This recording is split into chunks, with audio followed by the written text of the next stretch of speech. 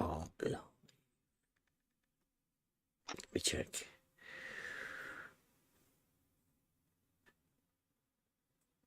Buster plan.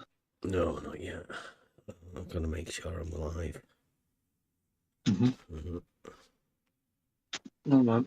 Oh, it's always the 4 loyal people listening at the beginning. Good for you. Okay, Buster. Yes, this is basic geometry. Your flat Earth geometry. Flat Earth geometry. This is basic geometry. It is. I called you a flat earther. My name's Ramsey. Insisting that your flat Earth geometry will work. I'm familiar with the bubble, Morty. I also dabble in precision, and if you think you can even approach it with your sad naked caveman eyeball in a bubble of air, you're the reason this species is a failure, and it makes me angry. Did he say a 5-sided square question mark?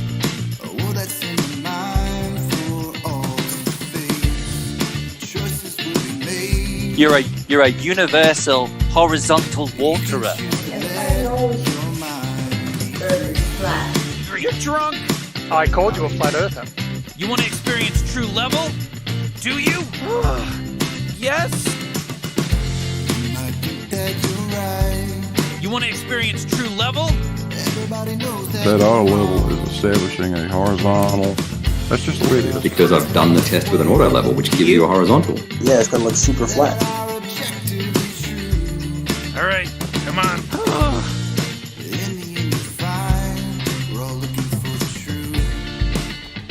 Wow, it's so. Three coplanar points. Oh Christ! Yeah, true level, bitch. I called you a flat earther. If you're into math, there's a certain shape where you could make a 5-sided square. Are you suggesting that horizontal can't curve? Oh, everything's crooked. Reality is poison. I want to go back. I hate this. What's his deal? Shush. Morty. Go to school, Summer. I'll go on Morty's memory and do a little. Ranty, come on, that's a globe. And he eventually just gave up and said, yeah, I agree, it's a globe. Geodesic is a continuous string of infinitely small, straight lines. Yeah, true level, bitch. It's pretty flat and level now. Ranty, come on, that's a globe. Yeah, true level, bitch. Ranty, come on, that's a globe. Lambs to the cosmic slaughter! Well, you seem to be in charge of what I get to remember. Why? Good question. Ranty, come on, that's a globe. I'll go on Morty's memory and do a little.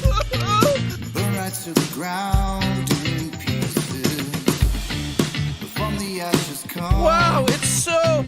Oh my God! Oh Christ! Yeah, true level, bitch. If you're into math, there's a certain shape where you could make a 5-sided square. Ranty, come on, that's a globe. Yeah, true level, bitch. Wow, it's so. Oh my God! Oh Christ! Yeah, true level, bitch. I called you a flat earther. True level, bitch. I called you a flat earther. True level, bitch. I called you a flat earther. Yeah, true level, bitch. Person to think. When you get to the end of this test and you have a result and you say level is horizontal and everyone says big whoop, that doesn't prove anything about the shape of the earth, will you then say yes it does? No. No, okay, I'm going to bed. Right. Okay, so you. I'm going to bed. That level is horizontal is good for you then, right? I agree. I agree. Level's horizontal. All Sweet. Right, true level, bitch. Perfect. Wow. Nice, mate. I came Nice. in just for that. You flipped it, man. Yeah, true level, bitch. And we are live. Welcome everyone. It is Thursday, so this is Euclid night. I think tonight we'll be going over the links to reality and how Euclid, the geometry, is there to basically describe reality within shape, line, form. It's how we make sense of reality by using descriptions of things and talking about distances, straight line distances, perpendicular, right angles, square, triangle, all of these things that we all have been taught from a very early age, that we carry on, and we use these things to describe reality to everybody. We can talk about it, we can understand what left, right, straight forwards, behind you, we all know what these things mean, but there are a group of people that just recently are trying to tell us that this description that we've all used and we all understand, of straight lines and stuff, that's somehow not not what they imagine is, and they get really upset about us just talking about this very simple things, and they really seem to be confused about some of the most basic things. A few examples on Twitter. And now I don't know how many times I've had to say this to everybody, right? We've had one of the Twitter guys on. Oh, you can't really see that bottom bit down there. Let me see if I can get rid of that.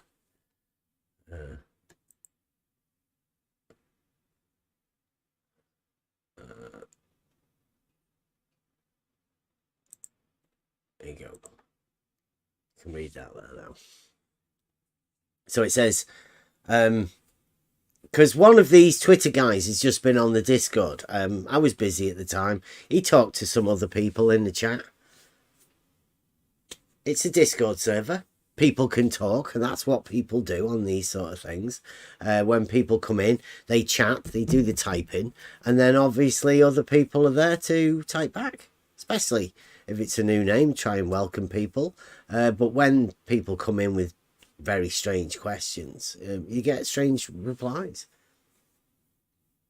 Good day, Rob. So this guy comes in, and I said, who were you talking to on the Discord server? That isn't mine. It's not mine.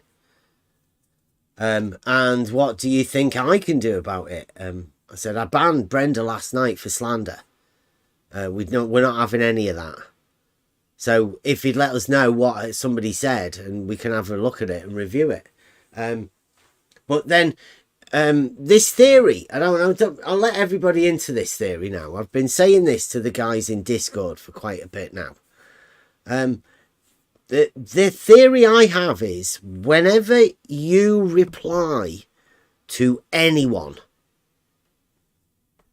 they have this thing where that person cannot reply back to you.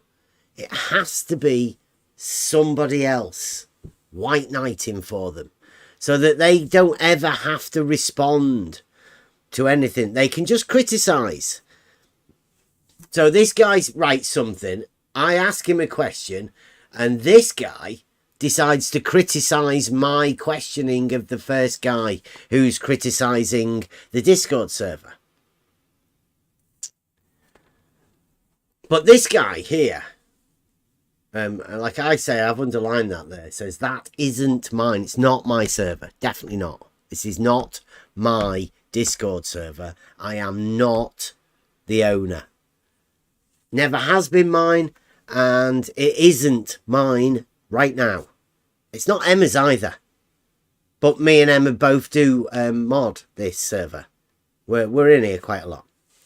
But Plato Chips at the bottom says, so it is your Discord server. Now that's how delusional these people are, the ones that we've ended up talking to. These are the ones that have gathered onto us. We just try and talk about things and simplify stuff to make it as simple as possible.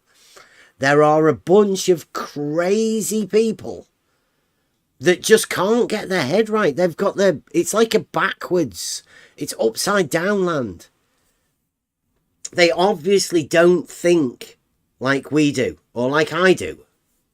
I don't want to be speaking for anybody else, but this guy's crazy. I say that, who were you talking to on a Discord server that isn't mine? It's not my Discord server. Why are you going on Twitter and telling me that I should have to sort something? That's ridiculous. Not my server. And Plato Chips here, who's one of the head paralogist advisors. He spreads paralogisms for the globe. He'll never talk about it, and he'll never be able to defend anything that he does. He just sets up all of the other globe heads so that they can be made to look like fools, to say the stupid stuff. This guy just tells them what to say. And he says, so it is your Discord server. You said it wasn't. Caught lying again.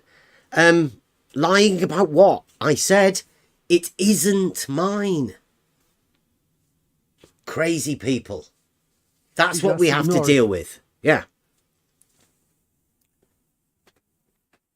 That's what we have to deal with daily. And this is where the head globe paralogist advisors have to go within their mind. Because they can't offer up an argument. They know they cannot offer up an argument.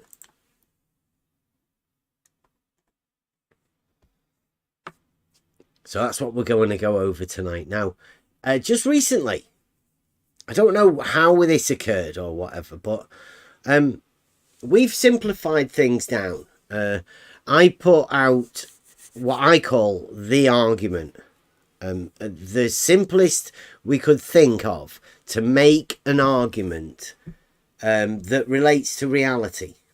I mean, everyone uses the Socrates being mortal. I mean, everybody's heard that. But this one is a little bit more logical processing. You have to relate some simple everyday facts that you know about into the logical process to come up with a conclusion. Now, you come up with a conclusion yourself. Chris Smith in the chat says, if you don't think the globe has an argument, then why do you hide on Discord, YouTube? I don't know what that means, Chris. I'm not hiding. I don't understand what you meant to be doing. What does that meant to mean?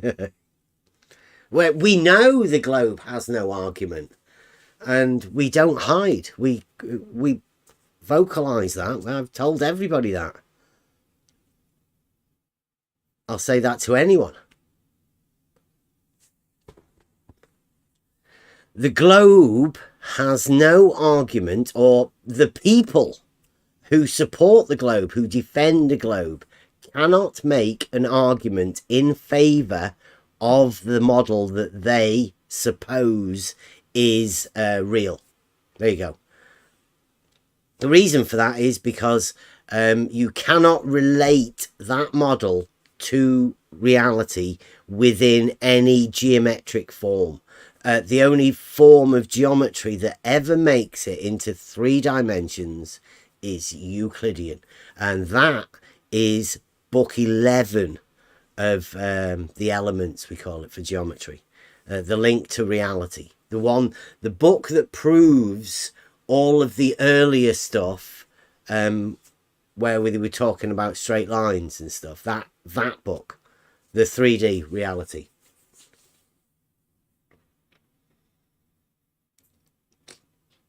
Taking what, Chris? Everybody already knows this stuff. Chris says, it means, why aren't you taking this beyond your tiny followings of Discord and YouTube? We are just a small group of people. We've always said that. There's only ever going to be a small group of people that get this. It's so simple. But nobody ever has to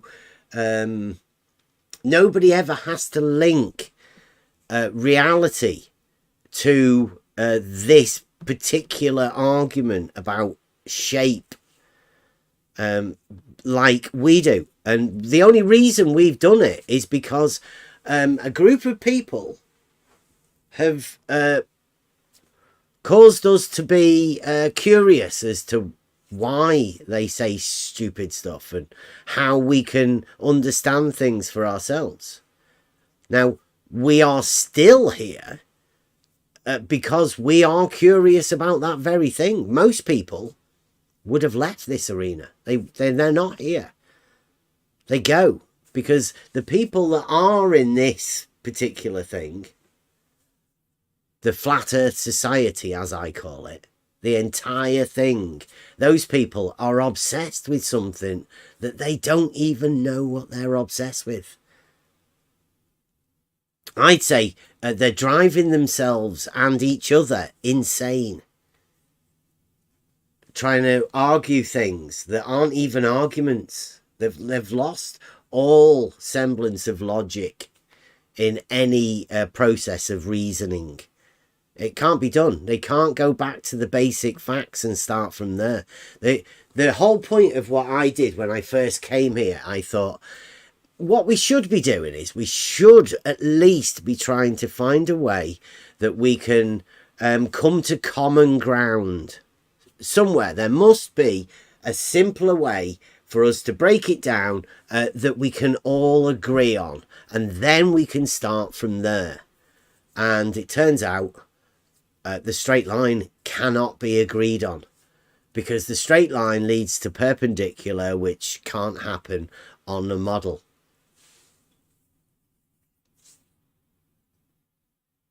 It's not the same show all the time. This is constantly evolving, Chris.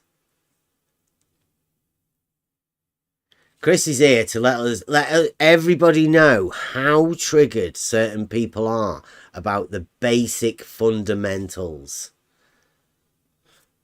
Thanks, RH.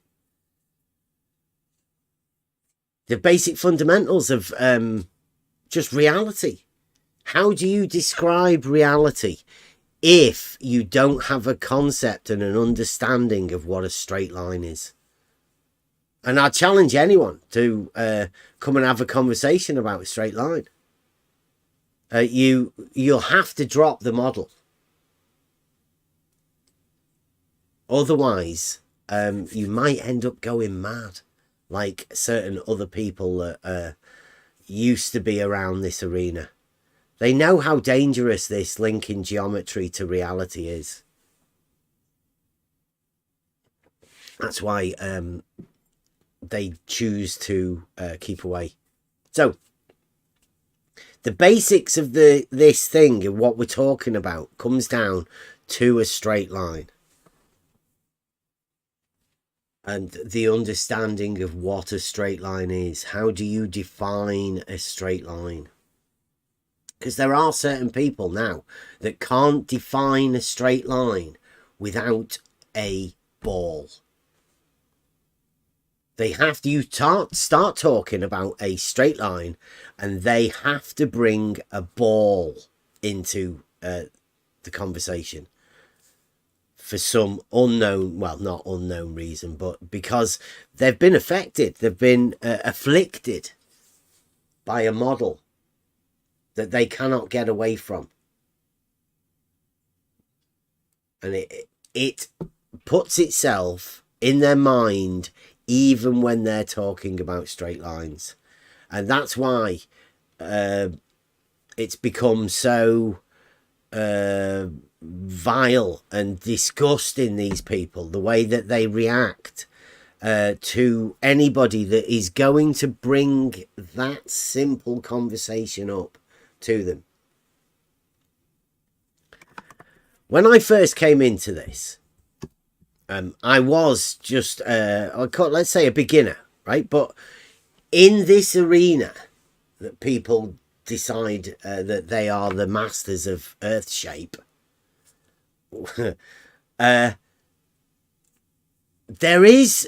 came in here thinking that I would get some answers to some questions that I had, because the guys on Twitter have said some pretty stupid things. And I needed to be able to, obviously you realise that you can't talk to people on Twitter. It's just meaningless. You're never going to find anything. Most people know what trolls are like. Well, text trolls are pretty bad. But on Twitter, they're so short, the messages. There's no way of getting anything.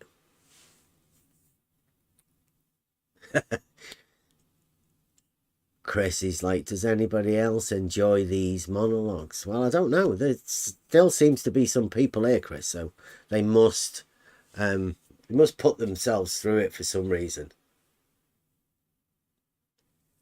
Thanks for being here. Don't forget to thumbs up and share. See if anybody else is going to be involved with this sort of stuff. Help you clear thinking and how you do this is to link the understanding of a straight line. When you know that any conversation involving geometry will expose a sophist, especially the globe sophist, the one that doesn't really know much about their own model. They do know how to name other people. They have no proof of their own. They have no argument of their own. And they just talk rubbish about people, yeah.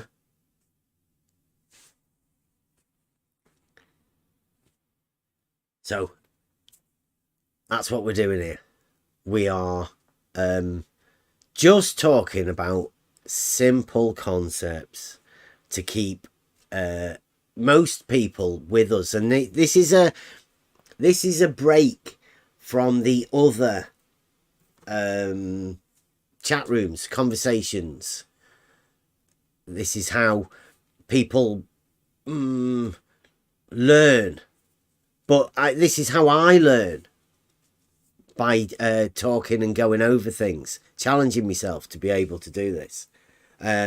Most of the day, most of the time, there are conversations going on that that help me try and understand. Now, a lot of the time, it'll be me picking up things, the stupid stuff that the Twitter guys have said to me, or maybe whoever comes in the chat, but they don't come into the Discord much more. They obviously, because they've got no argument, and they know that we know that they have no argument, and they know that they have no argument, and it must be embarrassing for people that don't know what a straight line is, or can't express what they think of a straight line. This diletheism that Brenda brought into our view, laid it out on a table for us and said, here, this is what we are. This is why you can't understand what we're talking about, because they have two truths. And you can never know which one of the two you're talking to. They don't know which one they're talking about. And they're lost without an argument, without a way to show how they reason the conclusions that they come to.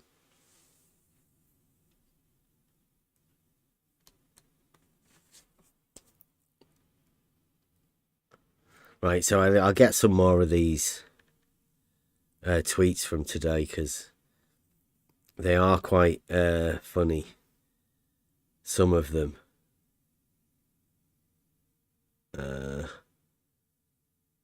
We've got Wally was the first one.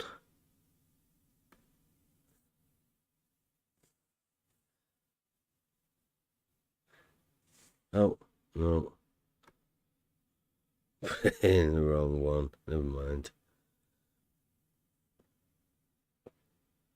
I thought that didn't look right. Okay, so here's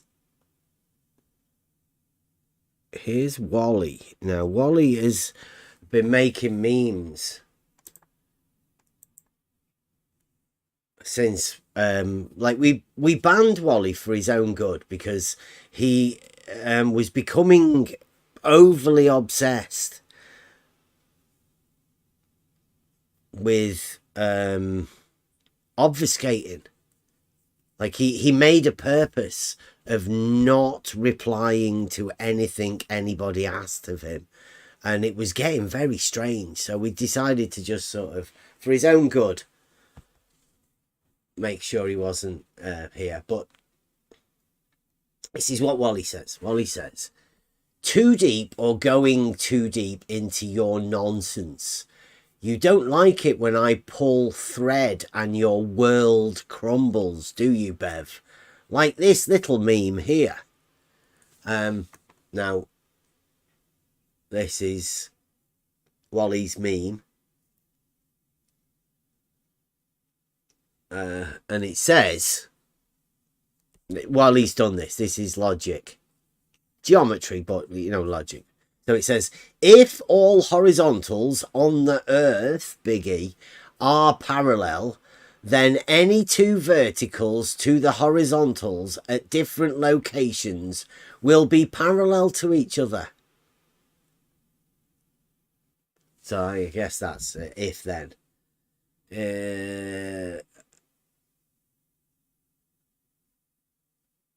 It's wrote a bit funny, isn't it? If all horizontals on the Earth are parallel, if they are parallel, then any two verticals to the horizontal at different locations will be parallel to each other.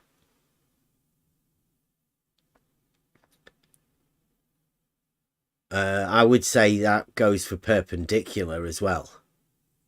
If horizontal and vertical are perpendicular, then any of the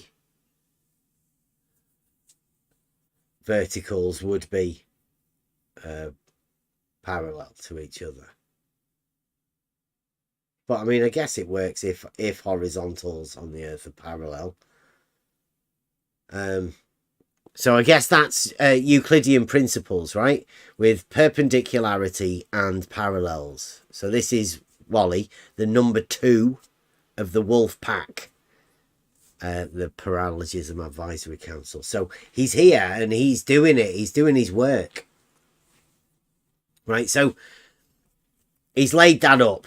Now, here's the kicker. Wally says, verticals at Dubbo and Sydney are 2.49 degrees diverging and are measurably not parallel. Thanks, Wally. Too easy. Wally,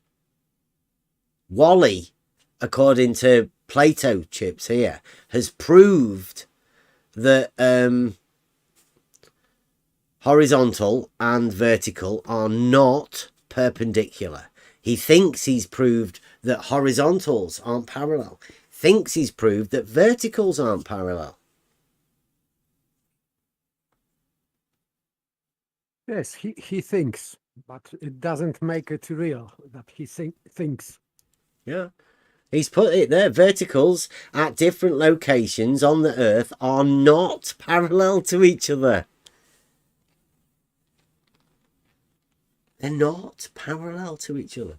A simple concept. Therefore, horizontals on the Earth are not all parallel with each other. Says Plato. He thinks he can just well, Wally. And then there is one better, because I got this one for the guys.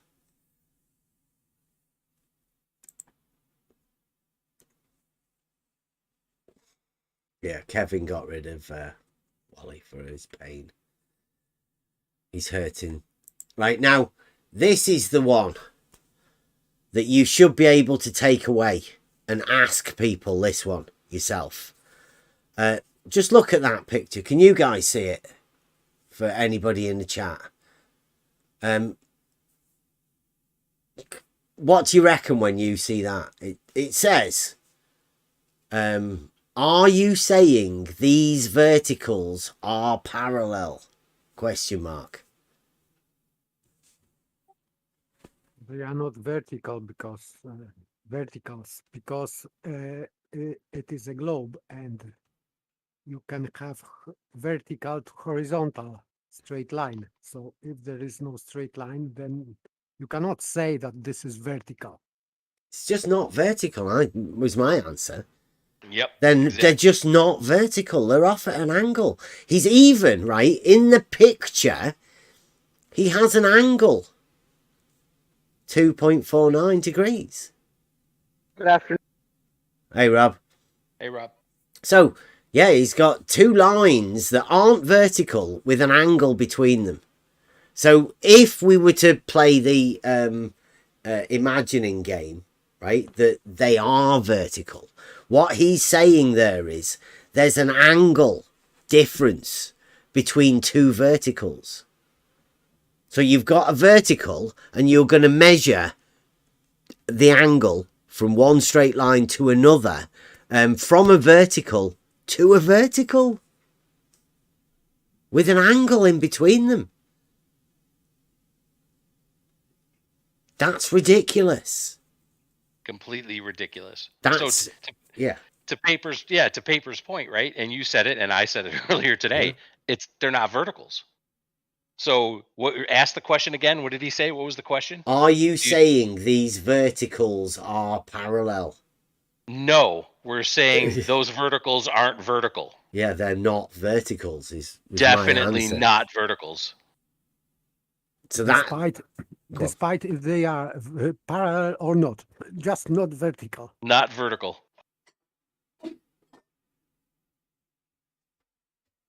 Yeah, in order to do verticals not being parallel, you'd have to make a different argument than that.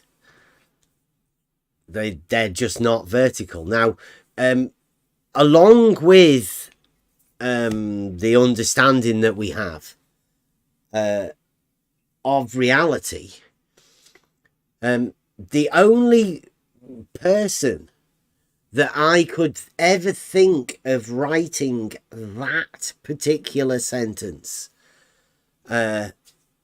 would be a particular type of model afflicted person. It's very specific. That question and that thing is very specific to a mentally unstable person.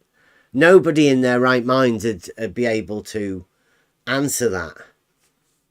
And do you think that if you were to ask somebody that question, what would they think?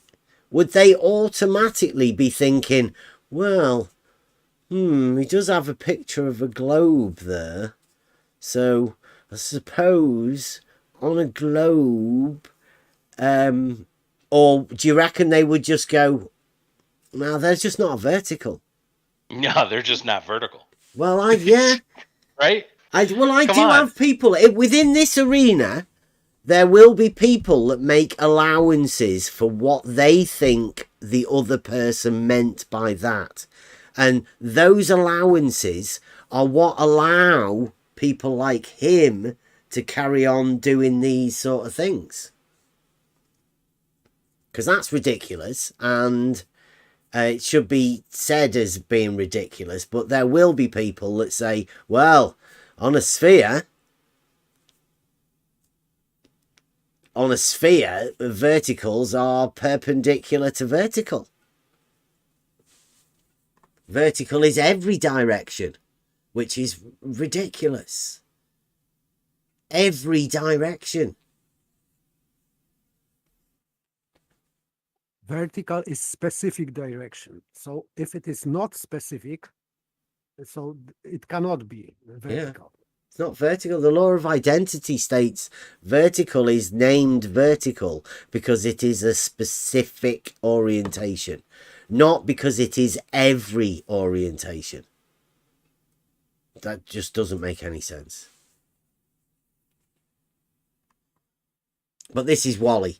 Wally's shown everybody, like we'd be saying this to him. He's been in here. How long was it Wally in here for? Like 2 years in the long Discord. time. Yeah. We've been saying he came to us because he had something prepared for Nathan Oakley. Now, Nathan didn't allow Wally to say it to him, and that's Wally. And I said that it's got nothing to do with me, because it was a beef that he had with Nathan Oakley. But we did tell him that Wally's argument, and this one that he's doing, and he's drawing lines on balls at angles, we told him it's a complete stolen concept. It's self-refuting. It's quite simply by saying they're not verticals. You're using a concept, a Euclidean geometry, to disprove Euclidean geometry. I don't think I can make it any simpler than that. That's your stolen concept, Wally. You're trying to use a geometry to disprove the geometry that you're using. It's impossible. You can't do it. The straight line leads necessarily to perpendicular. You can't get away from it. One is derived from the other. And one of the famous things I can remember somebody saying was, which line is perpendicular?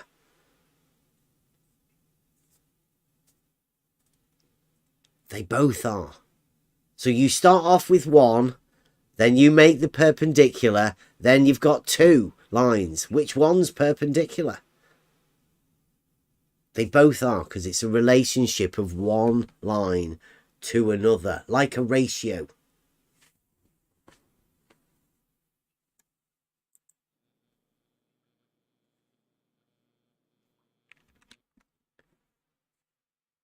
That's all we can do, is try and explain some of these most simple concepts. What we've done, what we like to try and do, is simplify everything down to the most basic.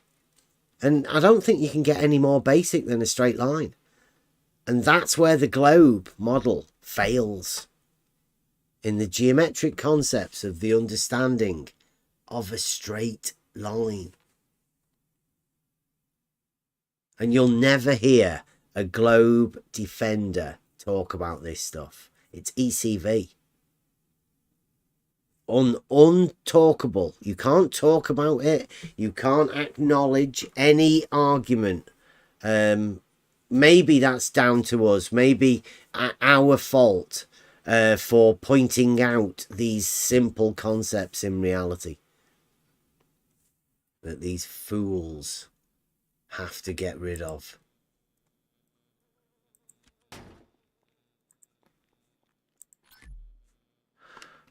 Right. Let me just... I think we should go over Mobius's chat with Blue in a bit, but I'll get back to a few more of these tweets from today, because it does show that these guys are struggling This is Plato Chips, who is one of the head paralogism advisors. If you're a Globe fan, a Globe defender, then this is the sort of stuff that you have to go when we start talking about triangles having 180 degrees or the sum of two right angles. It's provable within geometry. It's provable within mathematics. It's the very essence of how all of the geometry is derived, and mathematics too. It comes from these the relationships of the straight lines to proportionality. We've learned just music also is involved in this. It's not just geometry. It's reality, but the reality of sound and the shape and form of everything in reality. Three-dimensional space. Everything that exists in that comes down to this geometric understanding, base geometric understanding. I don't know what this guy wrote because people block you. And they're talking about me, obviously. So Plato Chips, again, he's one of the head paralogism advisors, at least on Twitter. He's got something to say about everything. He says, Bev hasn't grasped that planar triangle is just a special case of a more general triangle. You know, a triangle. What you imagine as a triangle. He's about to sort of blow that out of the water, right? He says, it is essentially a spherical triangle on a sphere of infinite radius. What? Yeah. Bev hasn't grasped that a planar triangle is just a special case of a more general triangle. It's not. It's just a triangle. Everybody knows what a triangle is. But he says it is essentially a spherical triangle on a sphere of infinite radius. And then he does his little magic thing where he tries to do this. He says, Bev is a very sophisticated thinker. No, I've heard a lot of sophistry and I've had to cut through a lot of sophistry. But thanks to all of the sophists, we've made it very direct and very simple what we talk about. When we talk about a triangle, we're talking about three straight lines. Actual straight lines as defined within Euclidean geometry, planar geometry, not infinite radius spherical geometry, because that's not what Euclid wrote about. This guy's just making stuff up. He can't even now have a triangle, three coplanar points. He can't even have that because he imagines it's a spherical triangle. So that brain damaged person, my opinion, believes that all triangles are spherical triangles. It's just you can't see the sphere. Infinite radius. It's too big. The sphere is too big to be able to see, so it looks planar. It looks like a regular triangle, but it's not really a regular triangle. It's really a spherical, this made up bullshit spherical triangle that doesn't exist in reality. Surface of constant curvature. Yeah, wow. Infinite radius. That's what he imagines is a triangle on a plane. A planar triangle. Three coplanar points. That's a brand new one. Has anybody heard anything like that before? That's new to me. I've never heard anything so nuts. Nuts is not a technical term. It's just colloquial. Yeah, but they've always been skirting around it, right? But this is what they've had to make themselves imagine. I call it believe, but I mean, he has an inordinate amount of faith in his belief that he can call me a sophisticated thinker while he's talking about a triangle being essentially a spherical triangle on a sphere of infinite radius. And he has the nerve to call me a sophisticated thinker.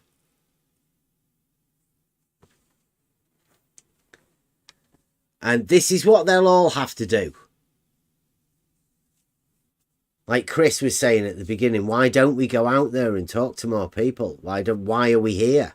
Well, we're here because this is where we are. This is what we do. We talk to people. That's all we're after, is talking to people. And now I would say quite nicely that we have enough people.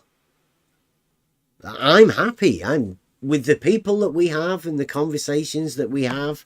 I don't need any more. These people here have helped me get to where I am now, and I'm happy.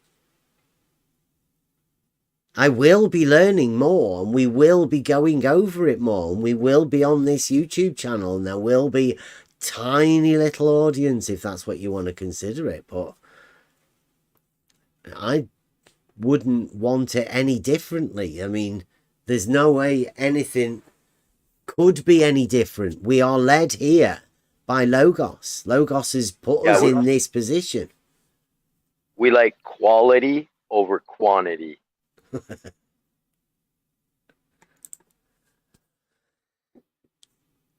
But this is where, and I get this every day from these guys on Twitter, they get triggered by us saying the argument, right? If all horizontals are parallel to the plane of the horizon, then all horizontals will be parallel to each other.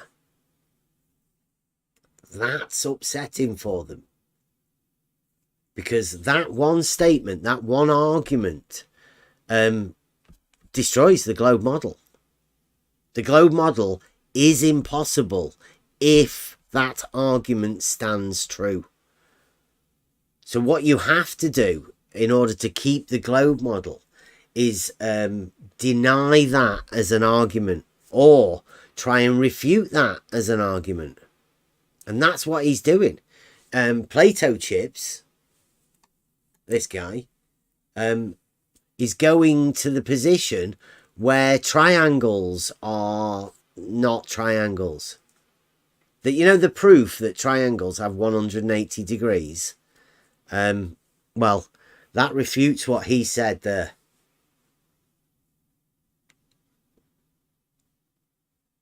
Quite plainly, just makes it obvious that that guy that's wrote that there on Twitter is insane. He's going 100%. Against the mathematical proof and saying, well, no, triangles cannot have 180 degrees. But the mathematical proof says it can, you know, they can only. I wonder if that's his attempt, maybe to. I mean, we've said it all along, right? Maybe it's only a matter of time before they attempt to get rid of Euclid altogether. I mean, we've seen the attempts to change the 12th axiom, successful attempts, I might add, to change the 12th axiom, and other elements of Euclid that don't suit their particular flavor of model, right? I wonder if this is an attempt to try to get rid of Euclid altogether. You only need spherical geometry that doesn't have any definitions, postulates, propositions, or anything else. You just get rid of Euclid altogether. I mean, if you're going to go full imaginometry, go full imaginometry. Yeah, I think that's what they've been building up to this for quite a while, and they've been saying, they've been leading up to say, well, Euclid was 2,000 years ago, and your thinking hasn't ever progressed. Mm-hmm. Euclid has never been refuted. It's until now, until these guys. Euclid has never been even imagined to try and be refuted. What they did was they conceptualized another geometry within 2D. They kept it within 2D because it's not real. They know it's not real. It's a conceptualization for thinking and thought. And I say it's a dangerous thing to put your mind in that position. It literally leads to insanity. And no joke. I'm not joking about this. In order for you to have the model and a Euclidean understanding of reality, you can't put the two together. Cannot do it. It's just not possible.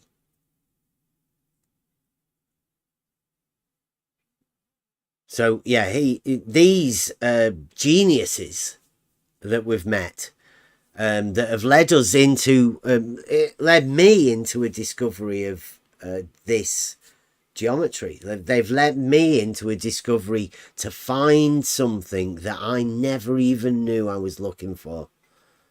An understanding in reality. And I can be sure of what I know now. I can. These guys are going to worry everybody else that's around us. These guys are the ones that are going to cause people to question themselves about very simple facts. And I'm not too sure whether that's wise to allow it. I mean, you saw what happened last night with Brenda. Had to be banned for slander. I mean, that's where they go to. These guys have been calling me liars and all of that. And this guy now is claiming that triangles aren't triangles. Or what you think a triangle was is different than what he knows it to be. Well, he doesn't. He's just got faith in his model. He has so much faith in his model. He's willing to say that a triangle isn't a triangle. He's willing to say that verticals have an angular difference to a vertical. They're just crazy.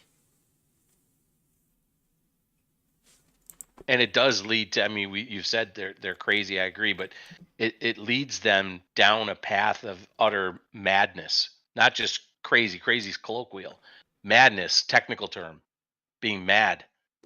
Out of the mind. Mad.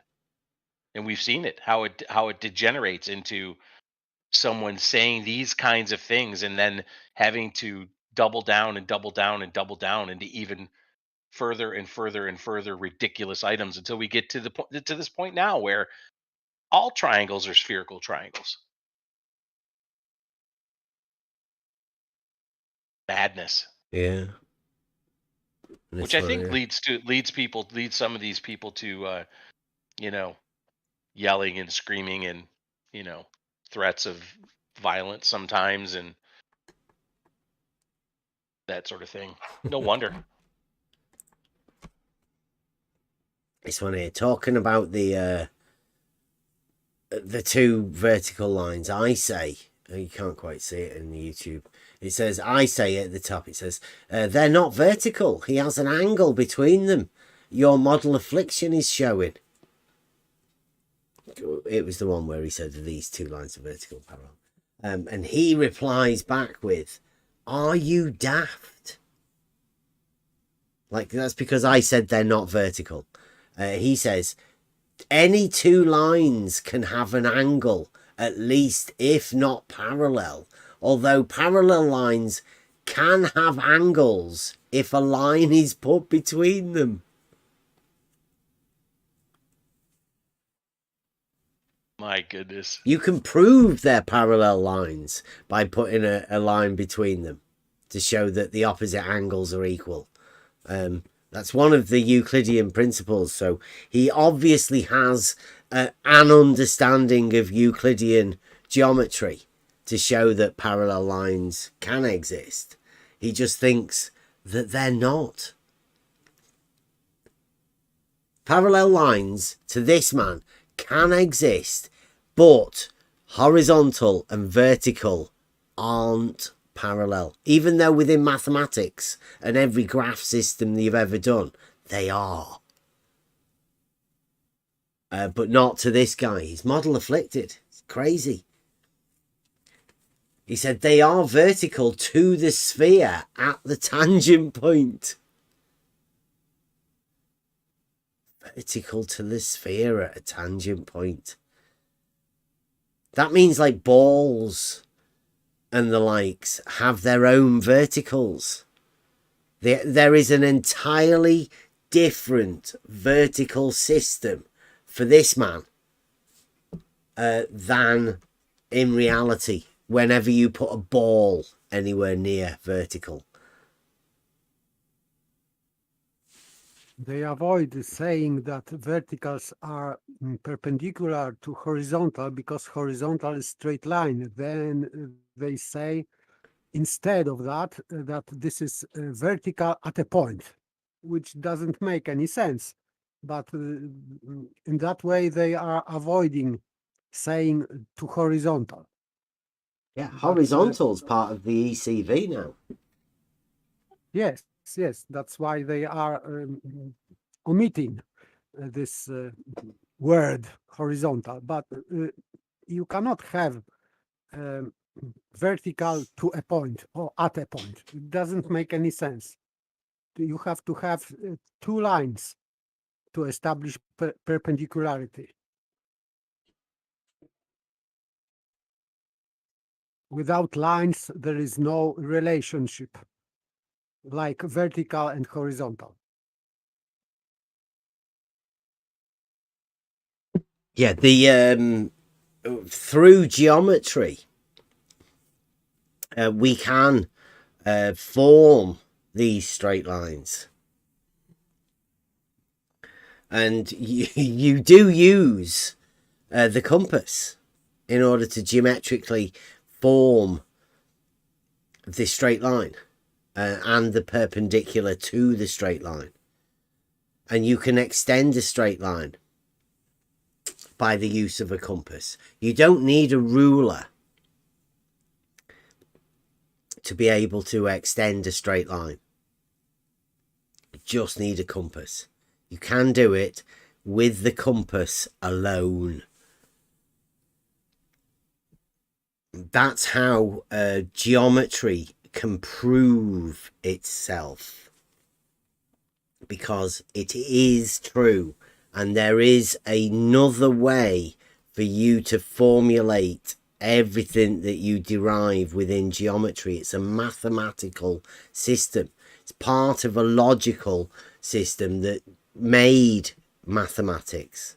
This is how mathematics is made, by starting with the very basic self-evident axioms and building up from there. That's how mathematics works.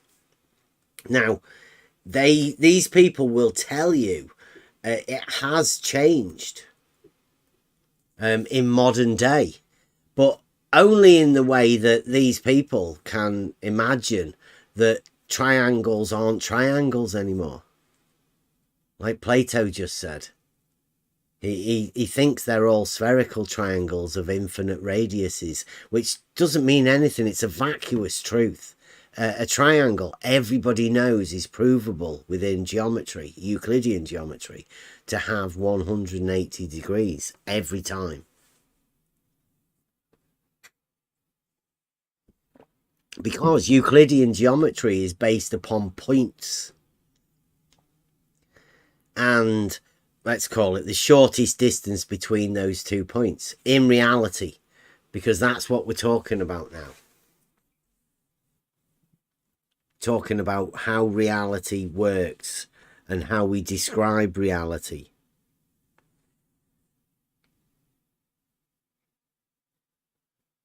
So Devil's Replacement says they are vertical to the sphere at the tangent point, which is ridiculous. cannot make any sense of anything.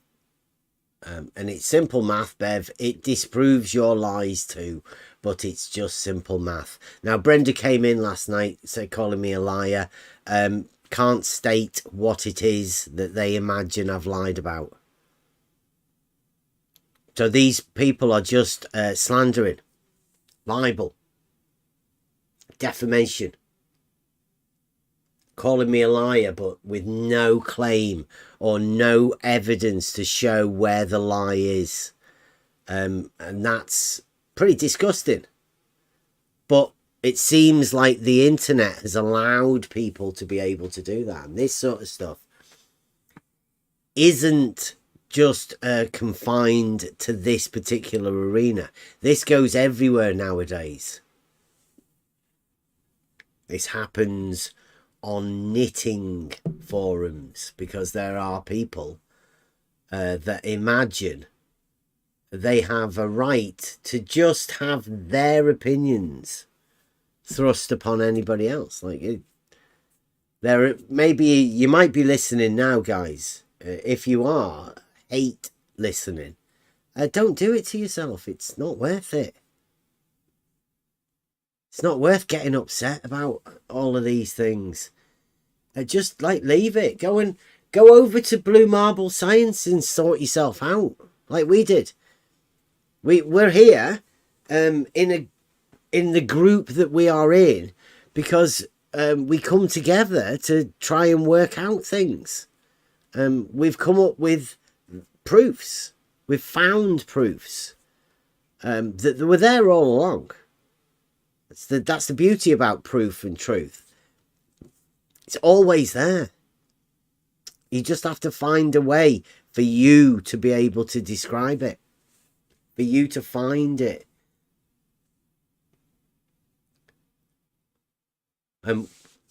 We have a test. We have many tests that are based upon Euclidean principles. Everything, when you think about it, and the whole point of realizing Euclid was to show everybody that we all realize Euclid every day. You can't not realize Euclid. It's there right in front of you. Now, you may not see it. You may not actually realize the importance of this measurement system that we've set up. Angles, straight lines. But those very things, because they do exist, they're the ones that problem. This is the existential part.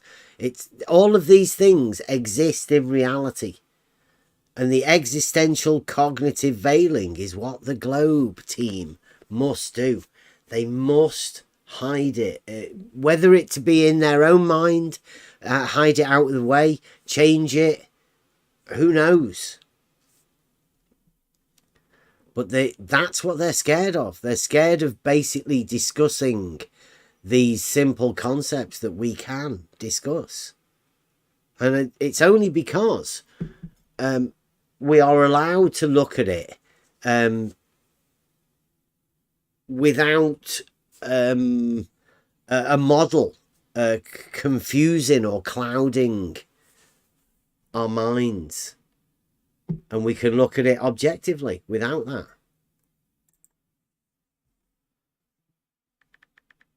And this stuff here has been on the Discord for ages. Realising Euclid. And it says, Realising Euclid is a geometric challenge to realise the Euclidean principles into a test that you can do in reality.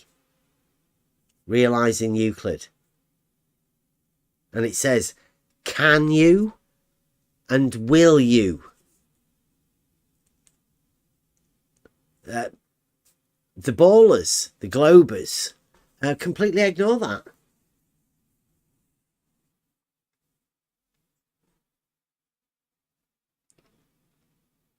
They ignore what we do in these things, and they ignore tests like that. I mean, if they're geniuses, surely they should be able to come up with their own test to not realize Euclid, right? To prove that it's impossible to actually realize Euclid, even though you have things like pi, Fibonacci, Pythagorean theorem, many more.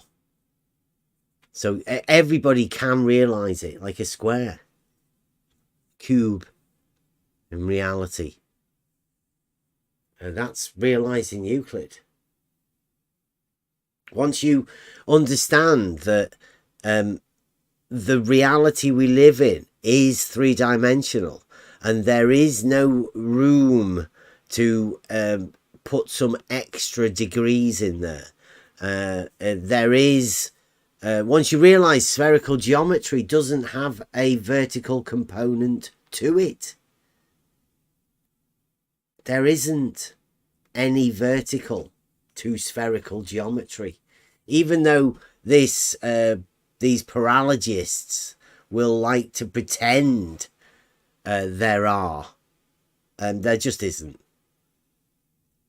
There is the perpendicular relationship and a three-dimensional understanding. There's even definitions that go into the 3 dimensions, perpendiculars to a plane, in the definitions, and they have to deny that.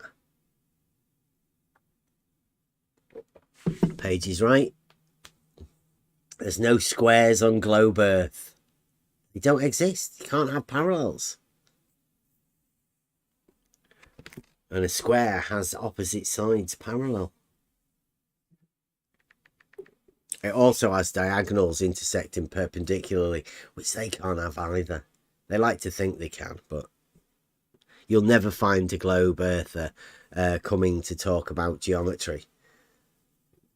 Because no matter how clever they think they are, they can't acknowledge the simplicity of Euclidean geometry, and they aren't clever enough to refute it, because they can't. It's impossible. It's proven. And they'd have to make another geometry that has better proofs than Euclidean geometry, and that's impossible. Literally impossible. We get a few more of these things. So we've had quite a few of these conversations today.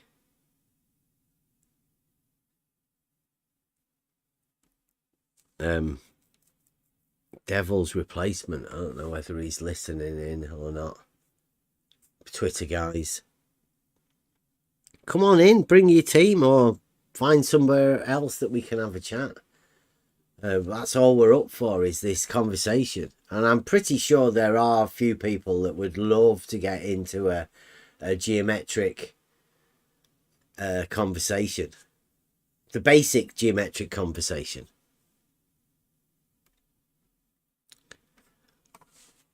This guy here. That one, Conspiracy Slayer. It says 90 degrees, 90 degrees, and 50 makes 230.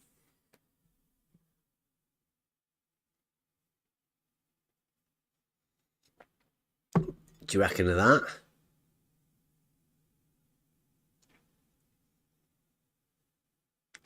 So everyone reckons, when you see something like that, what do you reckon?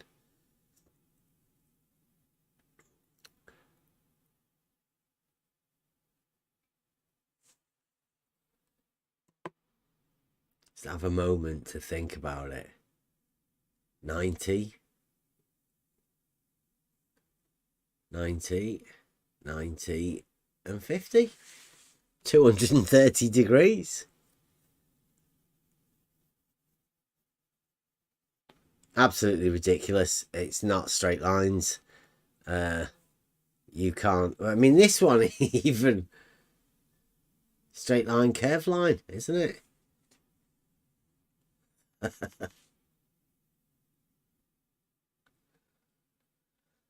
two 90 degrees now. Yeah, these two 90 degrees.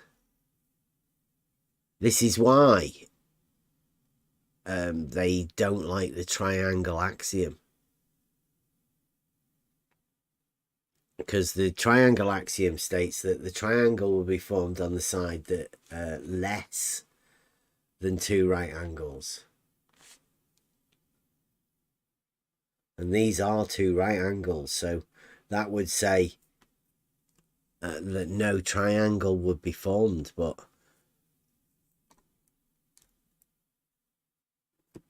this guy here seems to have put them together.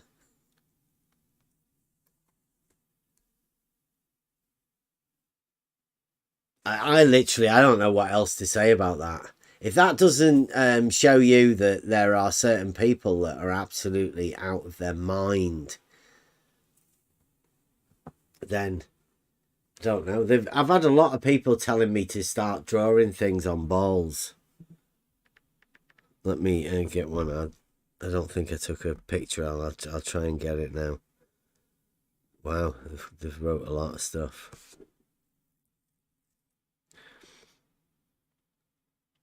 Here we go. This is the guy.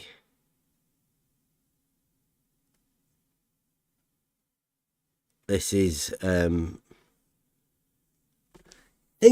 think this guy somewhere, this next one is somebody over at Gem Pandas, I think.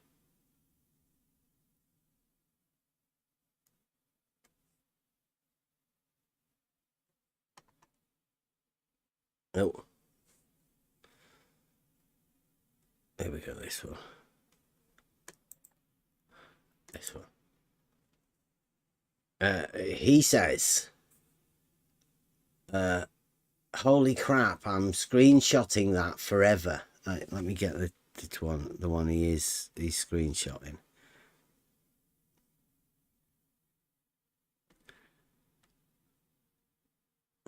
It is this one.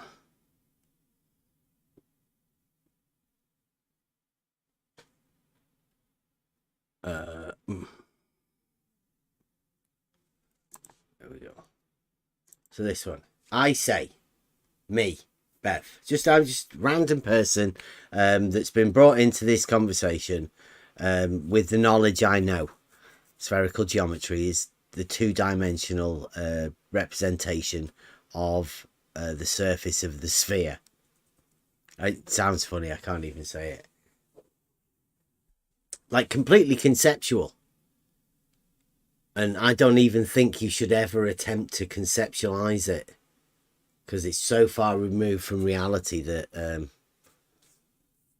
you shouldn't do it. Keep in with reality, you'll be fine. You start losing it into non-reality, this is what happens. So I say spherical geometry doesn't exist. It doesn't make it into the 3D reality that we live in. That's why I can safely say it doesn't exist, as in being in existence, having an existence in reality. It's just a concept. Two-dimensional, doesn't exist. Everything in reality is 3D. This is a stupid concept. Yeah. Not only concept, but stupid. Yeah. When reality is proved to be 3D, there's not much point in imagining something that isn't reality. It's more of a magic trick, a wizardry trick. That people have they've had their minds opened up to allow these ridiculous concepts.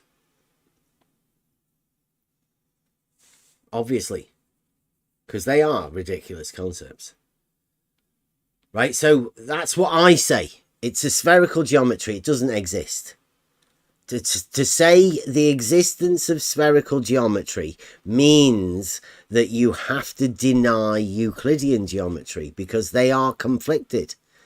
The law of identity states you can't have something being something and not that something.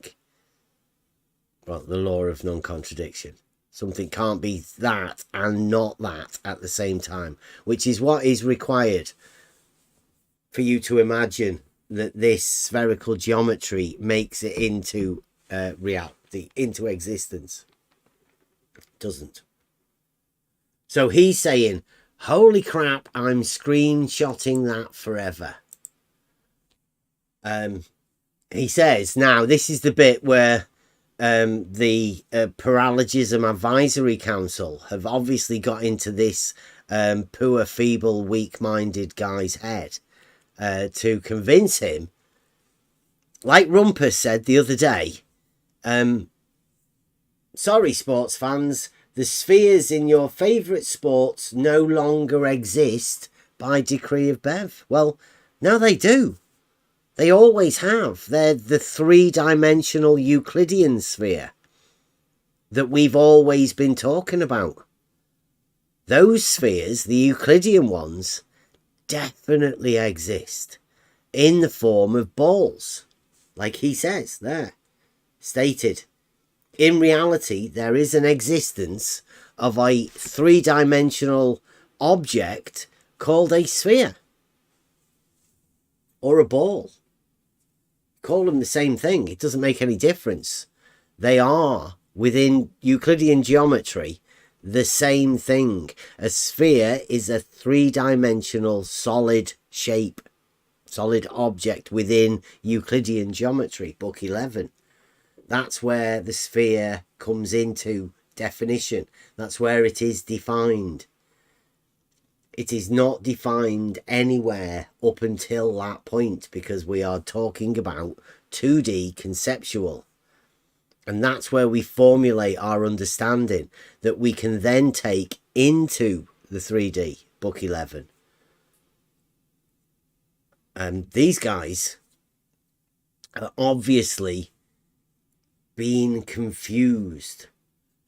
And somebody's allowed them to be confused, because they now think spherical geometry is a ball. Well, it's not. The ball is Euclidean.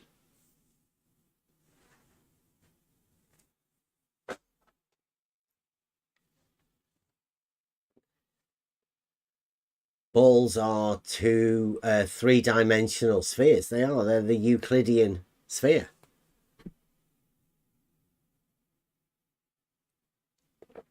The conceptualization of what a sphere is the three-dimensional thing. The revolution of a semicircle about its diameter as a fixed axis.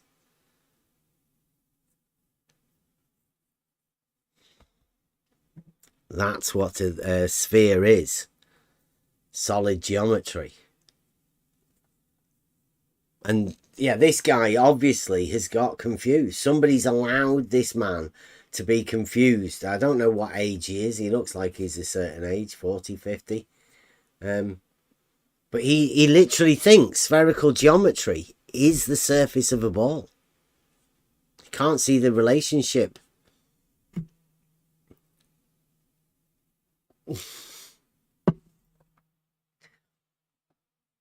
I can't see the relationship of reality and how that links to Euclidean geometry. The diameter is the straight line. That's the bit that they can't have. But they have to have the sphere, which is derived from that straight line.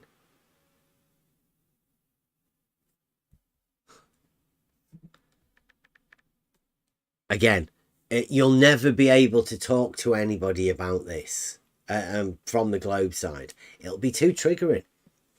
ECV will cut in, cognitive dissonance will take over, and you will either get insulted or obfuscation.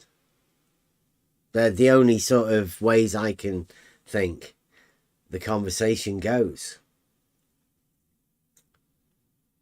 And like these guys have said, I mean, it's now time for us to spread our wings a bit I mean, I've been saying I don't think we should target surveyors. I don't think that's a wise move.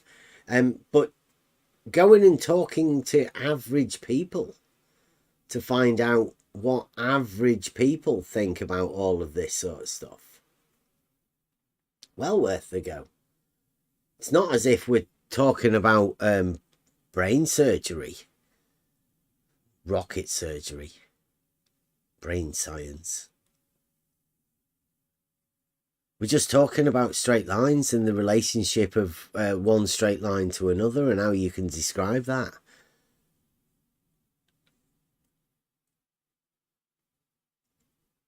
Gets very, very complicated talking about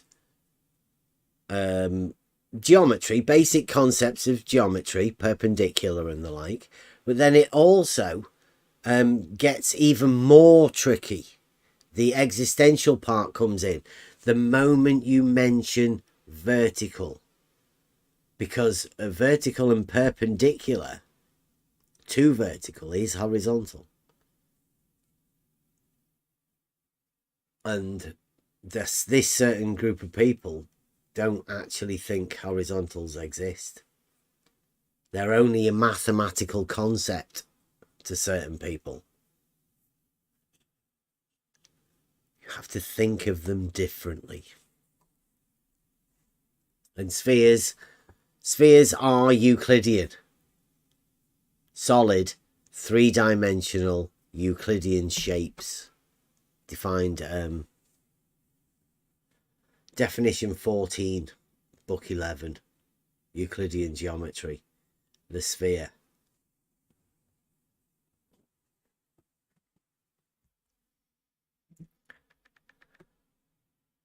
I don't know whether I've got any more chats apart from them talking about people that, you know, our guys out there on Twitter seem to be very concerned about who comes and talks to us. I don't know. Anybody can come. This is an open channel. Anybody can come and talk about anything. Just try and stick to reality. We don't do well with fantasy. I don't, personally. I'll give a quick run over Twitter just at the minute, because it seems like it's blowing up at the minute. They might be listening. Let's see.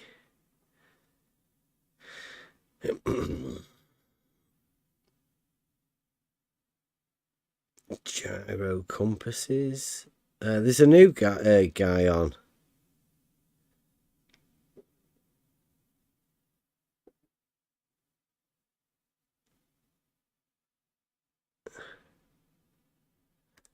They've just found out about a project as well that they've got for their space fantasy.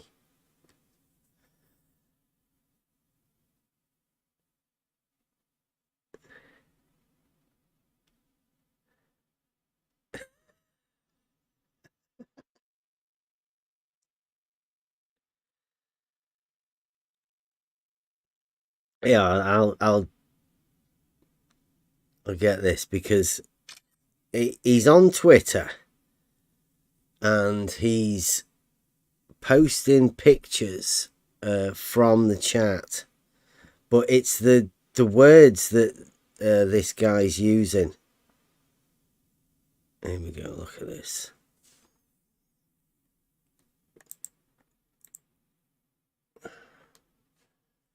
Right, this is Devil's Replacement. It's like the replacement for the devil. Imagine. Just imagine. He's on Twitter as well. He's got great hopes for himself, hasn't he?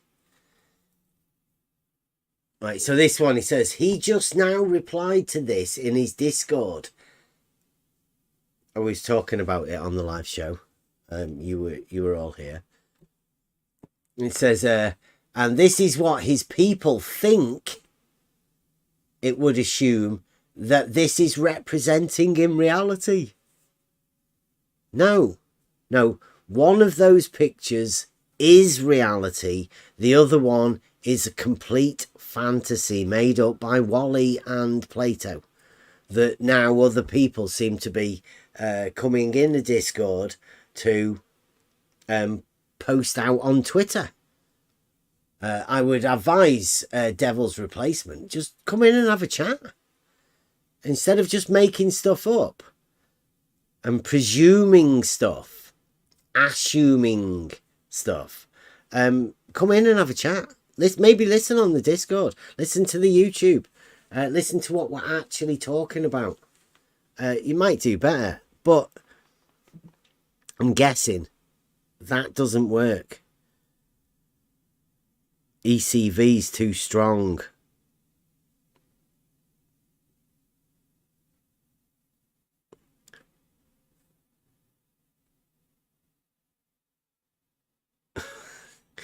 And they're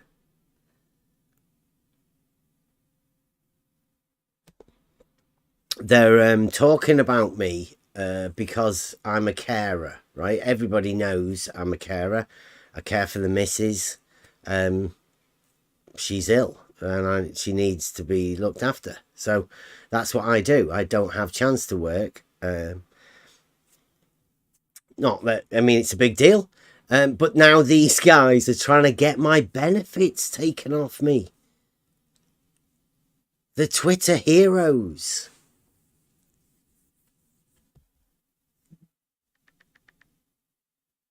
There we go. I'll show you.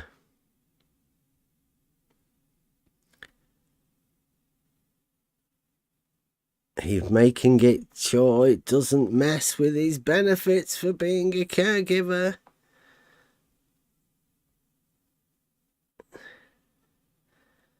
And they want me to get a job. So, sorry, I'll get round to that Saragaki for you. Look, these guys want me to get a job. So, what do you guys think? Do you think I could make myself as a YouTube person? Do you reckon I could go out there and do surveys, talk to people in reality about Euclidean principles?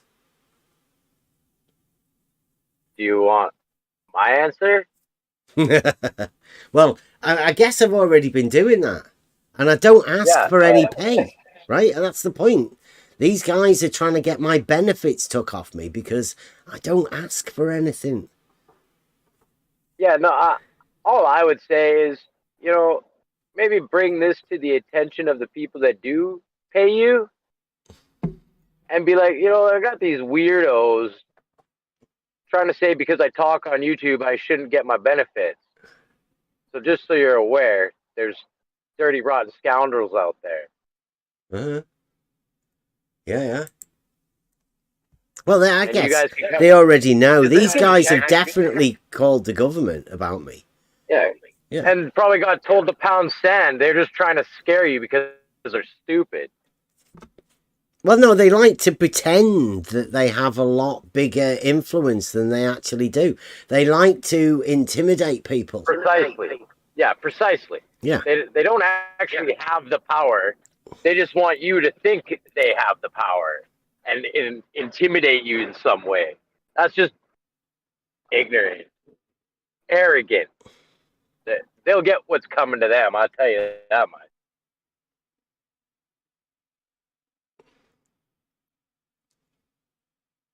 And they're going on about the server. It's not my server. And if you want to know, Emma is head mod. That's another thing. You notice that they're attacking everything but the argument. Mm-hmm. They can't address the argument. They can't address even half of the argument. They can't address the words, the terms of what we're talking about.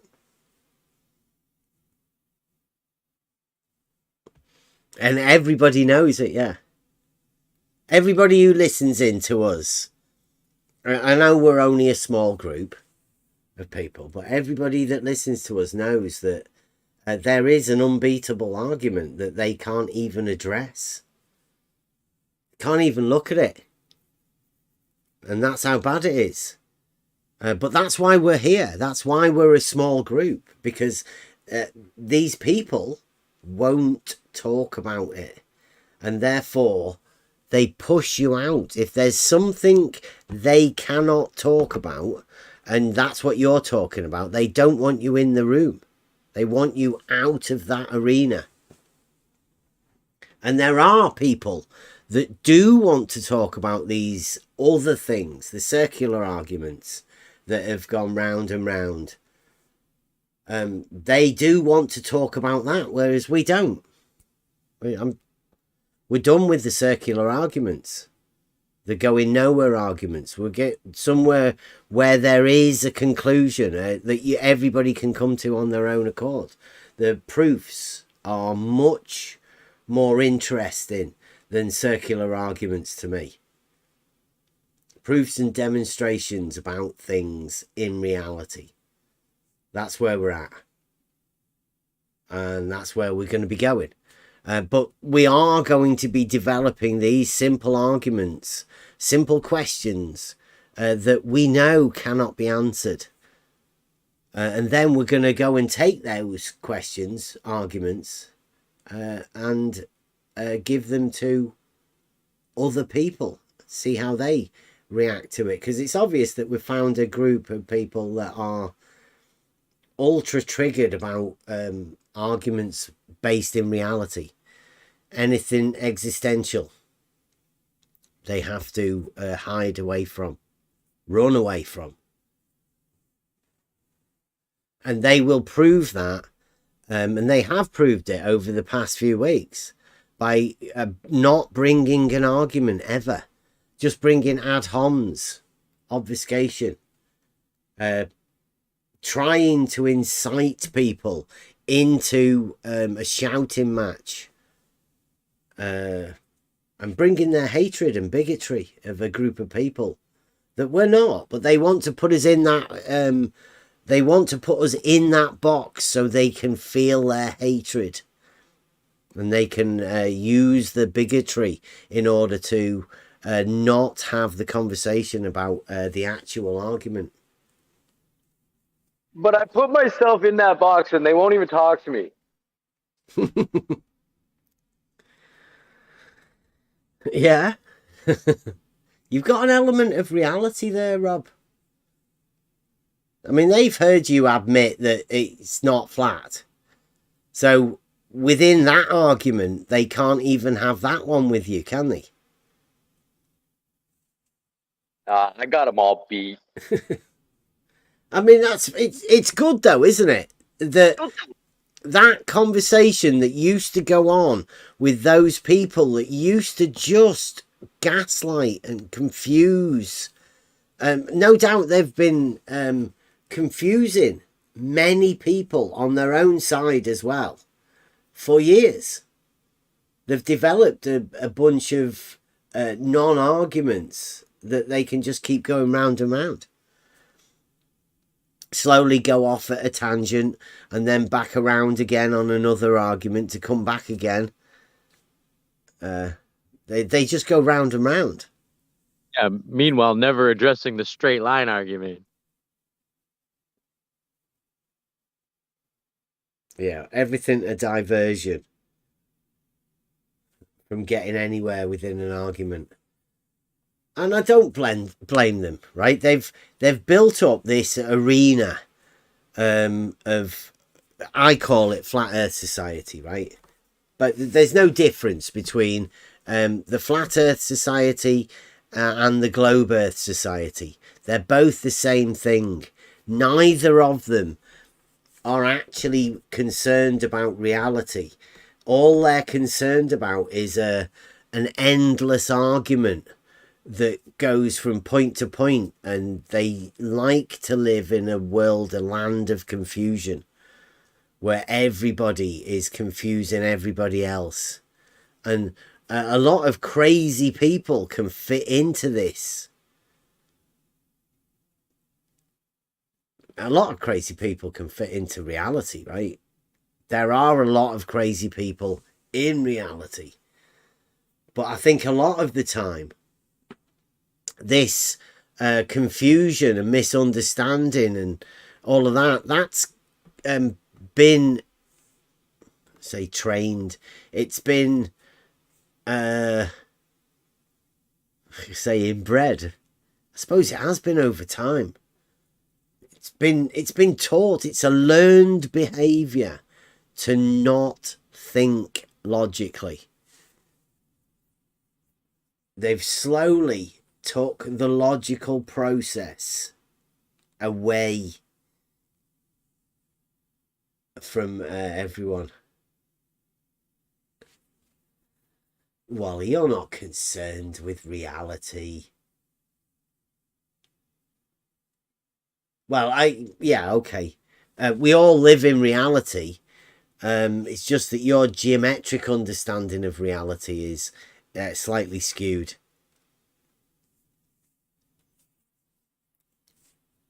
And we know you've got a stolen concept, so one of the most confused people, Wally, I'd say. And for you to be number 2 of the wolf pack, it's pretty obvious that the paralogism pushing is led by a certain few people. And I'd say Wally here, where's Wally of the wolf pack, the number 2 of the wolf pack, the originator, the maker, the founding member of the wolf pack. Where's Wally, the number 2? He made it and made himself number 2. As you do. He is the guy that I think has pushed the most. He's made some memes. Now, I don't know how big Wally is within the Globe community, whether anybody actually knows who he is. I'd already mentioned your stolen concept ages ago, Wally. You might not have been listening. You still don't even know what your stolen concept is. It's a self-refuting fallacy, Wally. It refutes itself. So there's no need for anybody to refute it. It already does that to itself. Wally's timing everything for me to talk about Wally. Paralogisms, yeah, Wally, you're pushing your paralogisms. That's a fact.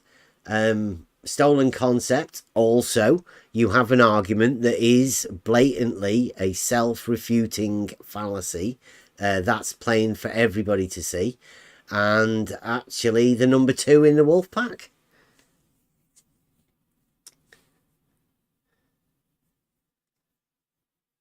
Wally, you don't talk to anybody. You're too shy to talk, Wally. You just type. You type out your paralogisms. Wally's obviously been out there on the social media sites with Chike.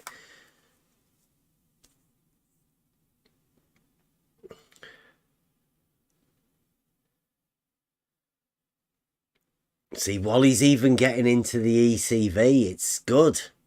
When you find something that so easily expresses what you're talking about, like existential cognitive veiling,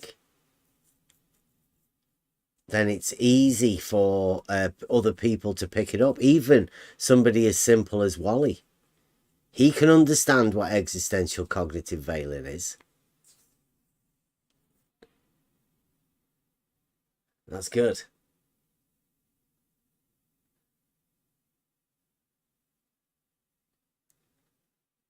James, I don't know about Wally. He doesn't know anything about flying planes. Unless you're talking about his alter ego. The one they call Wolfie. Wally's other half. He's like McToons and Brenda. Wally and Wolfie.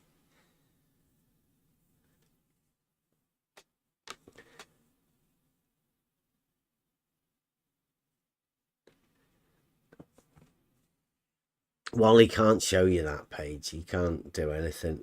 Wally's been banned for his own good. That was Kevin that did that. Keep Wally out. Good to see you in the YouTube chat though, Wally. Good to see that you're listening. I bet Blue Marble's listening as well. Which brings us back to going over Blue Marble, because Blue Marble's taken up the mantle, right? Blue Marble is the guy that's stepping up for this. This is Blue Marble. Wally's talking all of the rubbish about his stolen concepts and all of that. Blue Marble's the guy they've pushed forward into demonstrating it, arguing for it. Not arguing, because there is no argument. Blue Marble's the guy that's going to take all of the heat for the entire Blue Marble science community. Now, obviously, geometry is sort of out of the realms of science because it is self-proving. So, I don't know how to say it. It's geometry. I suppose if you're talking about knowledge and the acquisition of knowledge, then geometry is that, but it's a definite certainty of all of the things that are true. Geometry is the one that is provably true. There is a complete axiomatic system that goes all the way through Euclid that proves every step, proof on proof on proof. It just keeps going, proofs on proofs. That's what Euclidean geometry is. Blue Marble's been given the task by people like Wally, by people like Chips Plato, by people like Rumpus and Brenda. They're pushing Blue Marble out into the forefront to take the brunt of this.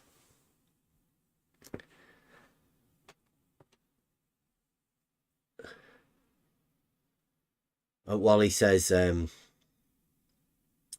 if I have two lines, A and B, it's got two lines. He's labelled a line A and a line B.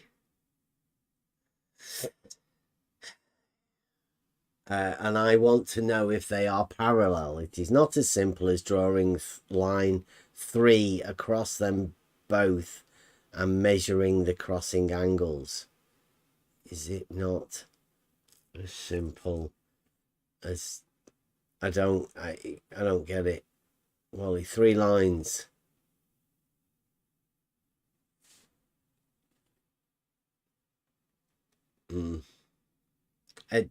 Parallel lines are definitional, Wally. By stating parallel, you state that they do not meet. Two lines lying in the same plane are such as they, if produced, they do not meet. That's the definition of it. So parallel is definitional.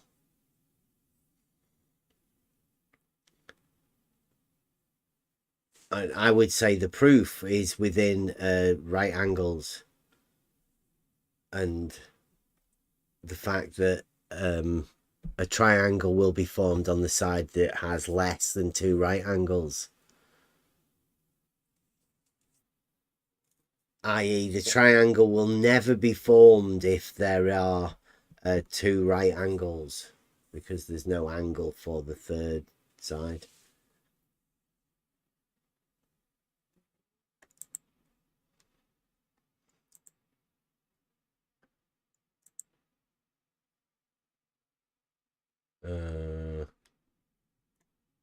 Let me find this.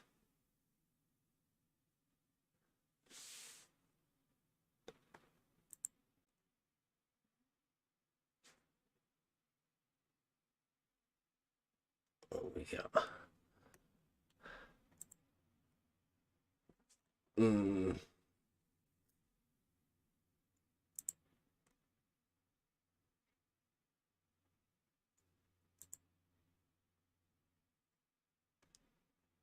Mobius.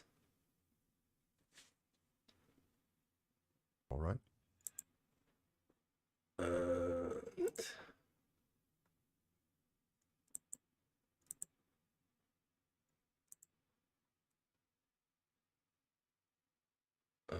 There we go.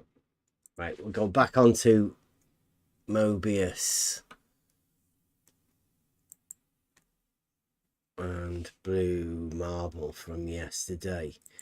Think we were picking up on something, weren't we, Mobius? Are you here? You remember where we were? We were just about to go into a certain part. We can listen to it, don't we? Yeah, I don't know if my signal's all that great, but yeah, we were talking about Blue's diagram with. We were just getting into the diagram with the curved straight line elevation profile. Okay, so let me, if I can get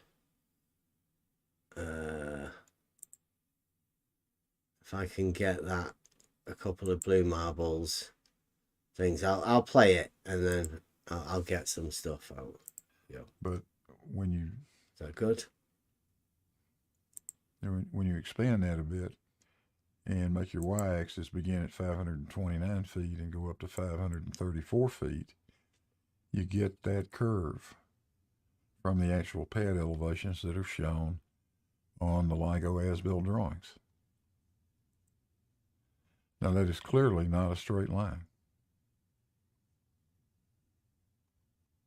But I wondered then, what would happen?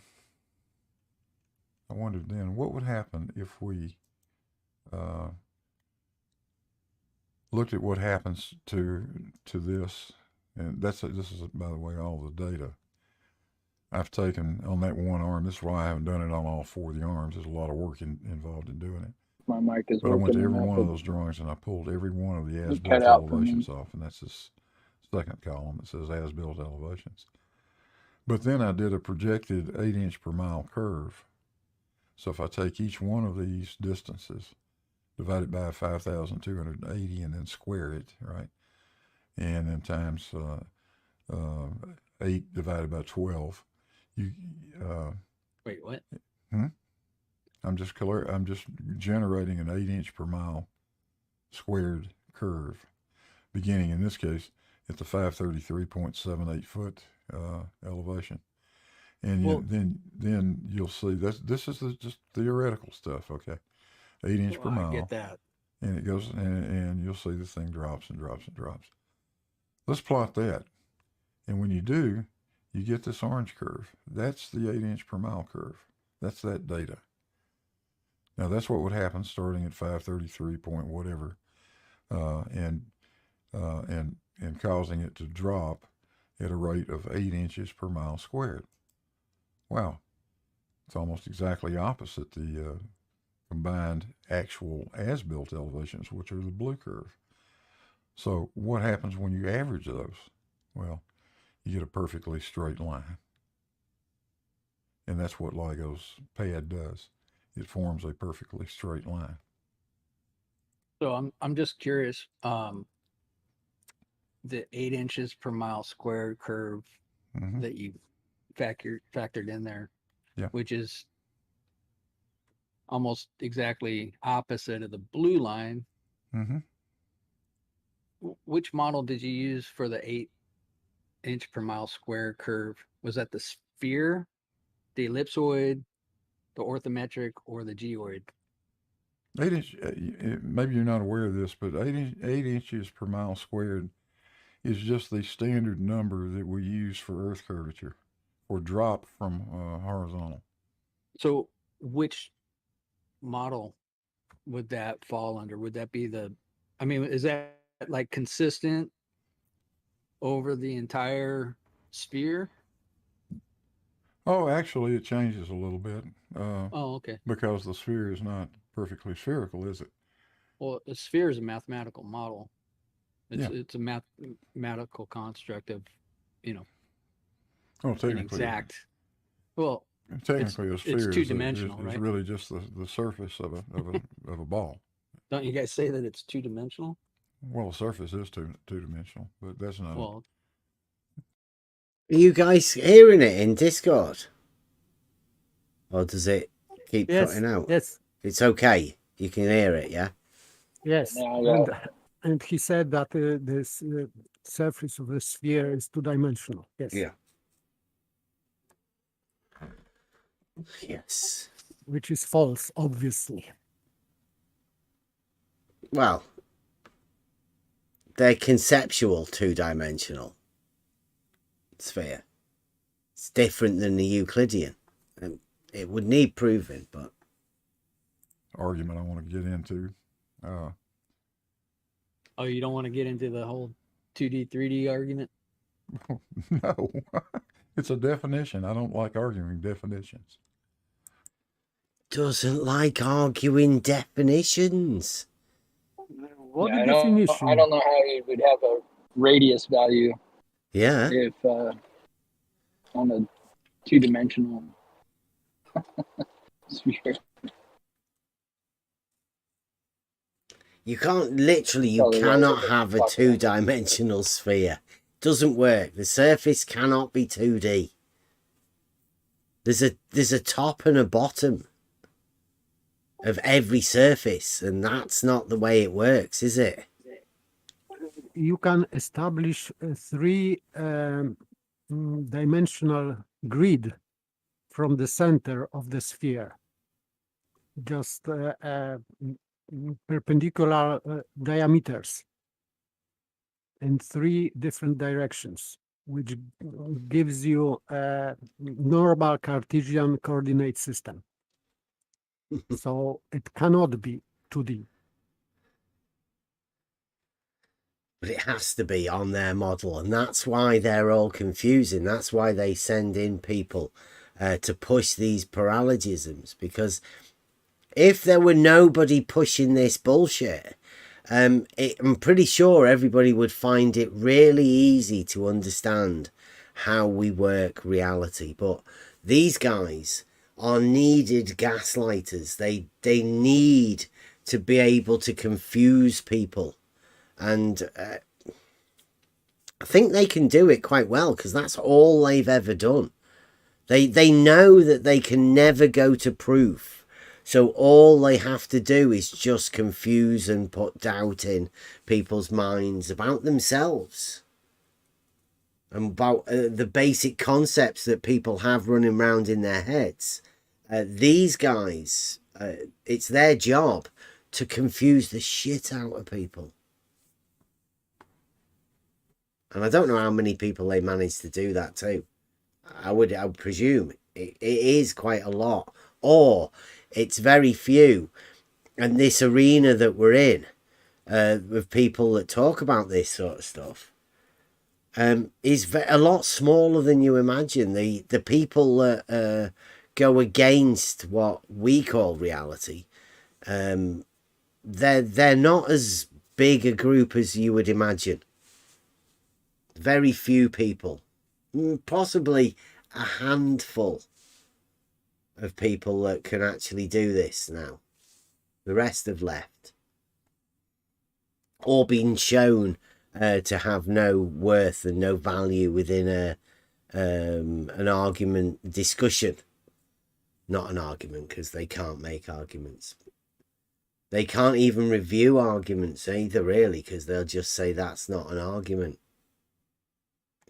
By definition, a surface is two-dimensional. So You'd be surprised how many people take it literal that it's two-dimensional. it's a conceptual sort of thing, like a plane. There's no such thing in reality. I'm just telling you, there's a bunch of people in your Discord, people that troll our Discord, that say that it's literally two-dimensional. But whatever, I don't want to get into it either. All I wanted to But show, I just want to know. what I wanted to You've show, got like though, pretty is- exact numbers here, right? I mean, you've got a pretty good representation here, and that orange line. I just wanted to know if that's based on a sphere with a fixed radius, or is it the ellipsoid with it's an actually alternating? it's actually based on, I think, I'm safe in saying this, 8 inches per mile squared is based on an absolutely perfectly symmetrical sphere with a radius of 3,959 miles. It's based on Pythagorean triples, and their relationship to the spherical nature of the triangles. That's what it's based on. They should know this. I think that's right. Right, the prescribed spherical. And is it radius, different? Which would be a straight line, right? Is it different at different points on the radius? Earth? Yeah, it certainly would have to be, because the Earth is not perfectly spherical. It's squished a little bit. We know that. But, okay, for over the distances we're talking about, over 2.5 miles, it doesn't matter. We'll just go with 8 inches per mile squared. That's the number we always use. So let's see what happens when we apply 8 inches per mile squared, and that's what happens. This orange curve is what happens. Do you think at any point they will ever get round to attempting to measure that 8 inches per mile squared? Or do you reckon they'll just keep calculating, using it without an understanding of where it came from, how to measure it or anything? They just state given numbers. Yep, that's all they'll do. And what about that squished part? Where do they see that part? I think he's been told it, hasn't he? Fairy tale sort of stuff. Squish? Yeah, it's squished. Does the 8 inches per mile squared change when you hit the squished part, or is it a different value there? That's what I was getting to. But yeah, it's hard to get there, isn't it? It's like herding cats. Happens when you do that. When you start subtracting 8 inches per mile squared from that starting elevation of 533 whatever, you get this orange curve. But when you take that orange curve and average it with the blue curve, which is the actual elevations, then you see the straight line. This was just an easy way of doing it. Now we can get into some. Right, I've got. Go ahead, sorry. We can get into some fancy math and do it otherwise, but this was just an easy way to show it to you. I've got a picture up in the chat. He's talking about an orange line and a blue line. Well, the blue line's curved and the orange line is straight. Is that what he imagines? One is straight and the other one is curved? Does he flip them? Or are we maybe talking about a different picture? Wally says the squish is visible from a satellite. And also he's saying that 8 inches per mile is only an approximation. So, Wally, I said Not thanks. only I've never approximation, but it is only calculation, because you have to have this distance. So you cannot measure, because you cannot be at the same at two places at the same time. So if you are measuring calculating this, for example, for 5 miles, you cannot be at this distance. You are where you are, and you are only calculating this 8 inches per mile squared. So you cannot check it. Anyway, only calculation. Well, he's talking about drop from horizontal, really. We know that's impossible to measure. That's why Jesse Kozlowski isn't here anymore. Are you still talking about the drawing with the orange and blue line? I think so. Okay, now he's saying the orange line is straight line connecting the start and end of the northwest pad. Yeah. And the blue lines are the actual elevations. Elevations of what? LIGO. The concrete pad.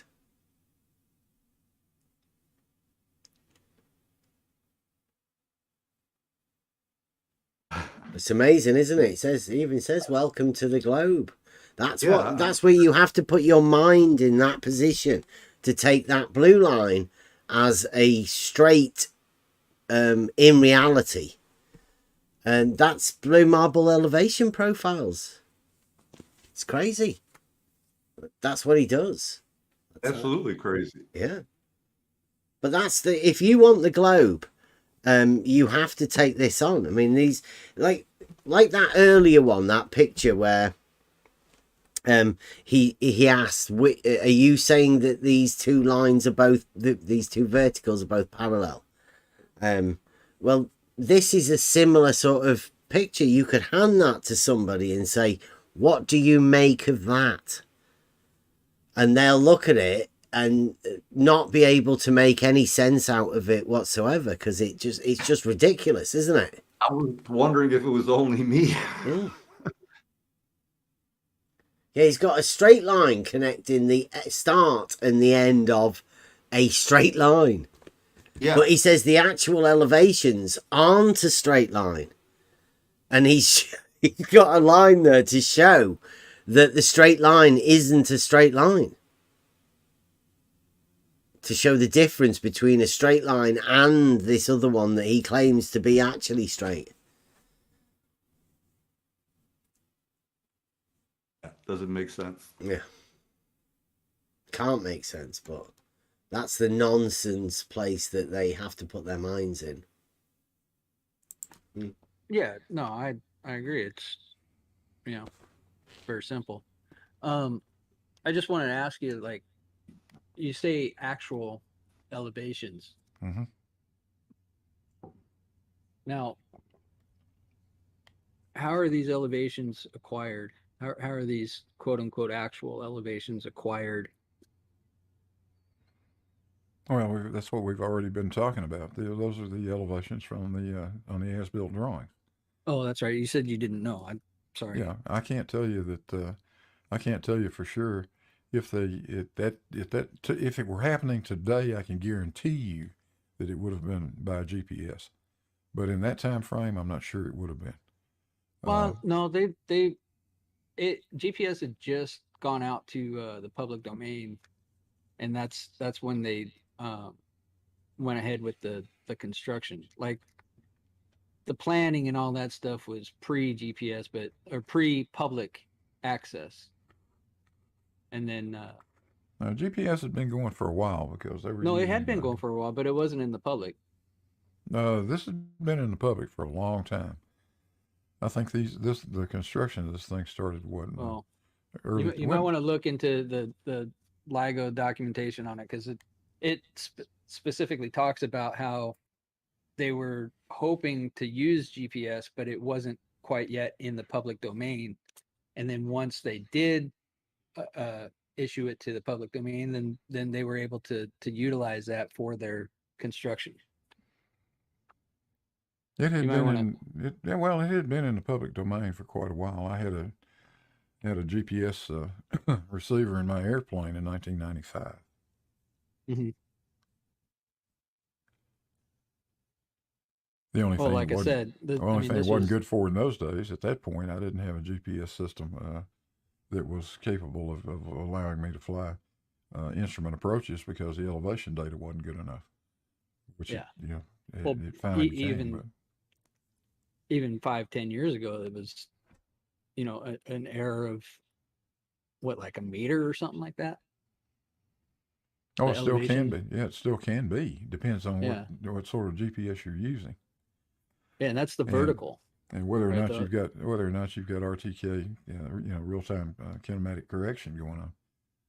That's the secret to the accuracy of these things. And now, when you want to get down into millimeter accuracy, That's when you start needing corrections. If you want to get millimeter accurate, i.e. first order measurements standards, you would use a tool that can give you that first order. That's not GPS, unfortunately. And it wouldn't be an optical tool either, would it, Bev? Well, yeah. GPS isn't optical, but I mean an optical tool. Well, you couldn't to get a true measurement. You wouldn't use an optical tool, would you? Yeah, you have to use an optical tool for sighting. I'm talking the about like measurements. something, a physical measuring device, not a laser, right? Well, no. Out in the field, you wouldn't use a laser. Normally for internal work, the lasers. But I mean, they can use laser sights out there and laser. They have barcode readers, and the staff's a barcode, so that's obviously done by laser reading. But yeah, I've never used a laser to measure anything. I've always physically measured everything I've ever built. So that's why I'm not familiar with it. So I question it because of that. Yeah, well, like when I got my auto level from the shop, right? I specifically asked the guy there because I mean I knew what the answer would be, but I asked him, "What is the most accurate tool you have for measuring elevation changes?" And he said, "The auto level." And that's the guy that's selling them in the shops. It wasn't because it's cheap. It's because that's the tool that is the most accurate. You can do it yourself. Phone up any manufacturer of all of these, theodolites, total stations, all of that. Just tell them that you're only concerned about elevation and measuring as accurately as you can an elevation change. Which tool should you have? Before the days of the auto level, what did they use to measure elevation changes? Water levels, obviously. Okay, thank you. Yeah. Yeah, and you could also ask them, when you do ask them, you ask them which they would consider the most accurate. They'll tell you whichever tool that is. And then you could say, could you compare that to a water level? And ask them how that would compare with their most accurate measuring of elevations. When they were first manufacturing these auto levels, did they use a water level to test their accuracy? Well, I'd say it's there primarily to do the similar job to the water level. It's meant to be an easier to use version of the same thing, because level is the same. It's just a different method, a different way of doing the same job. It's my lack of familiarity with that product. This is why I have questions. That's all. Yeah, if I had used one in my past, I might not be asking these questions. Well, yeah, we have yet to go out and explain quite simply how the auto level is used. But there are always videos out there. There's a guy, oh no, what's he called? He's called the something surveyor. Not the guy from may or may not live in Maine. Illinois. That's it. The Illinois surveyor. Now, he does a lot of stuff on how to use these tools and how to set them up and exactly how they work and what they do. And he's way more qualified to be able to do that sort of thing than I am. And it's not really worth me doing the video because he's already done it. But if I were to do it, it would trigger a lot of people. So I'm probably still going to be able to do it. But like, yeah, if you want to already see a video that's already been made that isn't primarily meant to trigger a certain group of people, go and watch the Illinois surveyor. And when you first start with the auto level, how do you test to see if it's accurate? I mean, before you use it in practical use, is there a way to test its accuracy prior to it being used? Yeah, there's a procedure that you should go through every time you take it out of the box and set it up for your daily jobs or whatever, called the 2-peg test. Okay. And that means it's a method, a way of you being able to check that the auto level is indeed on a horizontal plane, and from the measurements that you get. Shoot a measurement forward and then turn another 180 degrees and then shoot it to the back peg and see if the reading is exactly the same. Is that what you're saying? It means you move the auto level from one position to another whilst keeping both of the rods in the same place. So it's a movement of the tool. Okay. To establish similar readings, right? To make sure that the differential between the levels stays similar from both of these different positions. Okay. I'll explain it more when we go over these methods. I appreciate it, but yeah.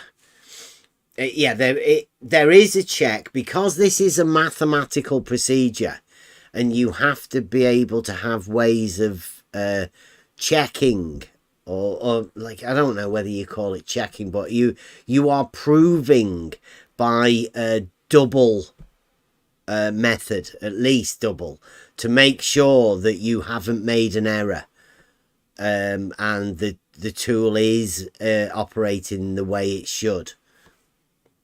In true mathematical sense, right? That check to make sure gives you the certainty that you know the tool is working properly.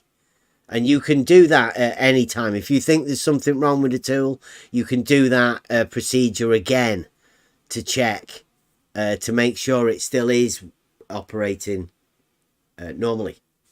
Well, if you have faith in their ability, I'll take your word for it, dude. Well, no, that is the first order measurements for elevation will be measured with an optical device.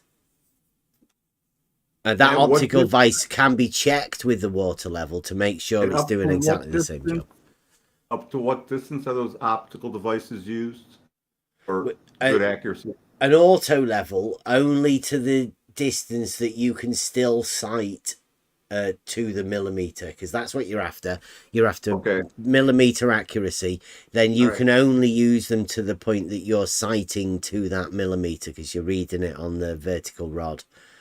Okay. Theodolites, because they measure angles, they can and are used at longer distances, but only for triangulation of known points back in the day, right?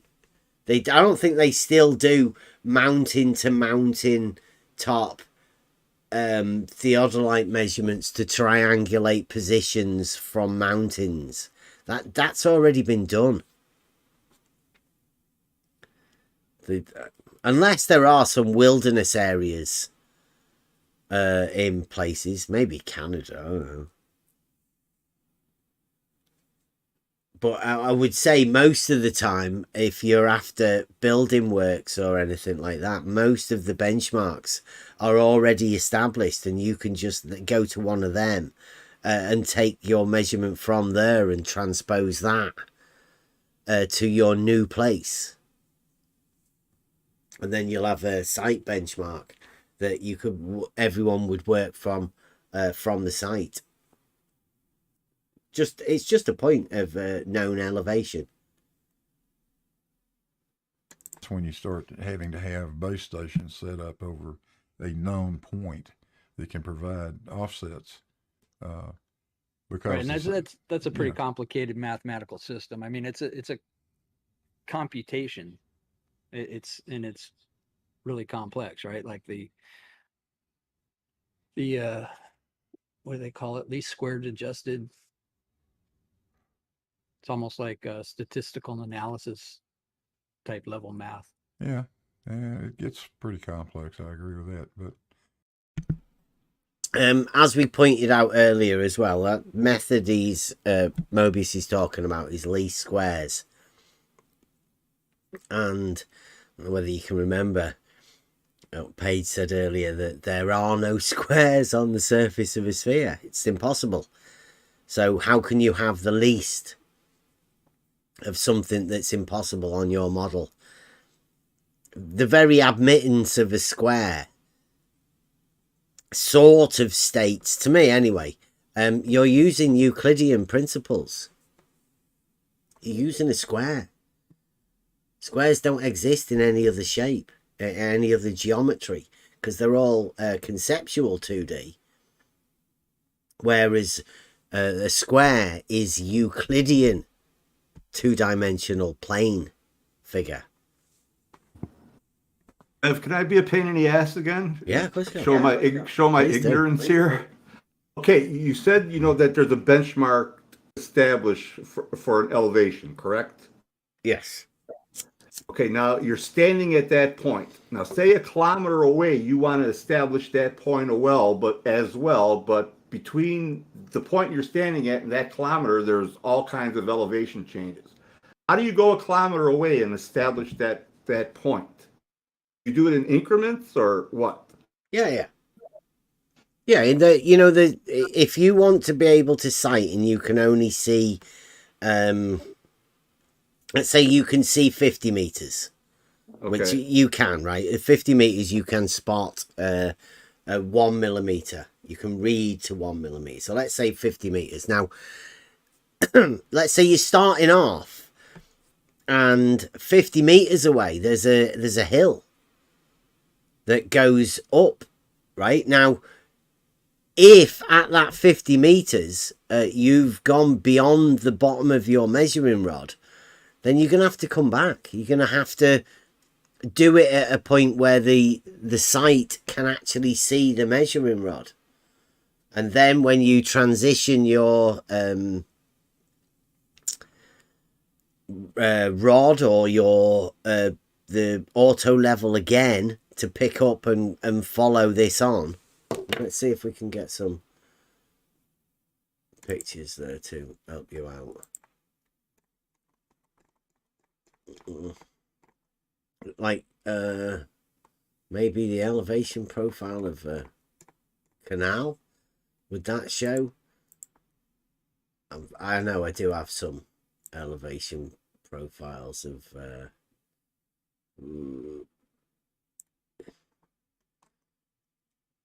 differential leveling. It'll be That's where I have my disconnect. How they get beyond those points. There you go. Can you see that? Yes, I can. I've just put in there, right? So the bottom bit, it says it's got BM, bottom left-hand corner. It says known elevation, right? So that is your known. So your first back sight with that tripod there is looking back at that known elevation. From that, you can determine the height of the auto level.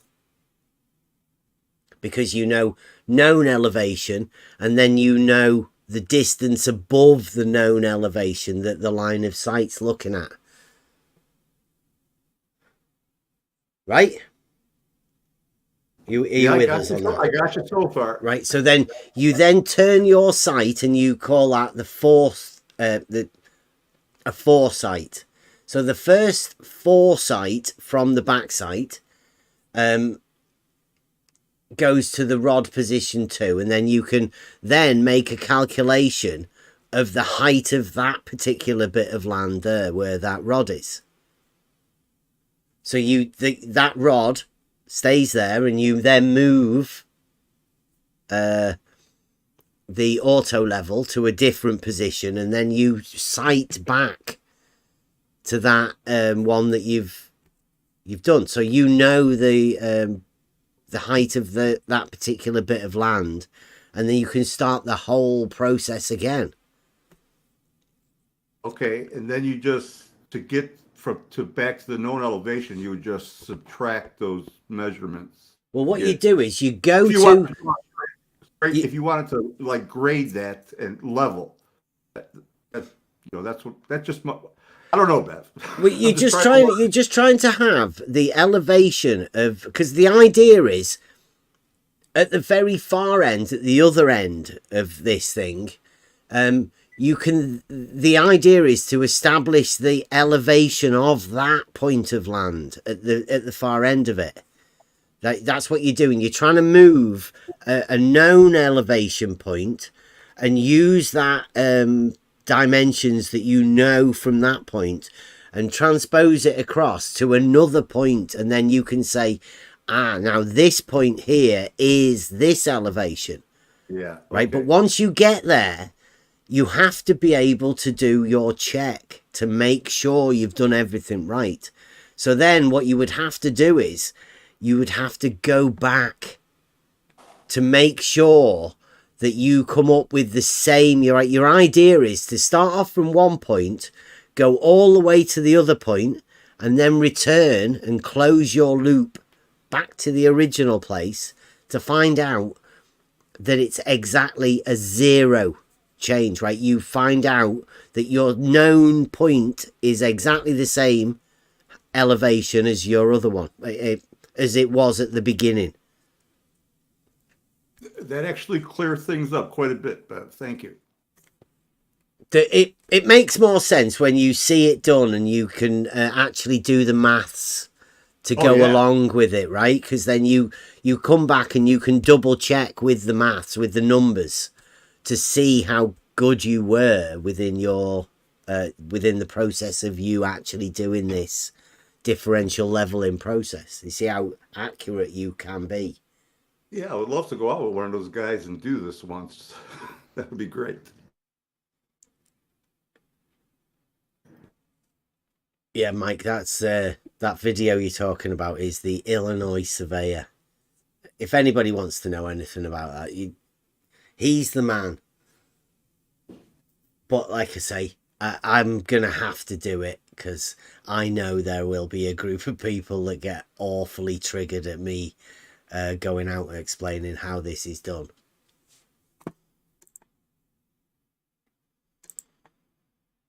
And you see the like the elevation profiles of the canals and all of that sort of stuff. That's done exactly the same way. You start off from one point and then you can map all of these elevation profiles of all of the different points of land from A to B. And you work back. Obviously, if you're going to try and build some canals, then you're going to want to end up at the bit that you're ending up at and make sure that that's correct.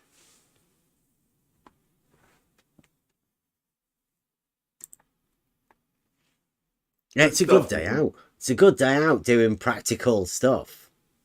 Oh, yeah, I would enjoy that. I offered Ranty to come and have a look at how it all works and stuff. He didn't want to do that. He disappeared shortly after.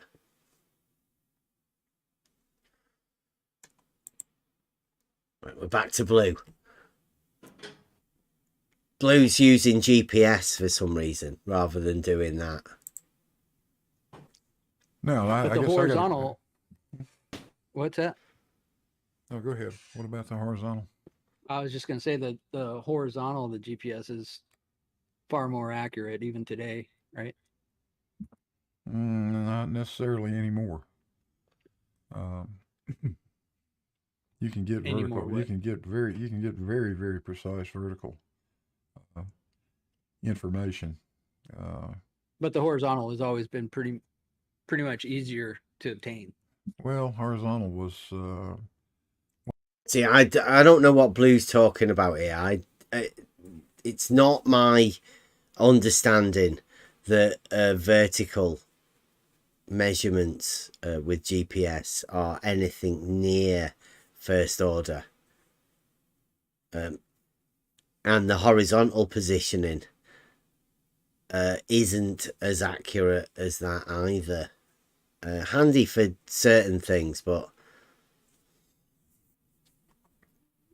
I don't know. Yeah, you're best off asking surveyors yourselves rather than trusting either myself, Mobius, or Blue. If you want to know, make sure you're asking a professional that you trust. Don't go to a YouTube surveyor. Yeah, but will idiots like me know how to phrase the question properly? 'Cause I see these guys all the time, and I want to stop and ask them something, and I try and go back to what you've taught me. No, I just ask them whatever you want. These guys are professional guys, and they don't get talked to that often. They'll be glad to try and tell you what they're doing. So just go with that. Just go talking to them first. Don't try and ask them anything in particular. Just ask them what they're doing. And try and fit in just horizontal and vertical so you've got an understanding. It's not like talking to globers when you talk to a professional who's doing the job. Even if they're practicing, the students doing a lap of something just for practice, they'll tell you what they're doing, and they'd have no reason to lie to you. So it's much easier to talk to real people, and especially professionals that actually do it. They'll find it easy talking about what they do. They'll probably enjoy finding someone that's interested, huh? Yeah. Yeah, they'll be glad to talk to you about it. Unless they're not really that pushed for time. It's not one of those a rush job, if you will. Everything's more precise and accuracy based. So yeah, they'll have time to talk to you about what they're doing. And I think they'll be glad to do that. Try and talk to everyone that you do see. Ask them what they're doing. Oh, that's a great idea. Yeah. It's handy. You get to know what's happening in the area.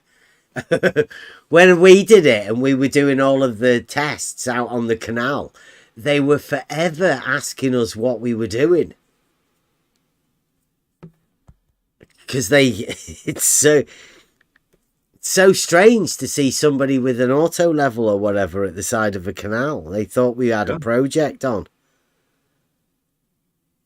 We just had to tell them that, yeah, we're just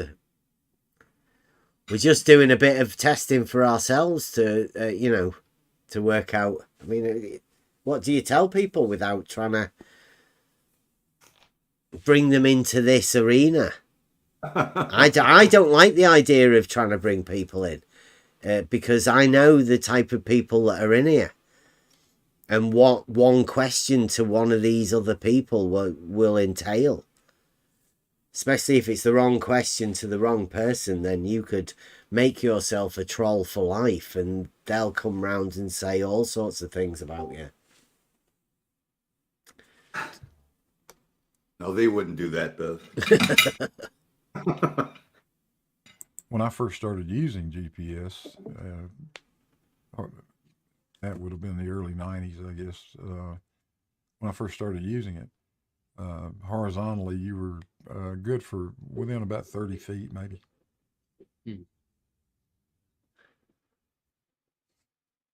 Like 10 meters. But as Larry Scott points out in the chat, phase differential GPS for precision work became a commercial tool about 1990. Differential GPS.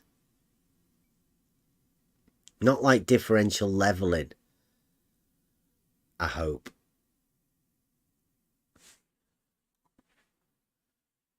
Is that satellites at different altitudes? Was that?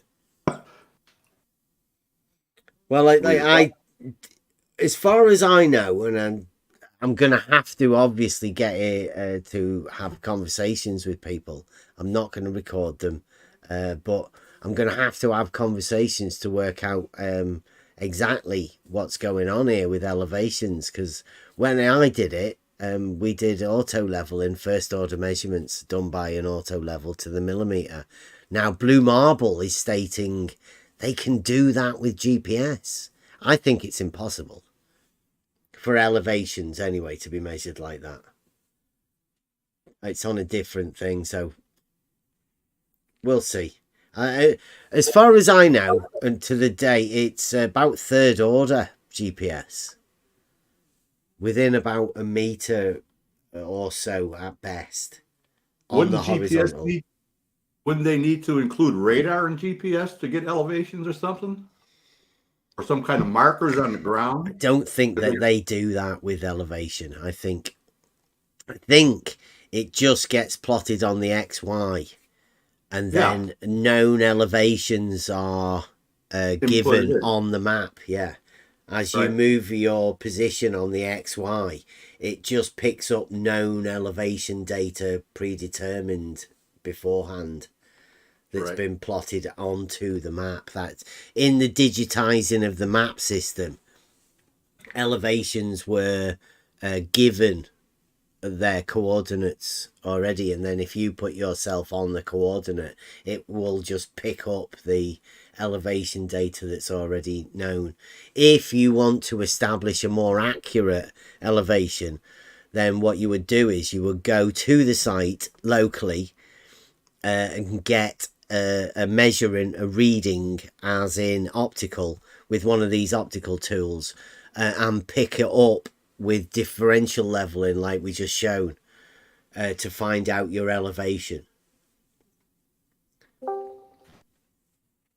of all of the points. So Spot On would know that sort of thing, because that's why you have a site benchmark, so everybody can use that. I'm pretty sure Rakia would do the same sort of thing. You have to have a known point to establish where you want your level setting to. And that is then done with these optical tools for the layout of any project.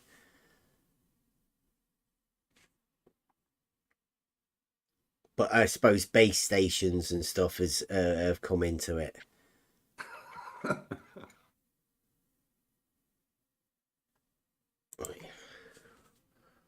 I'm just going off of what the stuff I read on LIGO.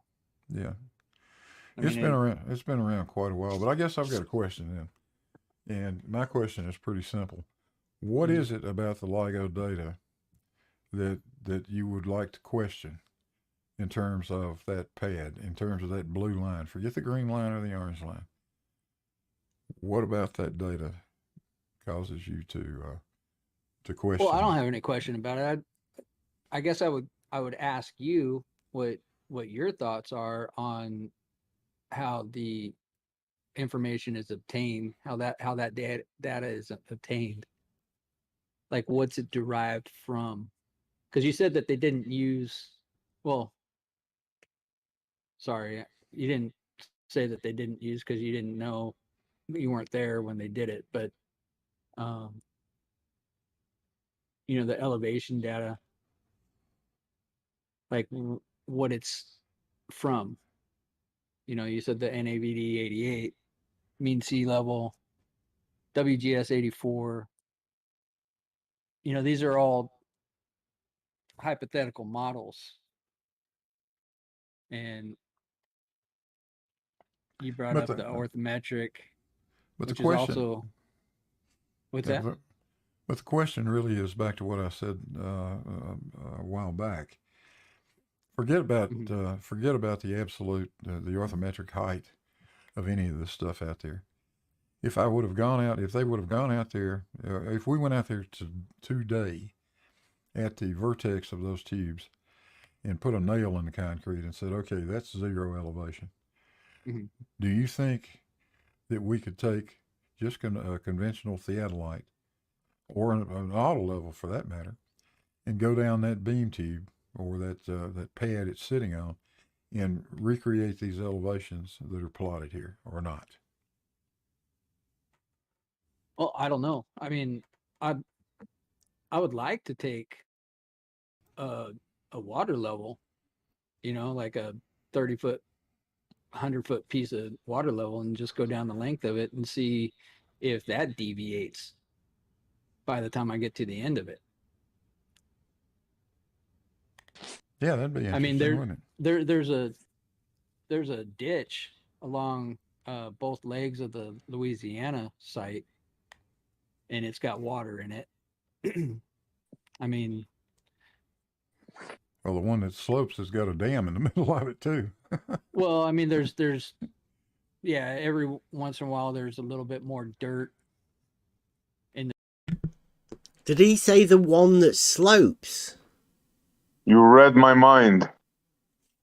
He Yes, did, he didn't did. he? The one that slopes got a dam in the middle of it. Yep. They've not been maintained as canal waterways.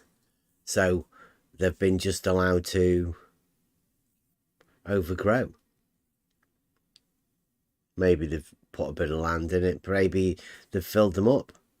Now, I would imagine it was quite inconvenient them having two complete water things running at the same length. Are we talking LIGO?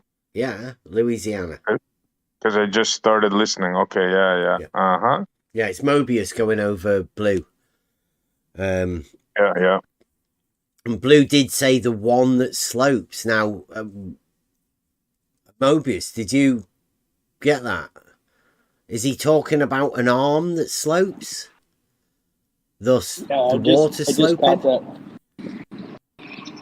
I'm not sure. I think he can't be talking about the water sloping, right? Oh, yes, he can. Well, what about, is he talking about the arm that's sloping? I don't know.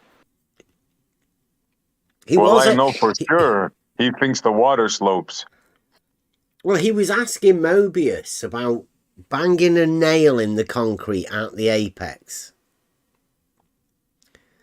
And then measuring down the concrete pad, I think. That was his challenge, or his hypothetical for you to be able to mentally do. And you said you'd like to put a water level on there. And then he said the one that slopes. So only... But wait a minute. Go on.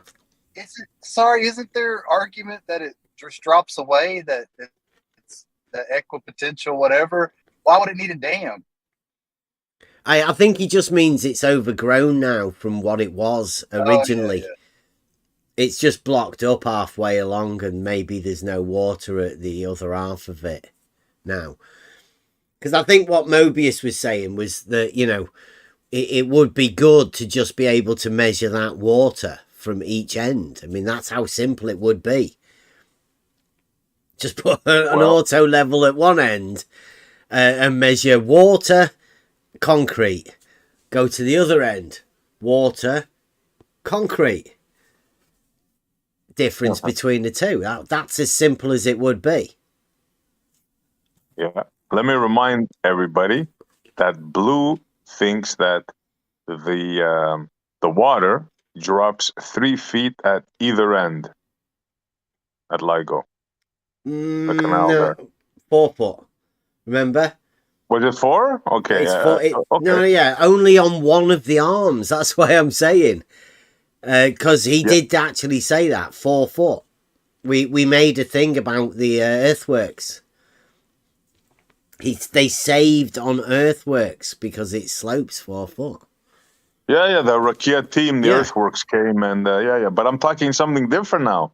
So there's another contradiction here, because if the arms slope one way, right, he thinks that the canal, the water, slopes both ways, like on either end, with, I guess, a hump in the middle. You know what they say? Careful, don't Penrose yourself. Yeah, but thank God it's not me, bro, because he told me that, and he won't deny it. Yeah. It's crazy. He wanted to bet me 10,000. I'm sure you guys remember, right? I'm not so sure he knows what he's talking about. to be honest. I'm pretty sure he doesn't. But Because I mean, know that would be a water in- good bet. Yeah, it would be, but he put all kinds of conditions after, you know? I have to pay for the crew, and I have to do this, and I have to do that, and, you know, started getting ridiculous. Well, I think we're pretty close to being in a position that the measurements don't need to be made. Because the logical process would be enough to cause ECV with just about anyone, I think. Mathematicians, geometers, surveyors, construction workers, anybody given this task that Mobius and Blue Marble are talking about at the minute. Well, there will definitely be two differing ideas, and they can never meet up. One of them will be provable and demonstrable, and the other one is purely hypothetical and theoretical, never to be proved. Can you imagine a person believing that water drops? If you have a 2.5 mile water, a moat, canal, can you imagine thinking, a logical person thinking that it drops on either end 3 or 4 foot? Like an actual drop. That means there would have to be a hump in the middle. Do you think any logical person can believe that? I mean, I don't know, man.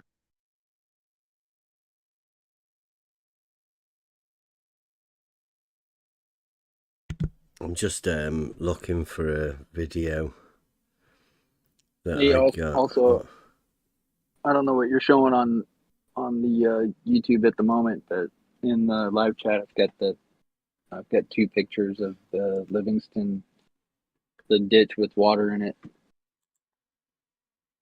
Yep.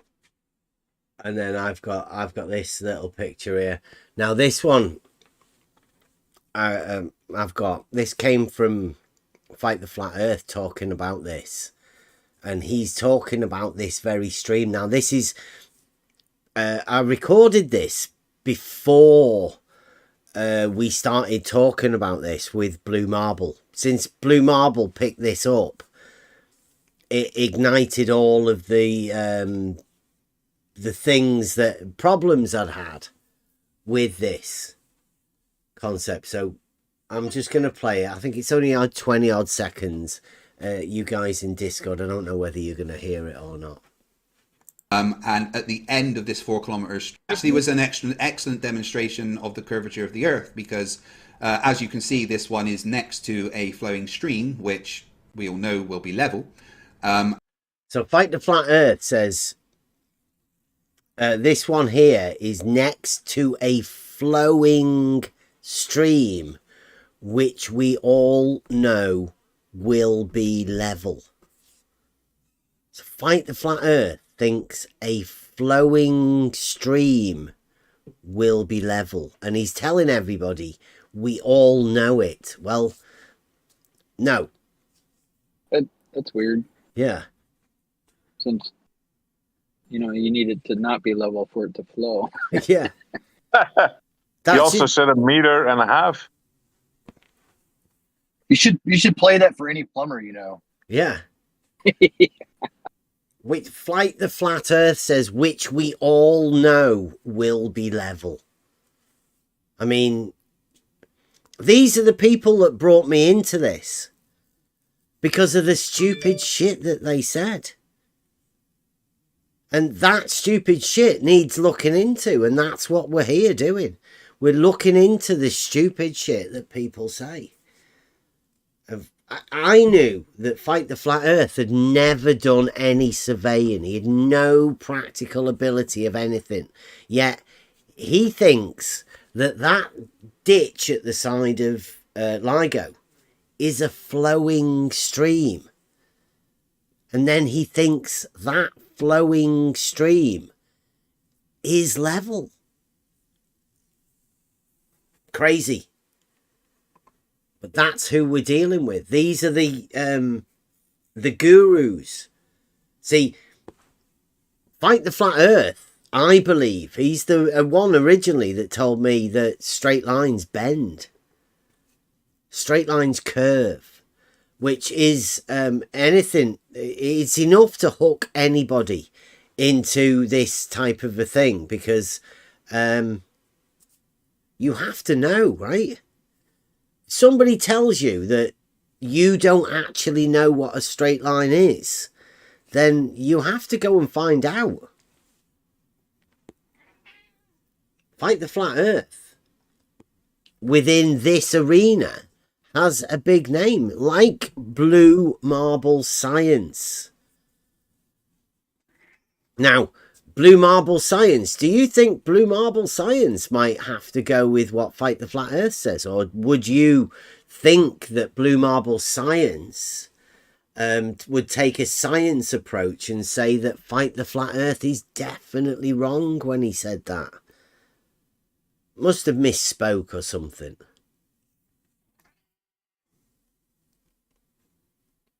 Who knows? I'll play this again. In the ditch than other places, but that's just dirt. That's not the what do you call it? The hypothetical model. Because when you say the surface, like what are you talking about? Are you talking about the actual dirt? Like, did they go up or down with the dirt, or are they going up and down from a hypothetical reference surface? Can you pause it for a second? I'm not following you. Go on.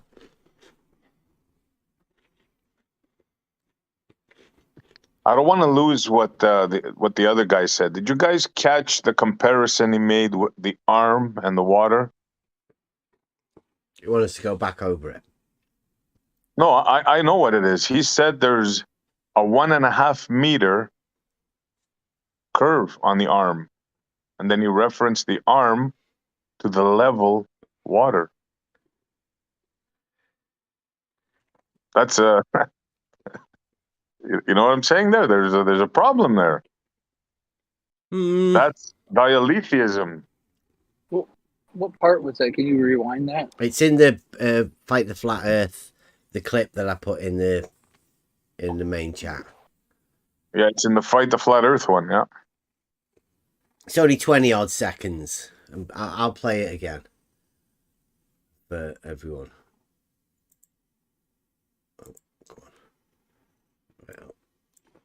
And at the end of this 4 kilometers, actually was an excellent demonstration of the curvature of the Earth, because as you can see, this one is next to a flowing stream, which we all know will be level. And at the end of this 4 kilometers stretch of tube, there was 1.5 meters of curve that had dropped away, matching globe predictions. Yeah, 1.5 meters that had dropped away.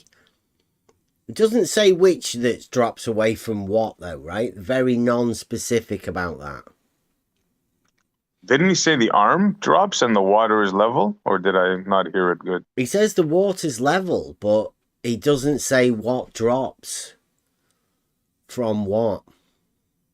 I mean, the arm has to be straight. Mm-hmm. And if there is a 1.5 meter drop at one end, then coming back again, there has to be the same, but there cannot be the same. It's impossible for there to be the same. Yeah. And the reason is, besides it being nonsensically crazy, right? You can't have level water and a curved arm and compare them. The mirrors won't work. The whole thing would not function. $1 billion down the drain. I call it the double drop hump, because I was asked by a guy on Twitter. You know, after me saying, I said I can't go with the globe model personally. There's too many contradictions, and he asked me what was my favourite contradiction. So I told him, I call it the double drop hump. Oh yeah, that's definitely one of my favorites. That's definitely my personal favorite contradiction of the globe model. Because something I'm confused. I'm sorry, Bev. Go on. Something I'm confused about is they said the water is level, but according to them, it level curves to the radius. I mean, to the curvature of the Earth, or whatever. How can you have a curved arm and say the water's level if it's also curved? No, I say in the stream, the flowing stream is level. Oh. Which we all know a flowing stream will be level, and that level will be a curve, but that will not have any flow to it because it's meant to be an equipotential. So Fight the Flat Earth has done himself a bad one. It's like a Penroseable moment there. Unexplainable, completely nonsensical. Yep. The guy's crazy. He said in one of the streams you played a while back that they built it using non-Euclidean geometry. he's lost his mind. Yeah. Yeah. He built a straight line with non-Euclidean geometry. Come on. Yeah. I mean, yeah. You see how easy it is to skip over a thing, like to miss a thing like that and not even think twice about it? Like, that's crazy. That's like insane. That's an insane statement right there. But there it is. Yeah, people let all of these statements go. Nobody gets pulled up for any of this because any other globe earther can't seem to be contradicting, going against any other globe earther. They can't do it publicly. Have a discussion about their model. But yeah, that clip of Fight the Flat Earth was done way before, because I think we were talking about LIGO, weren't we? When who was it? Hoymar brought all of this stuff back, and then that started all of the stuff that we thought had gone. We thought we'd lost it and never to come back to it. But as the cycles go round and round and the circular arguments, these things have to come back to. And it is a natural progress, right? I think he did it in order to save Blue, because Blue was having the hump problem. But LIGO just goes to show the problem you have with the double drop when referenced to a straight line. So yeah, definitely my favorite contradiction of the globe model is absolutely the relationship of a level to a straight line and the double drop hump paradox, we call it. Absolutely. And that's any way you want to describe it, right? Because we've all got our own different ways of trying to explain this with rhetoric, haven't we? Essie's absolutely. Essie has the skateboard. Yeah. Skateboard paradox. I have the twin boat paradox. That's the double drop. Yeah. It's beautiful. There's also the surfboard paradox. Thank you, B-Ball, where he does his 16-mile observation and he says the water is 160 feet up. I can't say it without dying of laughter. Yeah, water is definitely our friend and definitely their enemy. Definitely. Yeah, I thought it was a nice way of the guy he opened it up by saying, "What's your favorite contradiction?" And then you immediately go, "Well, there is a lot of contradictions, but what's my favorite?" I mean, what is the one? What's the big one that tells you it's not a globe? What was the first thing that said to you, what's the, how are you questioning something about the model that you've been told about? I'll never forget the day. I know exactly the day. I know. Lights in the sky. For me, Rob, it was water. You know those beakers, different size, different shapes, and because I was researching something else, totally different time, and then I saw that. I go, what? Wait a minute. Yeah, definitely was water for me. Same thing for me, SC. Same thing. Once I really considered what was brought to my attention, I think through the 200 proofs video. Once it was brought to my attention, it was just all gone because I knew water wasn't going to do what they're claiming it does. And I never thought about water on the large scale like that prior to that vid. And once it hit me, I said, "Whoa! How did I never see this before?"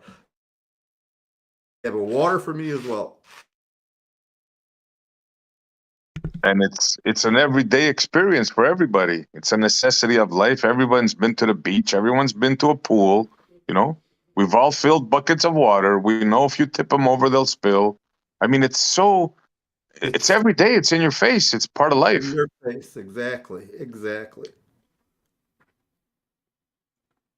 Well, can I say my piece about the lights in the sky now? Go on. Of course, Rob. Sorry if we cut you off. Yeah, go on. Well, I just wanted to say, like, that's what flipped me was because I was seeing all these proofs that they said they had, but every single proof that they claimed had to do with lights in the sky, nothing actually on Earth. And then when I started looking at how you would prove it on Earth, well, straight lines are straight lines. And yes, the water proves the straight line. But that what turned me was lights in the sky was the only thing they had to verify their claims. Yeah, I don't know if it might be on this one, but I think blue ends up there later on in that discussion, if I remember it right.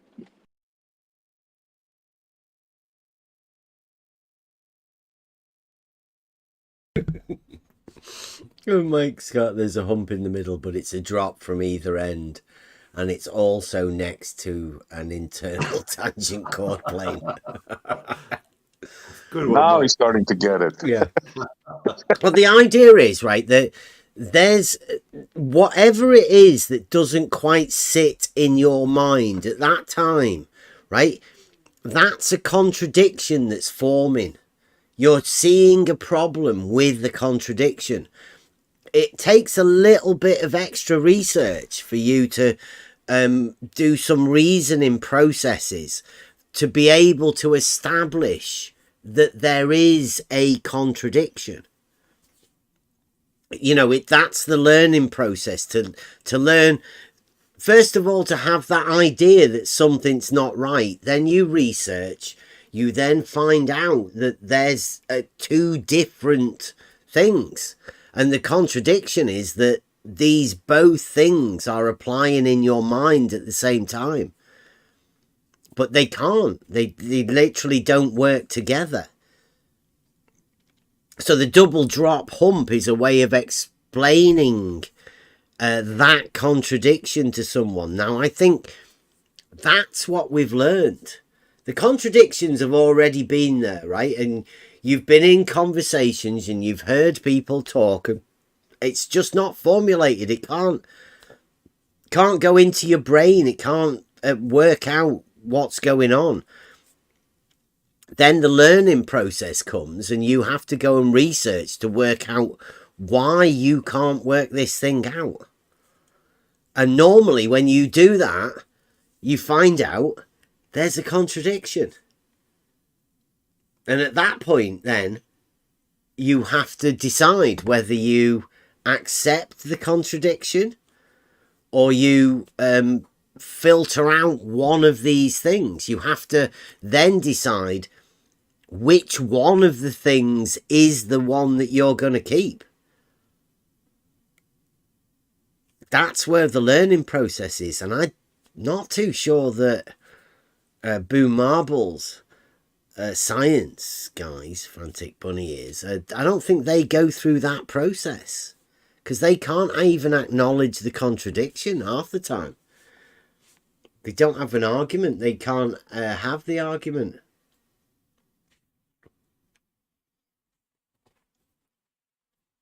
No, let's get back to play. They're definitely not capable of going down this line of thought. There's just no way. The ECV just blocks it right out. I think logic is the one that teaches you as well that this is a problem. This contradiction is a fallacious reasoning. You can't have both. And only through research and knowledge and discussion can you find these contradictions. I mean, they're always there, but finding them, that's the key. That's how we work all of this out. Godzilla says they know the globe's dead. Will lead them to a creator. I think, causes them. There's so many things within geometry that shouts out to that sort of thinking that scares them too as well. That's why I don't think they like going there. Yeah, you know what I found out? There's a two-layer fold to this, man. It's not just the God in the Bible, right? Because me myself, I'm not too fond of that particular, and I don't put down anybody, right? But I believe in a creator, right? I don't know what that is, but even that level, even the creator level, not the God in the Bible or that kind of, you know what I'm saying? But even that they go against. It's crazy. They won't even accept that. Yeah, complete random chance. Yeah, it's all chance to them. It happened on its own. Not effing possible. Yeah, I know. I can't conceive of such a thing, right? It's like saying a computer built itself. Exactly. A car, your car built itself. Well, yeah, within that argument, I've heard it said a million times. They say their argument boils down to time plus chance equals matter. Yeah, brother. Yeah. Crazy. Yeah. There isn't enough time available for this to happen randomly. In my opinion, of course. So that's really like they're anti-creation, anti-God, anti-creation. They think it's just a mere chance that all this happened. The one. Oh, sorry. No, go ahead, bro. No, I'm done. Go ahead, Buster. I was just gonna say my favorite. Y'all were talking about your favorite or thing. The one I posted in the live chat was that was my that holds a special place in my heart because that was like the first time I had an argument, I guess, with somebody and walked them through the creating a horizontal in reality and then setting a water level up beside it. They were like, yeah, it drops away. Kozlowski. And then they go, well, go to the other end at that water level where it drops and then shoot your horizontal back. You know, of course it's the double drop, but I love it. It's crazy, man. Yeah. It's crazy. Any sensible person, if you watered your garden, you know what I'm saying? You know it's crazy. You know where that water's going each and every time, right? There's no question about it. Yeah. I think if I remember rightly, that's Sean G, right? Buster had a conversation with Sean G and actually got him to draw it out. And that's what the picture is. It's Sean G's imaginings of the double drop in pictorial form. I had that conversation with one other person and he drew it out. I was like, I think it was like on your birthday or something. It was crazy. Yeah. Could you create a horizontal? He said, yeah, sure. It's like, could you put a water level up to those marks? Yeah. Could you draw it? Yep. Yeah. Amazing. Do you think life would be possible if the model was true? Impossible. It's like I say, there's too many contradictions, of which the favorite of most people is, once you learn it, it's the water level. Right? The water level has so many contradictions whenever you try and merge that to the globe model. But it's not the only one. There are millions of contradictions that people with the globe model have to employ. Millions of them. And what we're going to be doing is setting out very simple, basic arguments to take it as simple as possible. I mean, you could take it the contradiction of a straight line within Euclidean geometry forming a perpendicular. That's just not possible on the globe model. It leads them to vertical and horizontal being perpendicular, and that has a relationship of parallelness and perpendicularity. I mean, the two go hand in hand. Yeah, geometry kills the sphere. End of story. And well, once you learn that geometry is just a depiction of reality, then everything within geometry, including pi, including squares, triangles, and Fibonacci, is depicted in reality. There's no way, you can't get around that. You can see it in the formulations of plants and everything. You know, even we've found out recently down to musical notes, harmonies, pitch, all of it is linked to the same thing. Geometric form. If this is the result of one creator, it is freaking unbelievable, man. Mm-hmm. Yeah, the marks of creation are there. Oh yeah, you have no argument for me, SC. But I'm just saying, what could this being or whatever it is be to have the knowledge to create this and just have it continue to go on its own? I guess. I've often wondered, and I've always ended up wanting, like everybody else, right? A little insight. The creator is outside of space and time. Therefore, those rules don't apply to the creator. Wow, that's yeah, okay. I get that. All right. Well, I would reduce that geometry and music, for example, to one thing that they have in common, and this is proportions. Exactly. Yeah, exactly. Ratios. These yes, yeah. These are set, and it cannot be accident. So someone has to set these proportions, because proportions cannot occur by accident. It doesn't happen in reality. The major and the minor scale both work. Yeah, we're going to go. Well, we will definitely be going into that. The link between music and geometry a little bit, and it's awesome. Yeah. We've been saying it for a while, but I think there is going to be a time come very soon where we are going to have to start linking all of these things together. Sacred geometry, the music, all of that together with the logic. All the same thing, really. It makes sense.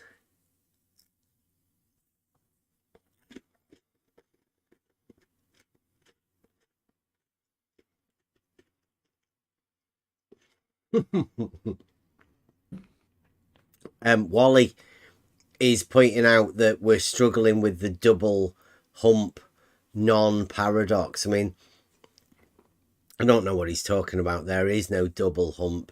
There is no single hump. There is no double drop. Water level, Wally, is horizontal, provably. They so much love their drops and humps. The paradox and the contradictions only exist on the globe model. They don't exist in reality. So on the globe model, where you imagine it, that's where the contradictions have to apply. They don't relate to reality at all. We know that. That's why I personally can't go with the globe model. Too many contradictions for me to accept it. I can't. I just can't. My brain won't allow me to. It's ridiculous. It can happen. It can't. You can kill it using water. You can kill it using geometry. But the best is if you combine them both. It's like you have a super tag team, like a wrestling tag team combination. There's no way around it. Yeah, water exists in reality. A water level is the tool that we use in reality, and geometry gives it the meaning and the understanding for you to link the knowing process to what the water level does, i.e. level is horizontal. That's a definite statement that anybody that's looked into this would be happy to make to anyone. No matter how many people are there telling you it's not, if you have a proof and you know for a fact it is, then you could just sort of laugh at these people. Yeah, it's truly laughable if you think otherwise. Well, you are not in reality. That means you've put the globe filter on and you went to another realm.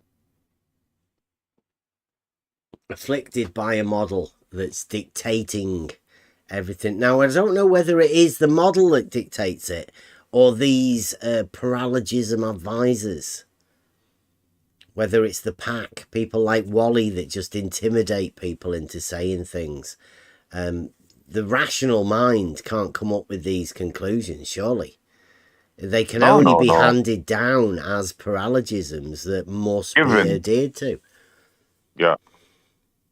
These are all given through the schooling system, then later through books, through even from the crib with those things flying around, then through television. And now in the internet, we have super paralogists. All meant to distract us from figuring out who we really are and why we're here. Yep. Meant to make you doubt yourself, right? Oh, absolutely. That's what these people like. I mean, I don't know where Wally could be in, you know, like in his reality, because I'm not too sure whether he probably admits he has no proof. Yet he's hanging around in a YouTube channel where he's been banned for his own good from the YouTube, from the Discord. But he's still in the YouTube, still clearly obsessed. Now, he has no proof, and yet he's trying to tell us that we don't know what is going on because we're not as crazy as he is.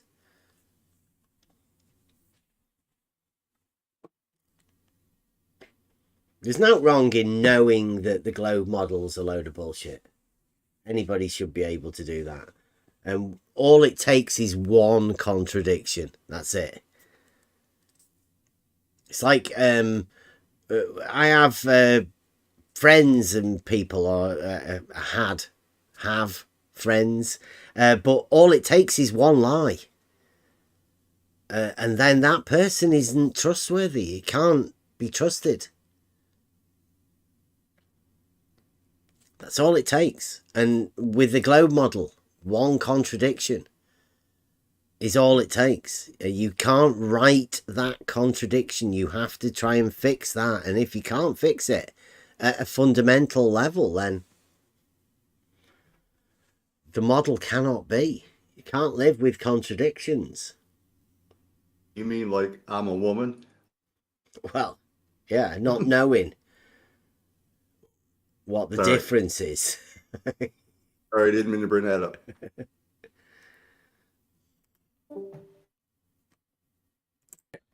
Yeah. Here we go. When you hear mean sea level, say mean sea level is, you know, what'd you say, 339.69 or 30? What'd you say? Well, mean sea level is sea level, period.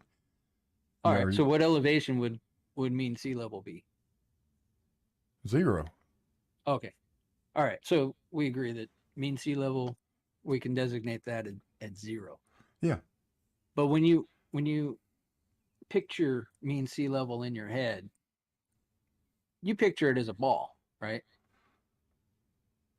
Well, I picture the Earth as a sphere. Yeah. Well, like your profile picture, that's how you picture mean sea level, right? Like just okay. a Good one. prescribed radius from a center. Yeah. Okay. Well, Fucking genius, bro. Yeah. Nice. Mobius, he's just gone, yep, we'll have that, yep. And he's waiting for Mobius to carry on talking about his model. Yeah. They love it. Crazy. From the center. Yep. Yeah, so they consider it both 0 and the distance from the center then, huh? Yeah, it's their game, bro. Yeah. That's their game. They slice. They make a slice in the Earth sometimes. Well, the Earth, what they consider a globe. They slice it right in half.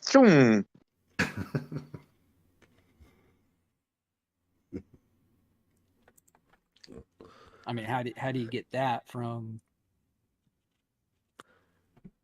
measuring from a horizontal? How do I get sea level from measuring from a horizontal? No. How do you get that image in your head from measuring from a 0? Right? We designated mean sea level, bam, 0. We stuck a nail in the concrete. We're going to call that our 0 datum. And we're going to go horizontally from that. We're going to measure up or down an elevation from that horizontal to determine what we want to be straight, right?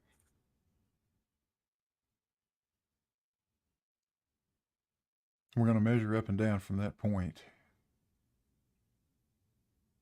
Up and down from that point to obtain orthometric heights of every point along that. What do you mean orthometric?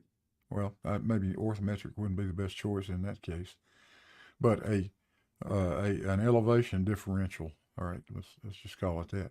Okay. Well, we're going to call it 0.0, and then we're going to go up and down that pad, and we're going to say, okay, the elevation here has changed negatively by however much, or positively by however much, and that's what we're going to do. We're going to use points of. We're going to be referenced to that point that we said is 0. Now that's 0 elevation, right? And we're going to use that as the reference all the way along. Wow. Now that was aporia, that. Mobius asks Blue about measuring, putting a horizontal out to measure the elevation from that point. And he's stuttering. He doesn't know what to say.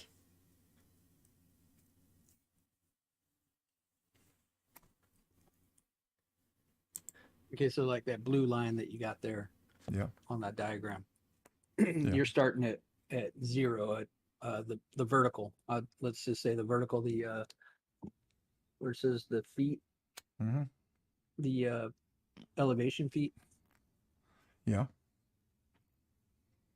If you want that to be 0, then you can easily see what the graph's going to look like. Or I'm sorry, the horizontal, the station. Okay. Numbers on the bottom, on the horizontal there. We're starting at 0. We're going to go to, we're going to call that 530. What would that be? 535.56. Well, I don't know what. I don't know. It looks like it's just above half between 33.5 and 34. So yeah, 533 point whatever it was, 8. 5.6, let's call it. 5.8. Or 5, yeah. 533.5. Anyways, something. That's beside the point. But you're gonna start at that 0 station, and you're gonna go out 100 feet, Mm-hmm. and you're gonna use your traditional tools, or let's even say a water level. You're gonna use a water level for that first 100 feet. Would that, the other end of the water level, would that be higher or lower than the water level at the one spot? Well, you're going to go out 100 feet with your water level. Okay, you're going to set your water level at that point, and then you're going to start down this slab, right? And at 100 feet, you're not going to see any change in the water level. We've already seen that on the in the data. And at 200 feet, you're not going to see hardly any change. In 300 feet, but eventually, you're going to start seeing it change. Well, would you say that it would be from 533.58 to 533 point, what would that be? 5.3 over 200 feet? It's whatever the data said. There's the data. Let's see. We started at 533. Here's the actual right here. The actual. Where does it show the difference? Where does it show the difference from horizontal to not horizontal? Do you have any of that? I didn't put that in there. I mean, we can do that. If it's important, I can do that in a spreadsheet. It's not. Easily. I'm just wondering, like, if you've got traditional tools and you're trying to set your elevation for this thing that's supposed to be straight, would you set it higher or lower than horizontal?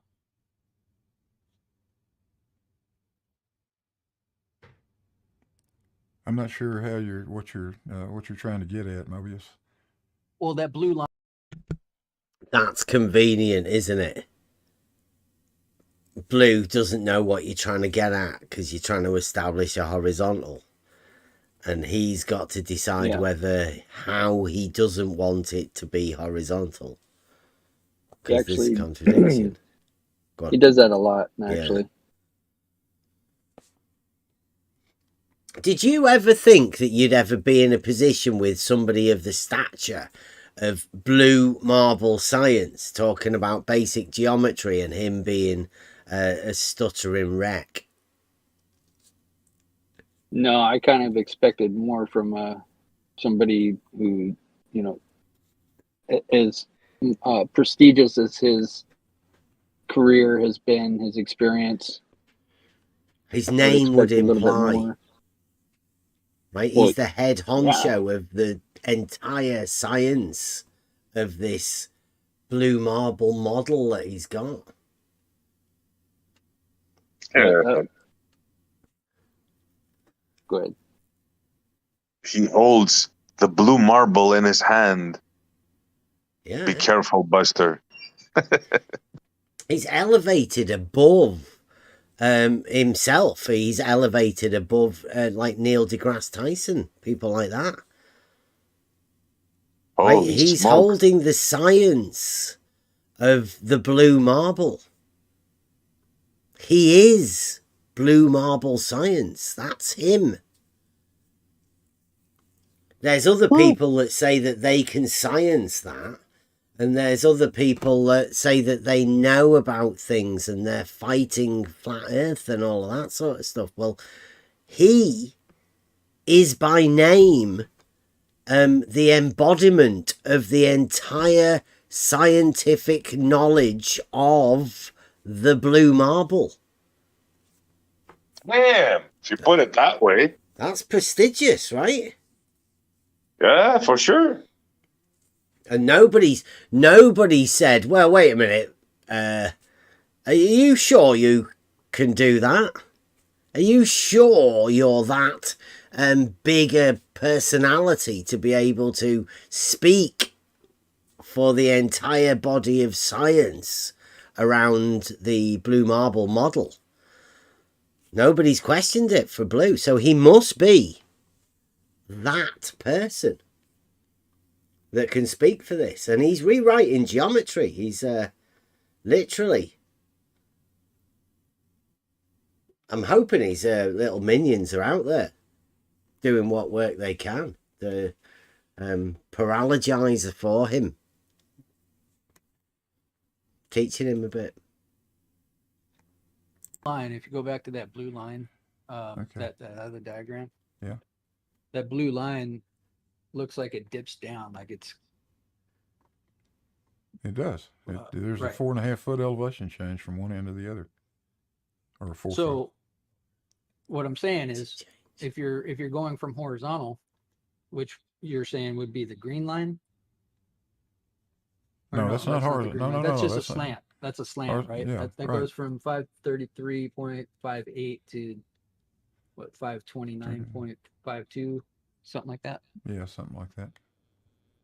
So that would be a slant. So that's a would slope, you be following? Yeah, slope. Would you be like a water level if you're going like in 100-foot increments? If you're going in 100 would foot, it be following that green line or that blue line? The slab itself? No, the level of the water and the water level, because the water level will establish a horizontal plane of reference. No, the water level will establish 2 points of equal elevation. But it's a straight line between the 2 points. Like, maybe I should share something on my screen. I don't know. I'd have to dig around and try to find something. But do you have any pictures of a water level you can throw out there? Do you know what I'm talking about? I don't think I've got a water level drawing handy, but I think most everyone listening can envision what we're talking about here. It's just a tube with water in it. That's all. You'd be surprised how many people have no clue what a water level is. They think it's a carpenter's level. Well, they get spirit level and water level mixed up. Well, yeah, but it's just astounding how many people are, I don't know, maybe ignorant to it. I don't want to use strong offensive words, but there are some people that have no idea what a water level is, and it's literally like one of the oldest tools known to man, but maybe besides a rock. Well, if we had our theoretical water level, which is 13,100 feet long, and we set it up here at the top, and we started moving along with the water level, it will follow that blue line. It'll follow that blue line? It should. Those are the elevations. Wait, you said that the blue line is follow straight. the blue line. The differential is the differential in the pad in the water is going to follow that line. Now, is the blue line the... Did I get that right? He's trying to say there that the water and the pad will follow that line.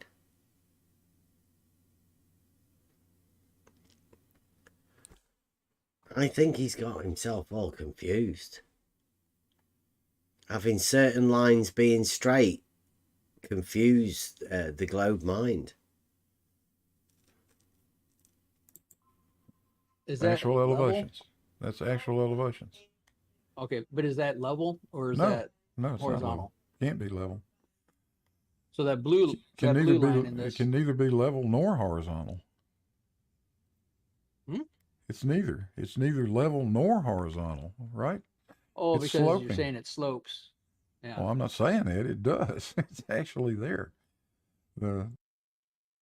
There's blue marble. The elevation of one of the arms of LIGO slopes.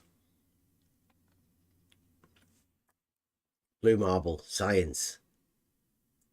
Sloping LIGO arms. Or just, sorry, one long arm of LIGO sloping. Blue marble. The elevation data tells you that. It slopes. There's a 4-foot change in elevation over 13,000 feet. So, I thought you said before that the tube is a horizontal. No, I've never said that the tube is horizontal. One of the tubes that I have a recording of you saying that the tube is horizontal. One of the tubes at Livingston is almost horizontal. But the other tube at Livingston and both the tubes at Hanford have a 4-foot slope in them. None of them are actually truly horizontal. Both of the ones at Hanford have a slope. And these mirrors that hang in these tubes, are they just hanging like a plumb bob? Pendulum, yeah. So if the tube slope, you never get it hit back to where you started. It would hit the top of the tube, the return of the laser.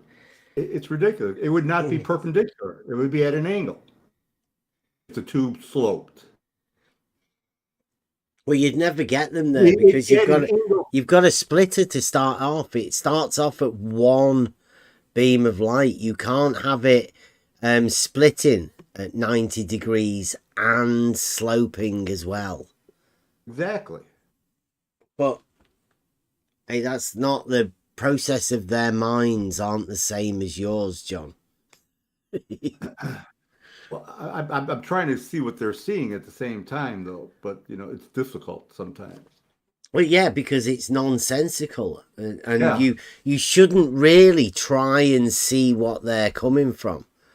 You only need to go for your reasoning, and once you can be sure of your own understanding and you know what you're talking about, there's no need to try and imagine something different than what you know to be true.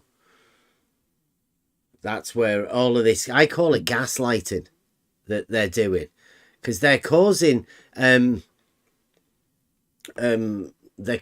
people to check themselves, have doubt on things that they know and are sure of. You're giving no other proof or anything to make you change your mind. You're just being made to doubt yourself. And they consider that as a win if they can get you doubting yourself, which I consider gaslighting and despicable. I agree. It needs to be pointed out that these people are being, there's a word for it. We will find it. They're being sophists, but with the intent to deceive and cast doubt in people's minds, which I think it's evil. That's true, because they do say things just, they pull things out of their ass. Sometimes they have nothing to do with what your argument is, just to throw you off what your argument is. Yeah. So that's an attempt to deceive for sure. Mm-hmm. By my definition, which would be perpendicular to the gravity vector at its center point. None of them are.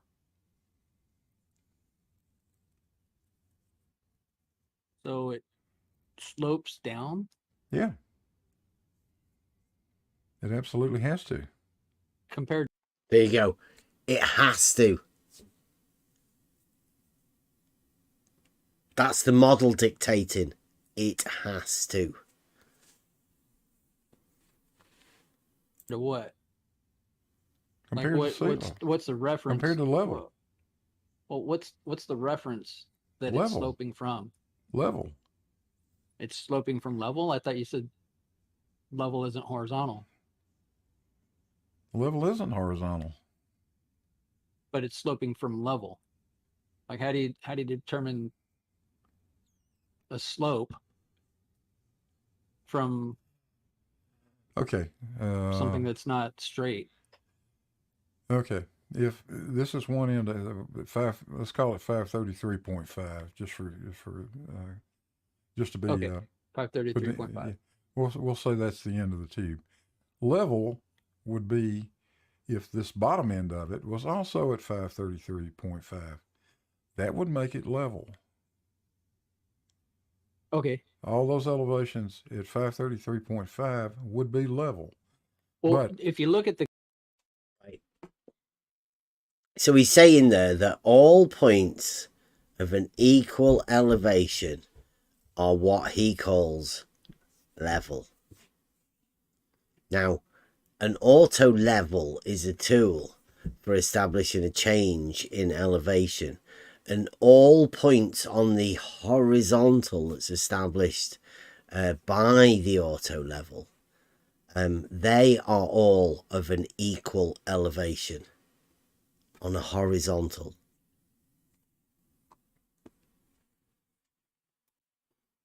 Quite easy to put the link to two together. Level is horizontal, but Blue Marble misses it. The grid on the sheet that those orange, green, and blue lines are on, those are straight. So if you're saying that would be level, if it's 533.5 at 0 and it's 533.5 at 13,000, then that would be a straight line. That would be a level line, which is not straight.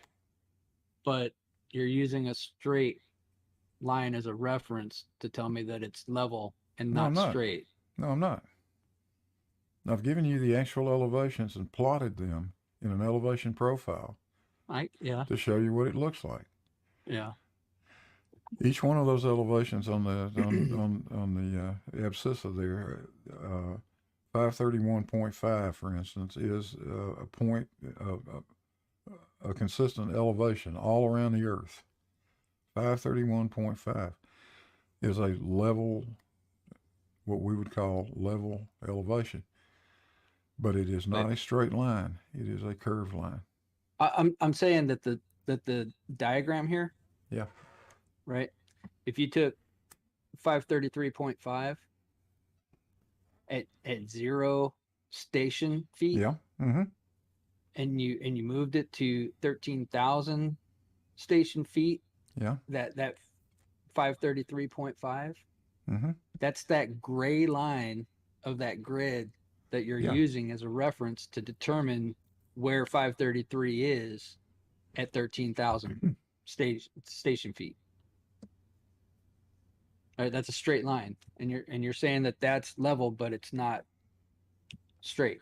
It's level, but level is not straight. Because why? Because the Earth curves. Because level implies an equal potential, equal gravitational potential. That's why.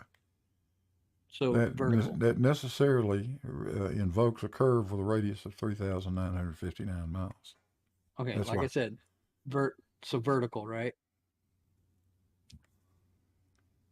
Vertical. What do you mean? Equal potential would be vertical? Equal gravitational potential, the same distance away from the center of the sphere. So would you say that gravitational potential is vertical? Plumb? I thought we clarified this earlier, that vertical is plumb. You said that's how you would define vertical. It's plumb. Yeah, vertical is, to me, vertical is plumb, yes. Okay. And in reality, if we wanted to be really, really crazy about this, none of those lines on that piece of paper there, or on that graph there, would be straight lines. Every one of them would be curved. All of the horizontal lines would look like frowny faces. Yeah, go on. I just want to ask, what direction is plumb? Orientation is vertical, but I mean, up and down. Yeah. So it's up and down. Yeah. So where's gravity in this vertical? That's why I like to go with vertical. Yeah, I think Yeah, I Mobius like was vertical. doing it too as well. But plumb is vertical. Yes. Thank you. Bev, is he saying that the LIGO arm curves? I think he's talking about the graph, and like we started with this. He wants to debate Mike on this, and the debate is over elevation profiles. All elevation profiles in reality have parallel horizontals. You know what, you've seen it. All of the verticals, which are the measured heights, they're all perpendicular to the horizontal, and the horizontal has an even elevation all the way along it.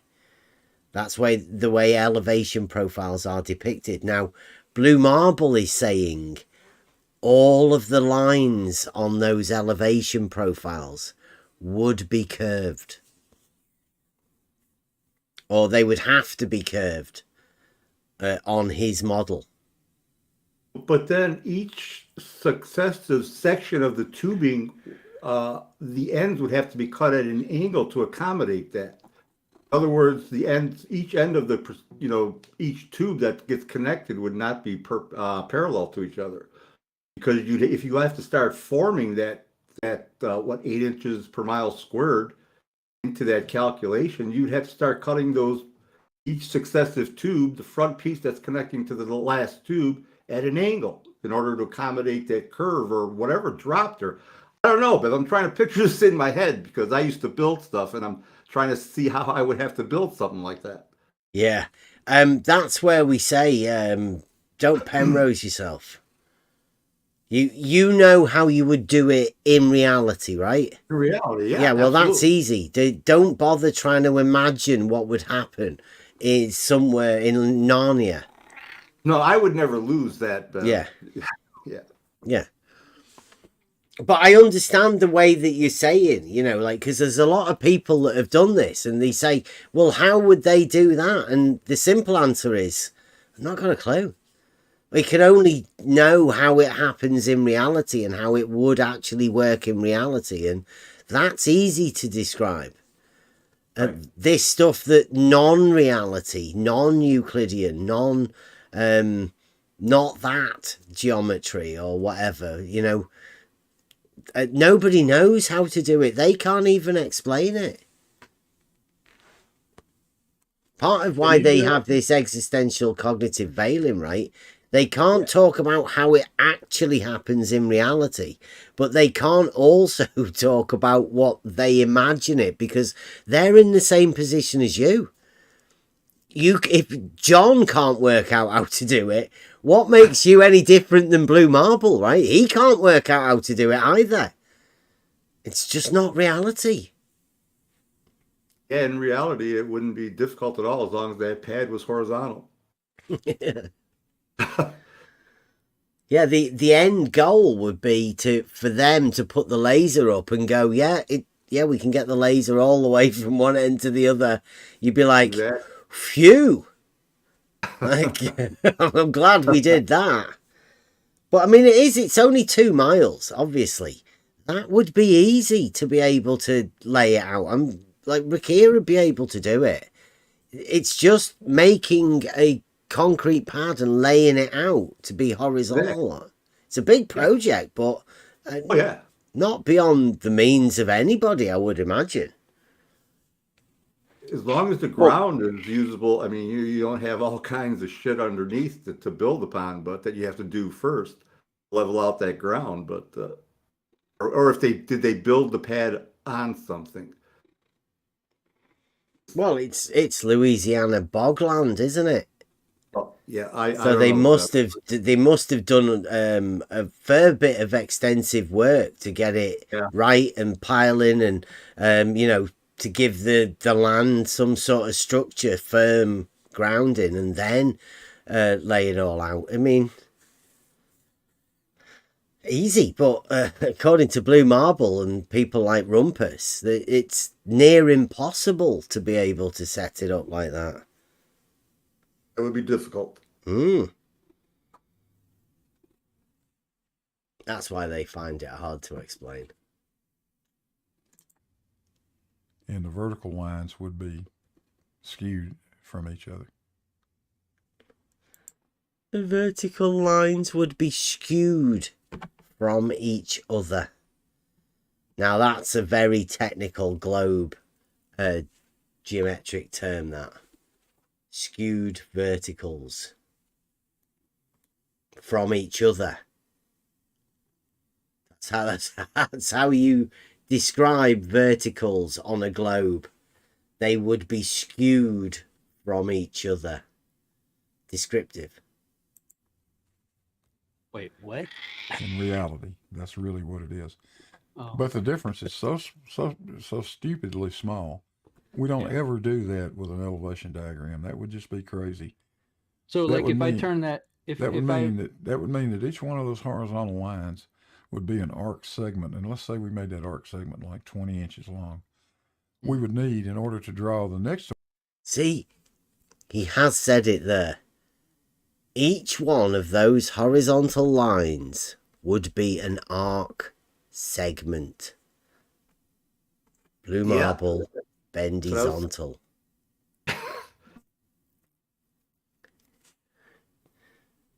Arc segment horizontals. Like, come on.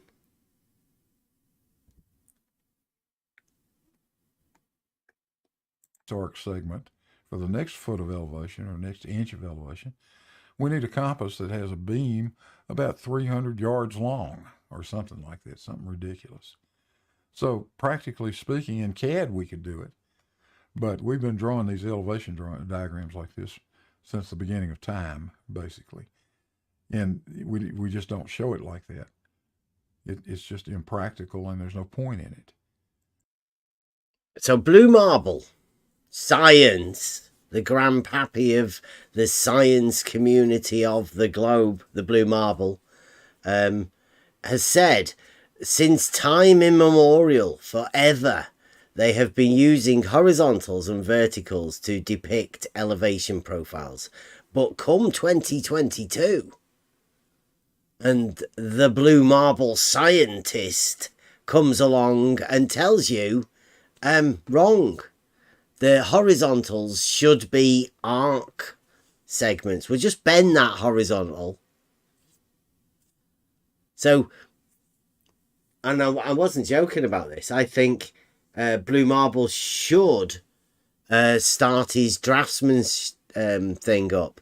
You could send in your old fuddy-duddy, old sort of ancient elevation profiles, and Blue Marble will fix them. He'll bend them for you. Oh, God. Bending horizontals for the globe. Blue Marble Science, 2022. We all understand that an elevation is a curved line. It is following the curvature of the earth. Well, like I said, you keep saying that, but what I'm trying to... Said it again. Elevation is a curved line. Elevation is measured on a vertical datum.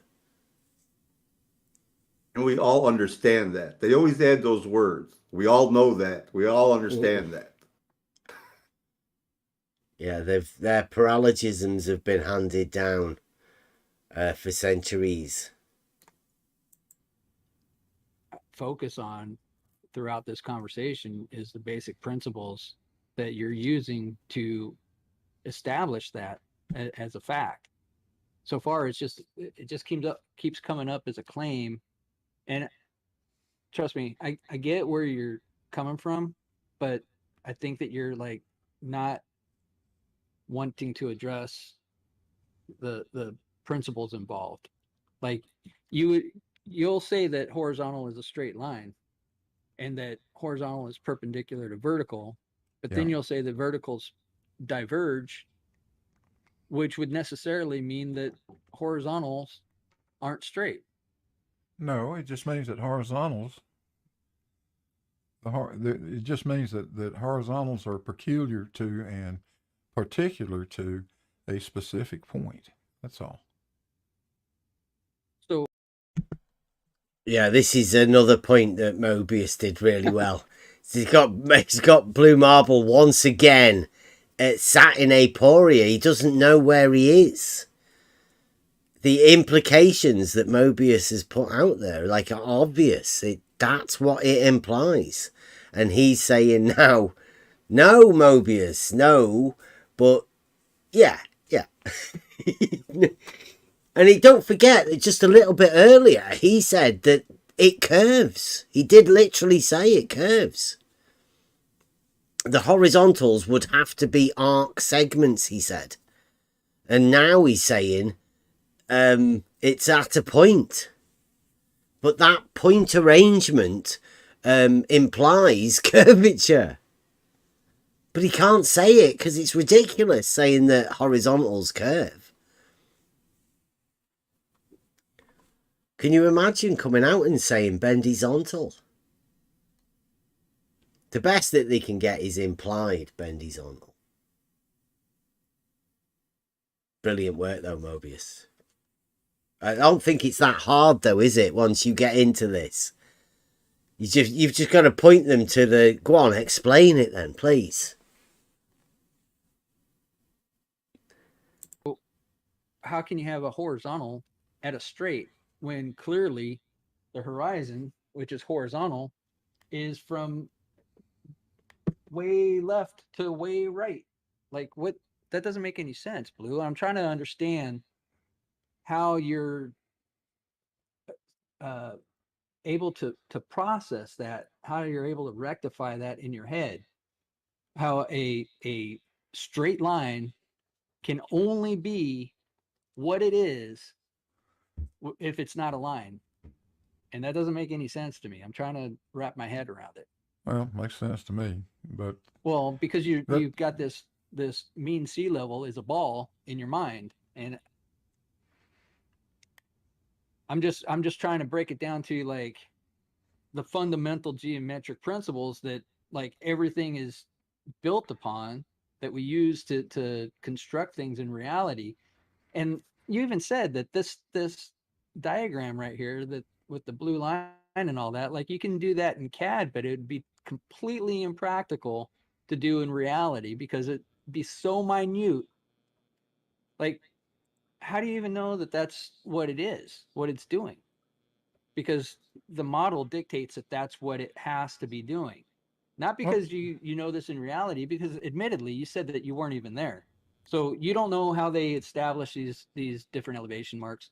I know that you read that, you know, it comes from the NAVD 88 and the WGS 84 and the orthometric, bless you, the orthometric, the geoid, the ellipsoid, the sphere, all these different, you know, mathematical constructs, these very complex mathematical systems that take all these different things into account. But there's not any one person or a team of people out in the field that are doing these things in reality that are coming up with this stuff. Oh yeah, there are. But now let's not without the model in the pocket. Let's back up a second, and you're talking all about NAVD 88 and geoids and ellipsoids and all of that stuff. And I'll go back to what we started out with. None of that makes any difference whatsoever in terms of this blue line. These elevations were not made off of the geoid. These elevations were not taken from some model or the other. These things were taken from a datum, from a benchmark out there at that job site. Those are the actual measured elevations of that pad.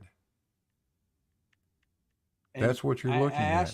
I asked you because obviously the datum wasn't at that site, right? They had to transfer that datum from off-site to that site and designate that vertex or that one, right? That one starting point. They had to to designate that with something, right? And they went from a known NAVD 88 benchmark some mile or so off site. But so I once asked you how they transferred that datum, right?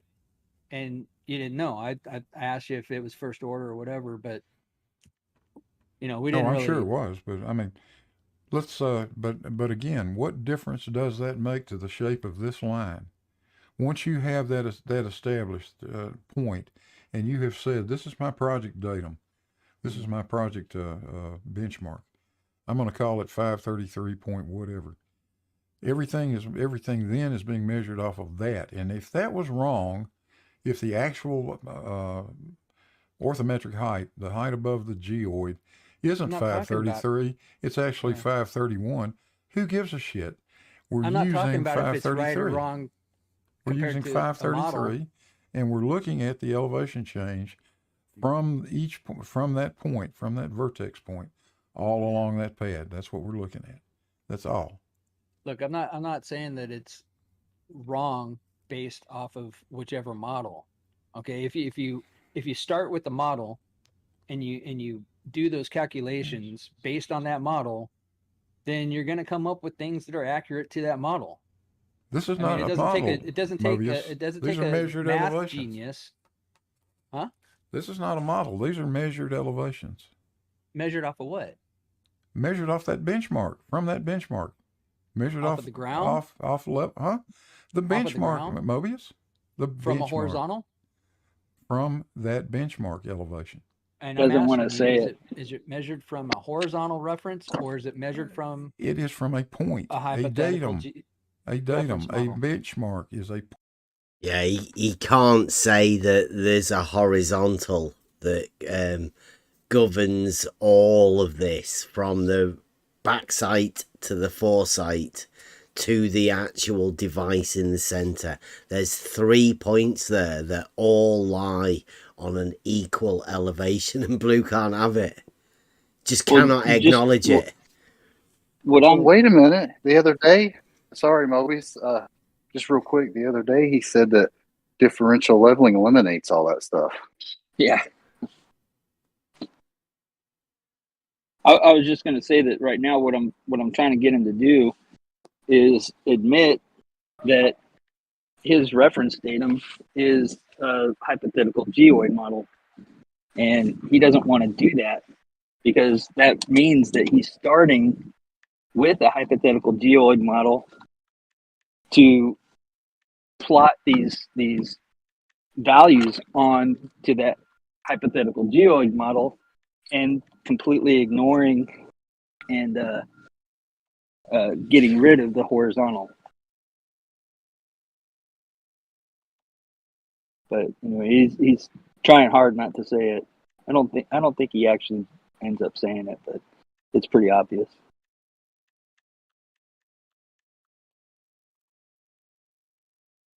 Point.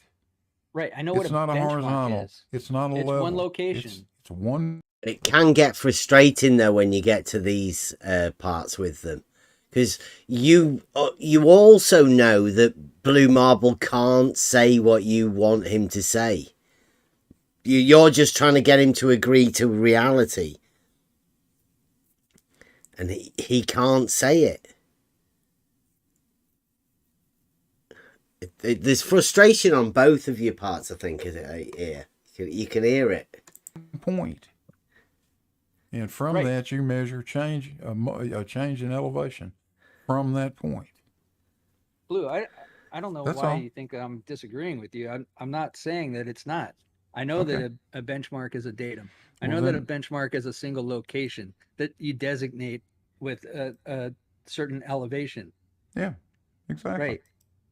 So why are you saying that I'm not saying that? Why I don't know what point you're trying to make. These are the elevations as they change with respect to that benchmark, that point. That's all you're seeing. You, how do those elevations that change from that benchmark? How are those elevations established from that benchmark?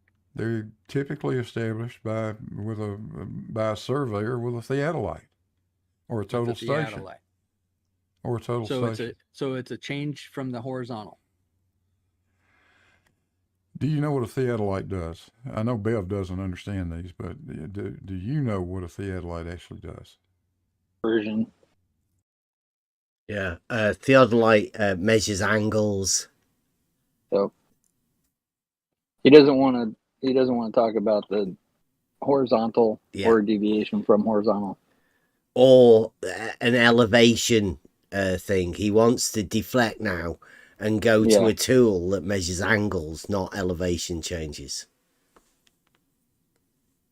It's so obvious, isn't it, when you do this? But you're in a conversation and you're trying to establish common ground, and he's floating about all over the place. It's a nightmare trying to talk to him. Obviously living in a different place than we are. Our reality is different than this blue marble reality. Theoretical, hypothetical. It's not an auto I know level. it's not an auto level. I've told guys in your chat that a theodolite's not an auto level. I know it's not an auto level. What I'm asking you is if that change in elevation is a change up or down from horizontal. Is the blue line a change up and down from horizontal? Absolutely. And it's also a change from level. Well, yeah, I would agree It's that sloping. a change from horizontal is also a change from level. It's sloping. But you're saying that level is also a change from horizontal. It is, absolutely. And how would you justify that statement? By the simple fact that is the fact. Those are the facts. We can you measure. Can't go to court. You can't go to court and say the simple fact that is I'm the not fact. telling the truth because I'm telling I'm not the in truth. the court. I'm not in. I know. In court. I know. We can measure the radius of the. That is globe reasoning, that though. It is because it told me it is. It has to be. Has to be. Yeah. Again, you'd have to call that a point of aporia, right? He was asked how to justify it, and he justified it by saying it was justified. Brilliant. The earth, and we have. I've done it. At least that minute amount of respect to not be that belligerent about, how you support a claim, right? You don't just say, I'm right because I'm right. Well, that's what you're doing. Suck it. No, that's not what I'm doing. I'm asking you to support and justify your claim. Wow, and there you go. There's a mirroring, Immediate right? A projection right there. No, that's what you're doing. It's like, no, Blue. We're just pointing out that you've just done that. No, you. I mean, that's the quality of arguments that you get. Mm-hmm.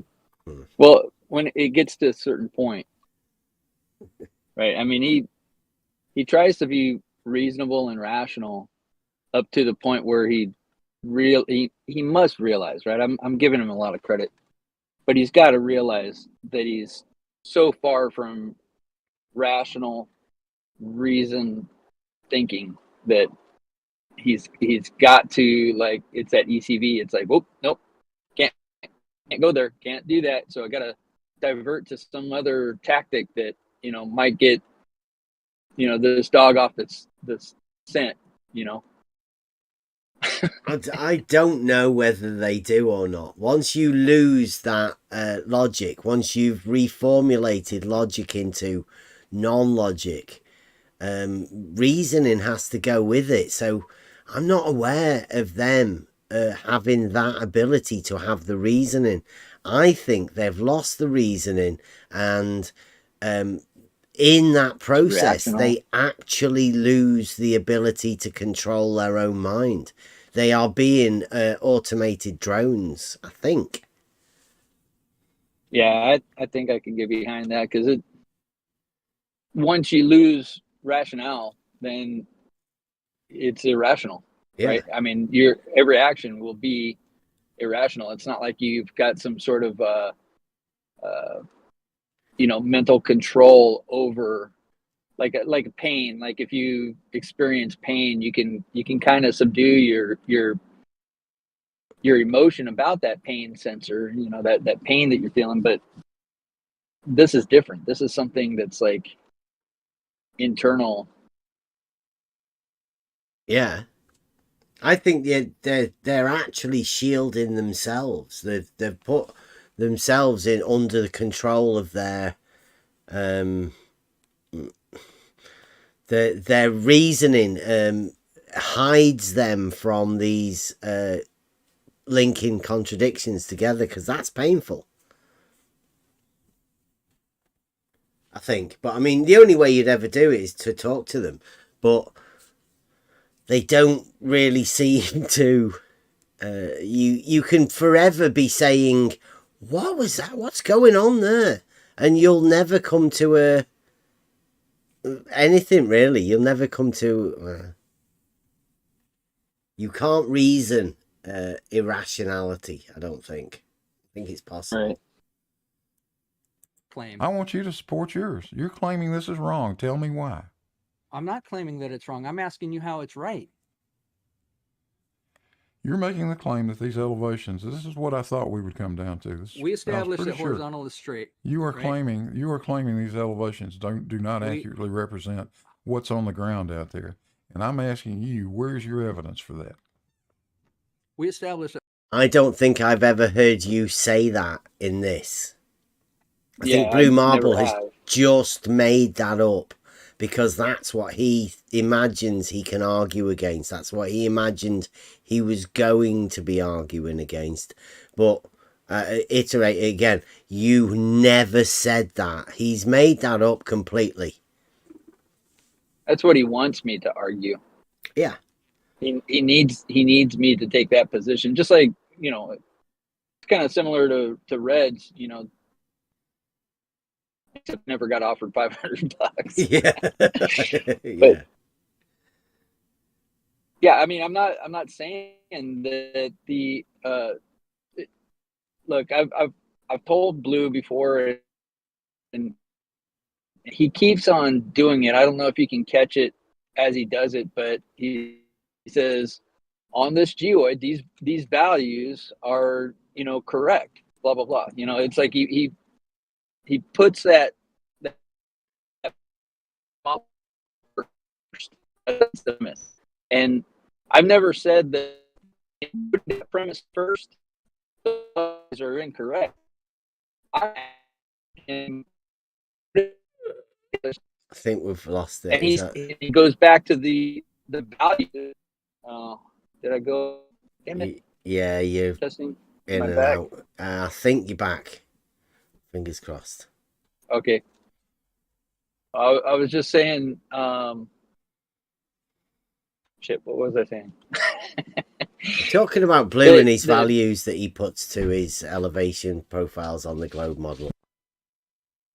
Right, and he uses the hypothetical reference model as the premise, and he says that those values are true because of that premise. And my question isn't whether or not the values are correct on that hypothetical reference model. My question is, how does he validate the premise to be true that the hypothetical reference model is not hypothetical? And he goes back to the values that are based on that hypothetical reference model as evidence that the hypothetical reference model isn't hypothetical. And it's ridiculous. It's completely circular. And that was my whole point with this whole thing, is to expose that as his whole argument. I think it's been made, and I think you've left Blue Marble in a state of aporia many times, and now he's come to the point now where he's realised that he's not really getting anywhere, and now he's trying to push the argument that he wants you to have onto you. And he's pretending that that's the argument that you're trying to push him into. It's quite good. And he's going to walk away from it thinking, or saying at least, that, Mobius never did prove me wrong. It's like, okay, Blue, you totally, the point just completely whipped past your head, but whatever. It's all right. The horizontal is straight, right? We established by my definition of horizontal that it is a straight line perpendicular to the gravity vector at one and only one point. That's what we established. That's great according to his definition. Straight. A straight line that's straight in a line, only at a point. Yeah, but not actually straight. And not actually a line. It's amazing. It is great the way he thinks he can sort of wizard his way around this. It's like a Jedi mind trick, right? That's what he just tried to perform there. Now, I don't know how many people would have been taken on by that. I think a lot of people might have just kind of overlooked it. I don't know. At least people in his Discord, but they suffer from the same affliction, which is the ECV. So, yeah, well, hopefully they'll pick this up and then be in turn try and put it out there again, try and replicate it, like Blue Marble does. I mean, it'll be quite entertaining because that's the idea. Well, go on. He got the hero's welcome when he after that from his mates. Yeah. Well, the idea is that we let people know what the reality part of it is and where these little nuances happen within the argument. Yeah. Within the discussion, and hopefully they're doing the same thing. Then next time we meet, we can get on a bit better and try and get a bit more narrowed down. Yep. Yeah, absolutely. I think if they're working out the problems with their argument, they'll come back with something better than, a horizontal line is only horizontal and straight at one point, and one point only.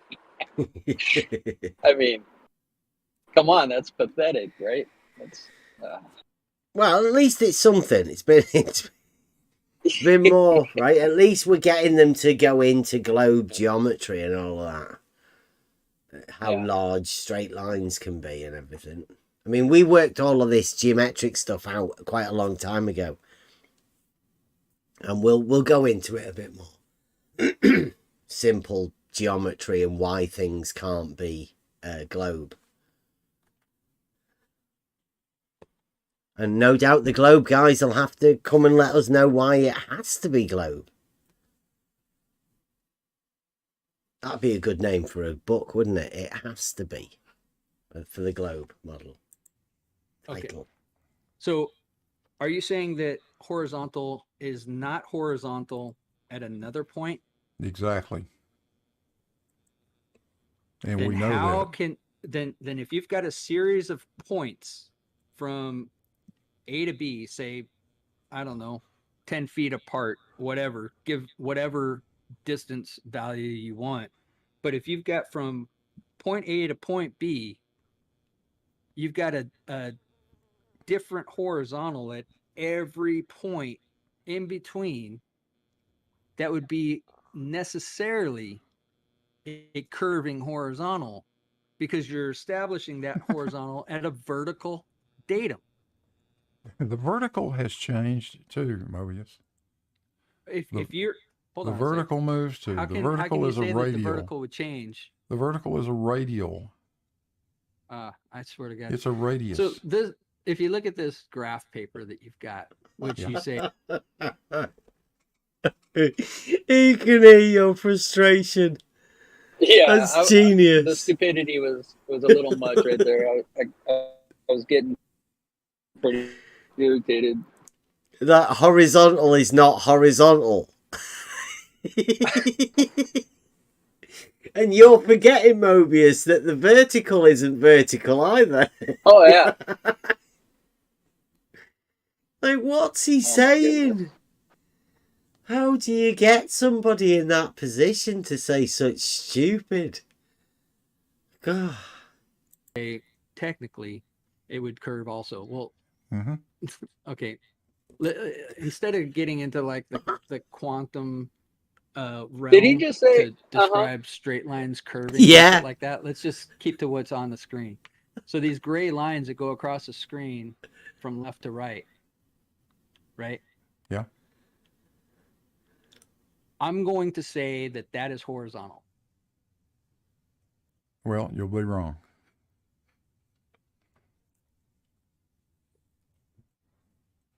Then how do you know that that green line is sloping away from horizontal if you don't have anything to reference from?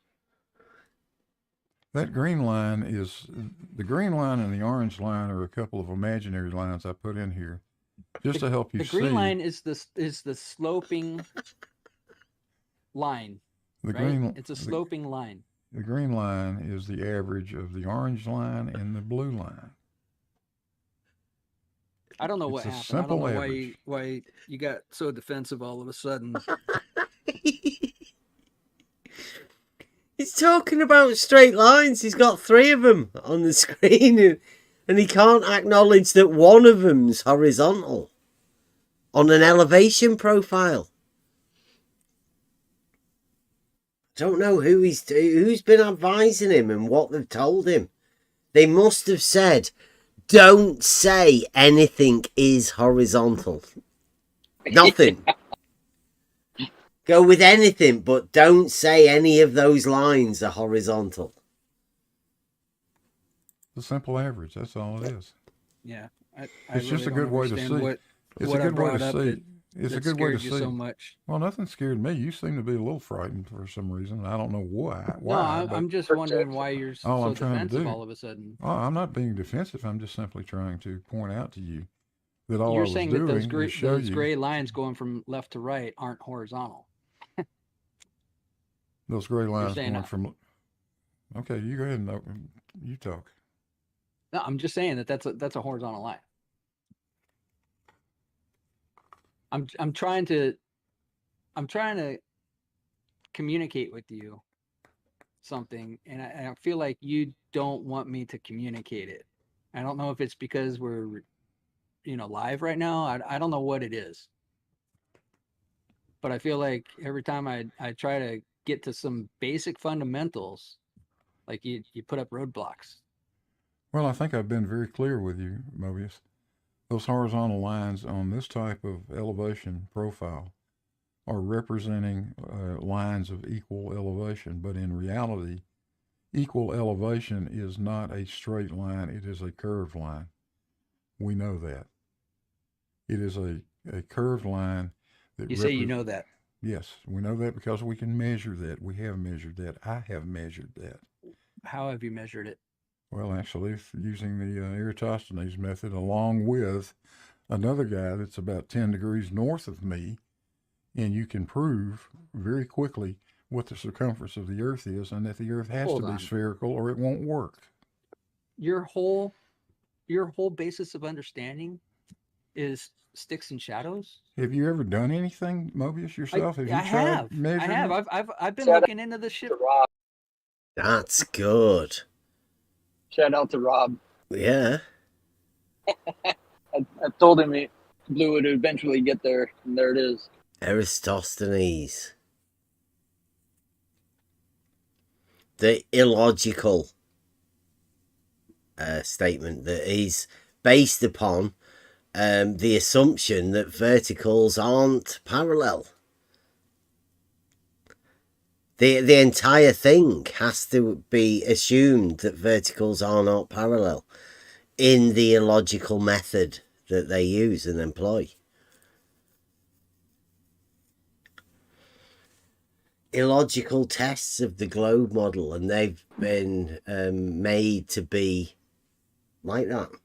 They've literally been made illogical tests and then presumed that people that they've obviously put into history that didn't actually exist have done a test that was completely illogical to prove something that can't be proved. There is no proofs. And they want to dismiss Euclidean geometry, we found out today. They don't want to dismiss the illogical methods of Eratosthenes, do they? Yeah, they can't dismiss that, right? That's the foundation of their whole system.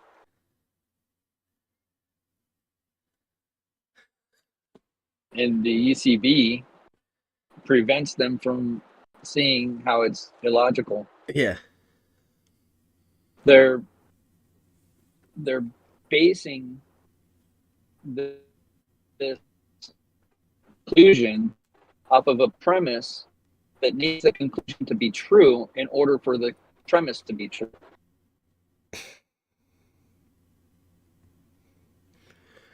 It's circular. It's completely circular. They're anyway.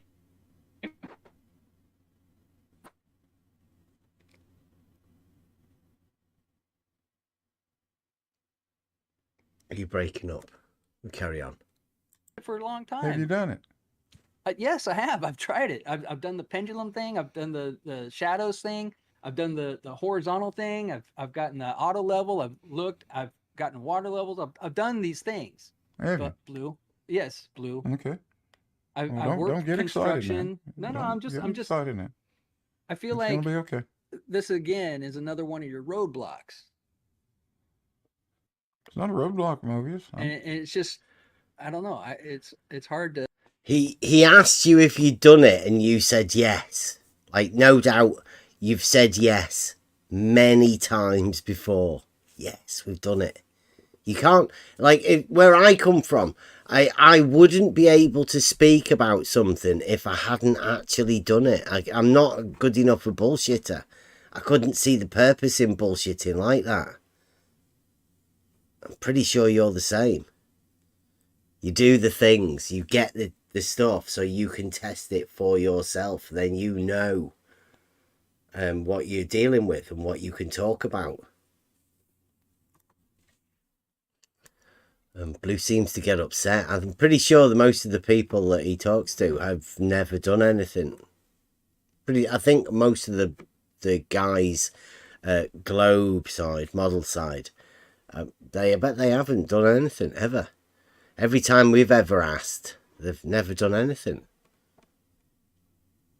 Well, what I haven't done, sorry. Go on. I was just gonna say really quick, what I haven't done is abandon principles in order to accept a model that needs my acceptance in order for it to be considered true in my mind. So, you know, with anything that I've tried and anything that I've done, I try to examine like what the information is telling me, what am I getting from it? How can I, you know, do this thing, and what do I need to do in order to accept the conclusion that I'm told comes after doing this? And it's I have to accept the conclusion as true in order to place that as my premise, which requires, you know, the premise requires to be true in order to conclude. But I need the conclusion to be true or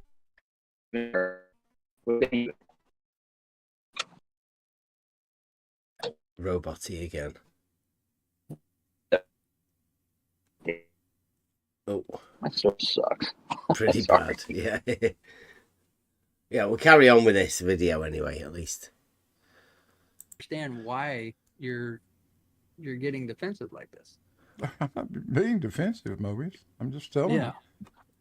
I'm just telling you, those horizontal lines that you're looking at on this graph paper are representing lines of equal elevation, and in reality, those lines are not straight, they're curved.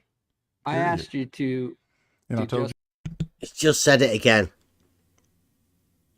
The horizontal lines, in reality, are not straight. Blue marble science. Why I know that.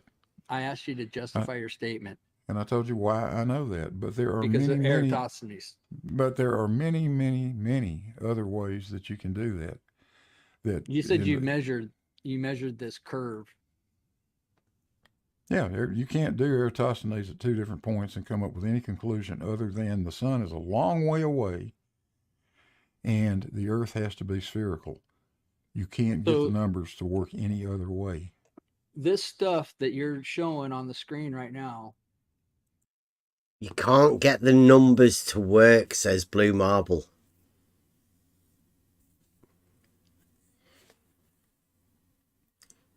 Bad conclusions that's come to. You can state those sort of things as much as you want, but a no-no as far as science works, as I think. These are not measurements that you've taken to verify that this is what's happening. Well, I did not take the elevation data on the pads at LIGO. No, nor did you. So nor did I. I never claimed that they were, anything. I didn't claim anything either, other than that's the reported elevations. You said that is how it is. That we know that this is how it is because that's how it is. Mobius, I asked you to justify how you know it, and you said, "Well, because I know it." I mean, that's just ridiculous. I know There's the giggle. you're caught, Mobius, but I'm not caught. I'm asking you to justify something, really and you said, "I know it's true because I know it." What are you asking me to justify, Mobius? 8 inches per mile squared. I told you how I justify it. I'm asking What's you the how problem you with that? know, and then after that little spat, you came up with Eratosthenes. So nothing about LIGO gives you any information that you can point to and say, "I know this is true." Well, let me tell you what about LIGO it does tell me. It tells me that pad curves at a rate of 8 inches per mile squared, yet the tube that sits on it is perfectly straight. That's what I know. Wow. The pad curves, yet the tube is straight. Work that one out.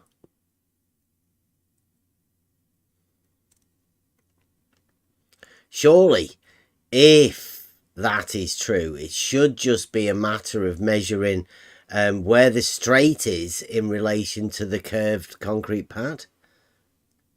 There should be an obvious difference in between the tube and the concrete.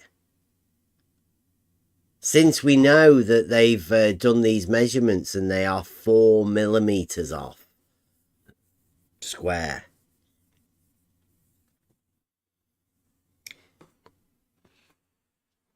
The curve is in the pad.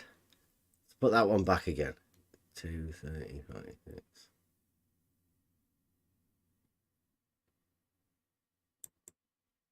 I justify it. I'm asking What's the you how problem you with that? know, and then after that little spat, you came up with Eratosthenes. So nothing about LIGO gives you any information that you can point to and say, "I know this is true." Well, let me tell you what about LIGO it does tell me. It tells me that that pad curves at a rate of 8 inches per mile squared, yet the tube that sits on it is perfectly straight. That's what I know. So the elevation data that is in the documentation, which is based on a mathematical model, a mathematical Negative. hypothetical model. Negative. It's negative. It's based on measurements made in the field, Mobius. But you weren't there, Blue. How do you know? Okay, then that's what I thought you would do, and that will conclude our discussion. You were questioning the validity of the elevation data as reported by some of the largest engineering firms on the planet. They even say that it's a hypothetical model. Okay. Why are you disagreeing with LIGO's documentation, or with GPS, or Where with does WGS anybody? 84? Please, Why are I you want a disagreeing citation. with these I want a things? citation right now. Where does any of the LIGO documentation say that these elevations are hypothetical? Where? Show it to me. It says that they're based on NAVD 88. It says that they're based on WGS 84, and It does not. And it says that they use GPS. Okay. All right. That's what I thought. What's what you thought? That's where I thought you'd go. What, that they use these things? That the elevation data is hypothetical. That's exactly where I thought you'd end up. Well, you're not showing me any different. You're telling me that we know I've shown you the drawings. It is what it is because we know what it is. I've shown you examples of the drawings where the elevation data is recorded, Mobius. And you can choose not to believe that, but that is the elevation data. I'm not saying that it's false. Well, then what are you saying? Make your mind up and say something. I'm saying that it's that these things are represented based on a hypothetical model, which you can't deny that, Blue. If you're going to deny that, then you're gonna be arguing with GPS. You're going to be arguing with WGS 84, NAVD 88, all these different reference models. You're gonna, I mean, you can't be serious. You really cannot be serious. You yourself said that you haven't measured this. So what are you basing your knowledge of any of this on? I'm simply basing it on what I've told you I based it on. Reported elevation data signed off by registered professional engineers at very, very large companies that wouldn't dare do this and put their license at risk if the data was false. Those very big companies, those guys working. Ooh, they wouldn't dare put their licenses at risk. Wonder if that's why Jesse Kozlowski disappeared. Nah, I don't think he had a real license.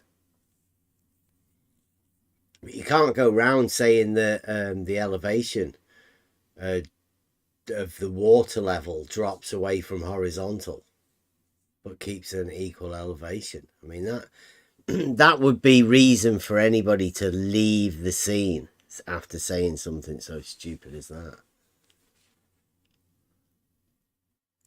For those very big companies, also realize that WGS 84 and GPS is based on a hypothetical geoid model. It's a reference. What is a geoid model, by the way? What does the geoid tell us? That it's got different radius values at different various places on a reference ellipsoid. I mean, it's just a different, value than a reference ellipsoid, which is a different value from a reference spheroid, which is a different value from a reference orthometric. I mean, you can't be serious that you don't know this. Oh, goodness. Or that you're arguing against it. Oh, my goodness. No, I was just curious if you knew what the geoid actually is. What is it? You tell me. Well, it's a deviation from the ellipsoid. And how did I say it's how sea level differs from the ellipsoid model, which there are a number of. They differ slightly. Wait, there's a difference what? The geoid is simply the difference between sea level and the ellipsoid.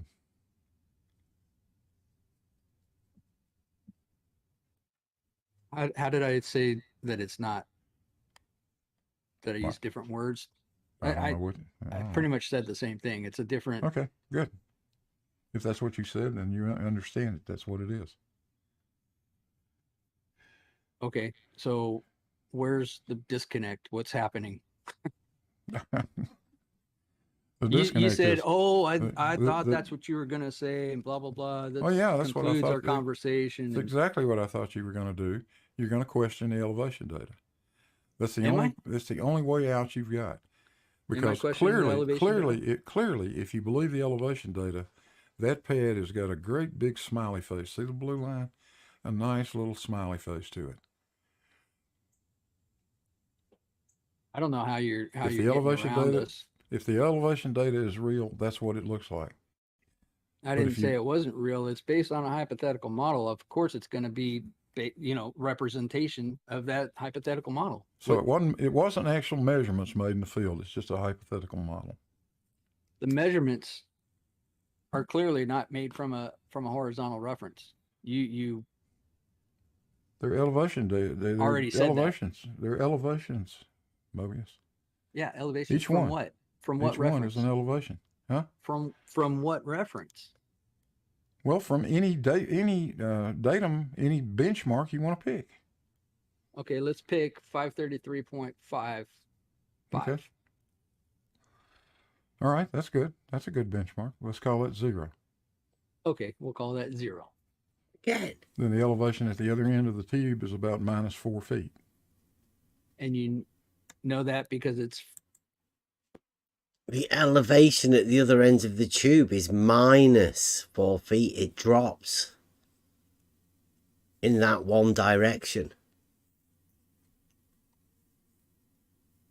What was it he said that was a smiley face? The elevation, straight line. It's hard to it's hard to envision it in my head, but he says that I just heard him say it's a very big smiley face, but then he saying it drops down. Minus. Yeah, that's a sad frowning face, isn't it? I mean, I know it sounds super simple, but yeah. It's hard not to pick out certain contradictions when they say them, but maybe there's an explanation coming. Yeah. Yeah, he must explain it. Yeah. Because they measured it. A difference from a horizontal? Because they measured it. They measured a Measured it difference in how? elevation. And how Elevation did they measure measurements. Elevation measurements, Mobius. I didn't You can ask do you this. what again. You I can asked do you this. how. Huh? I wasn't there, Mobius. I told you that before. I don't So know you if don't these know guys.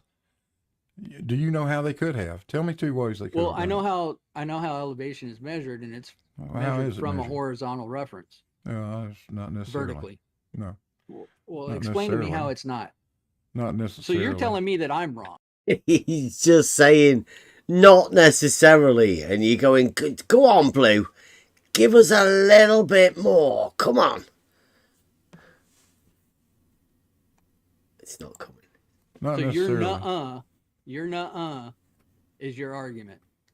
If you want to do elevations, what do you normally do? If you want to do, you want to do a differential leveling procedure, how do you do it? Do you know? Well, I establish a horizontal, and then I measure you? vertically. Huh? Yeah. Okay. Yeah, all right. Walk me through the process, Mobius. I'm going to take Walk you through. Yeah, I'm going to take an auto level because I'm too dumb to run a theodolite. I'm going to take an auto level and I'm going to do an elevation Wait, profile. you're going to use an auto level because you're too dumb to use a tool that does the thinking for you? That's what I'm trying to make it easy on you here. Okay. I'll just use an auto level, and let's do differential leveling on this thing. Goodness. Can you tell me how you would do that? Where would you set your auto level to begin with?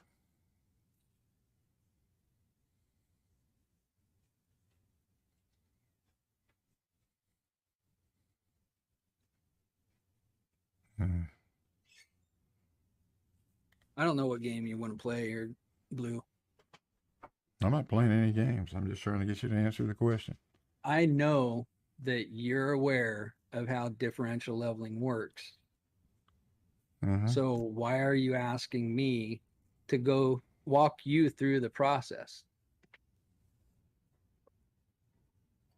Just so that you can interrupt me. I'm not going to interrupt you. Go ahead. In fact, talk all you want. I want to take about a 2-minute break. Is that all right? Can we do that? You know what? That'd be great. I actually have to pee anyway. Do you have some All right. background music or something you can put on? I wish there. Well, I'll tell you what. Everybody in the chat right now, hum to yourself your favorite fight song for whichever team you root for, and we'll be back in 2 minutes or less. Might be a good time to call that for tonight. What time is it? Yeah, it's 20 to 1. Interesting night again. Thanks for sticking with us, everyone.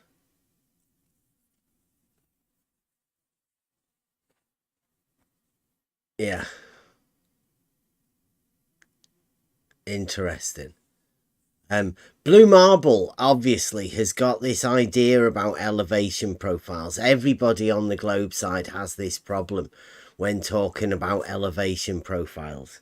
And the problem is that all of the horizontals in and every elevation profile, they're all depicting of the same elevation. They're all parallel. There's no curvature to a horizontal in an elevation profile. Yet, as Blue Marble said, the globe model requires them to be curved. The globe model requires horizontals depicted in elevation profiles as straight, as everybody knows, because it's perpendicular to vertical. That is required to bend on the globe model. As stated by Blue Marble more than once tonight. Well, not tonight, when Mobius chatted with him. And this is the same sort of thing that would happen to anybody, because this is a geometric process. You can almost lay it out as a method. Do this, this, and then they will get stuck. Not be able to answer, have to obfuscate, just like Blue Marble's been doing all night.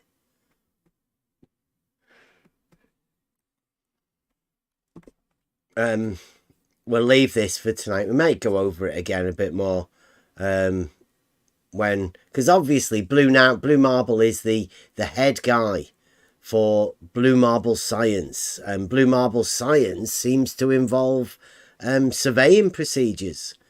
Geometry. It's involving a lot more than it ever did before. They need to do this for their measurement purposes. The globe model has different measurement purposes than reality. Similar terms, but different in every way. But obfuscation is the main key. Anybody got any final words, Buster? About some model affliction blues. Oh yes. Are you live? We got a live sing out. Why not? Yay! Buster's on his shift where he gets to do live. Is that okay? Is that okay song to pick? Absolutely, I mean, I know it's been, yeah. I think it's fitting, but it's been a little worn out, but it's okay. Yeah. It's been a while. It's Thursday. Is that it? You ready? Anybody? Yeah. Everybody else okay with that? Buster's singing us out live.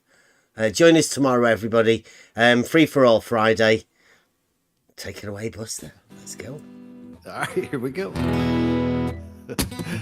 Is it a hump or a drop? What do you say? You got to twist your words in every which way, because the model will always dictate what you do.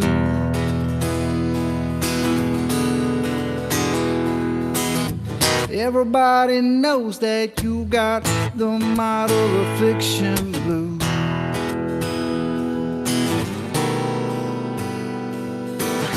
Is it a straight line or does it curve? Some people unclamp it, but that is absurd. We all know that the model dictates what you do.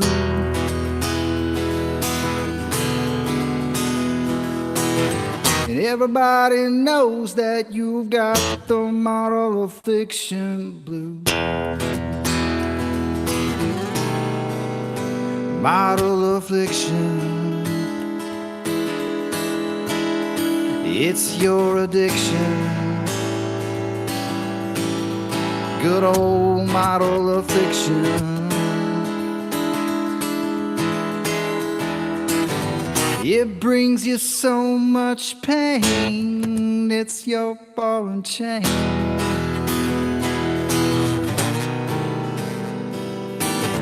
Conflating curvature with elevation change has got your local distance just out of range. That old Biggie is gonna dictate everything that you do.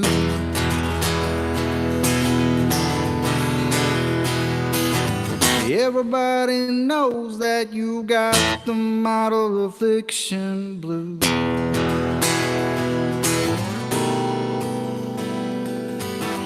It's your decision, defending the model position. You just don't know the geometric propositions. That old ball, it'll always be illogical to you.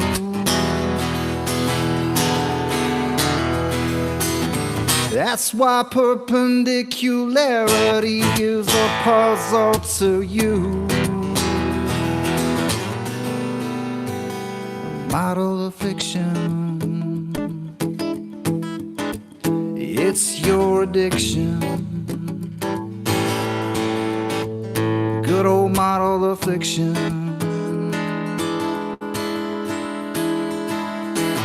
It brings you so much pain, it's your ball and chain.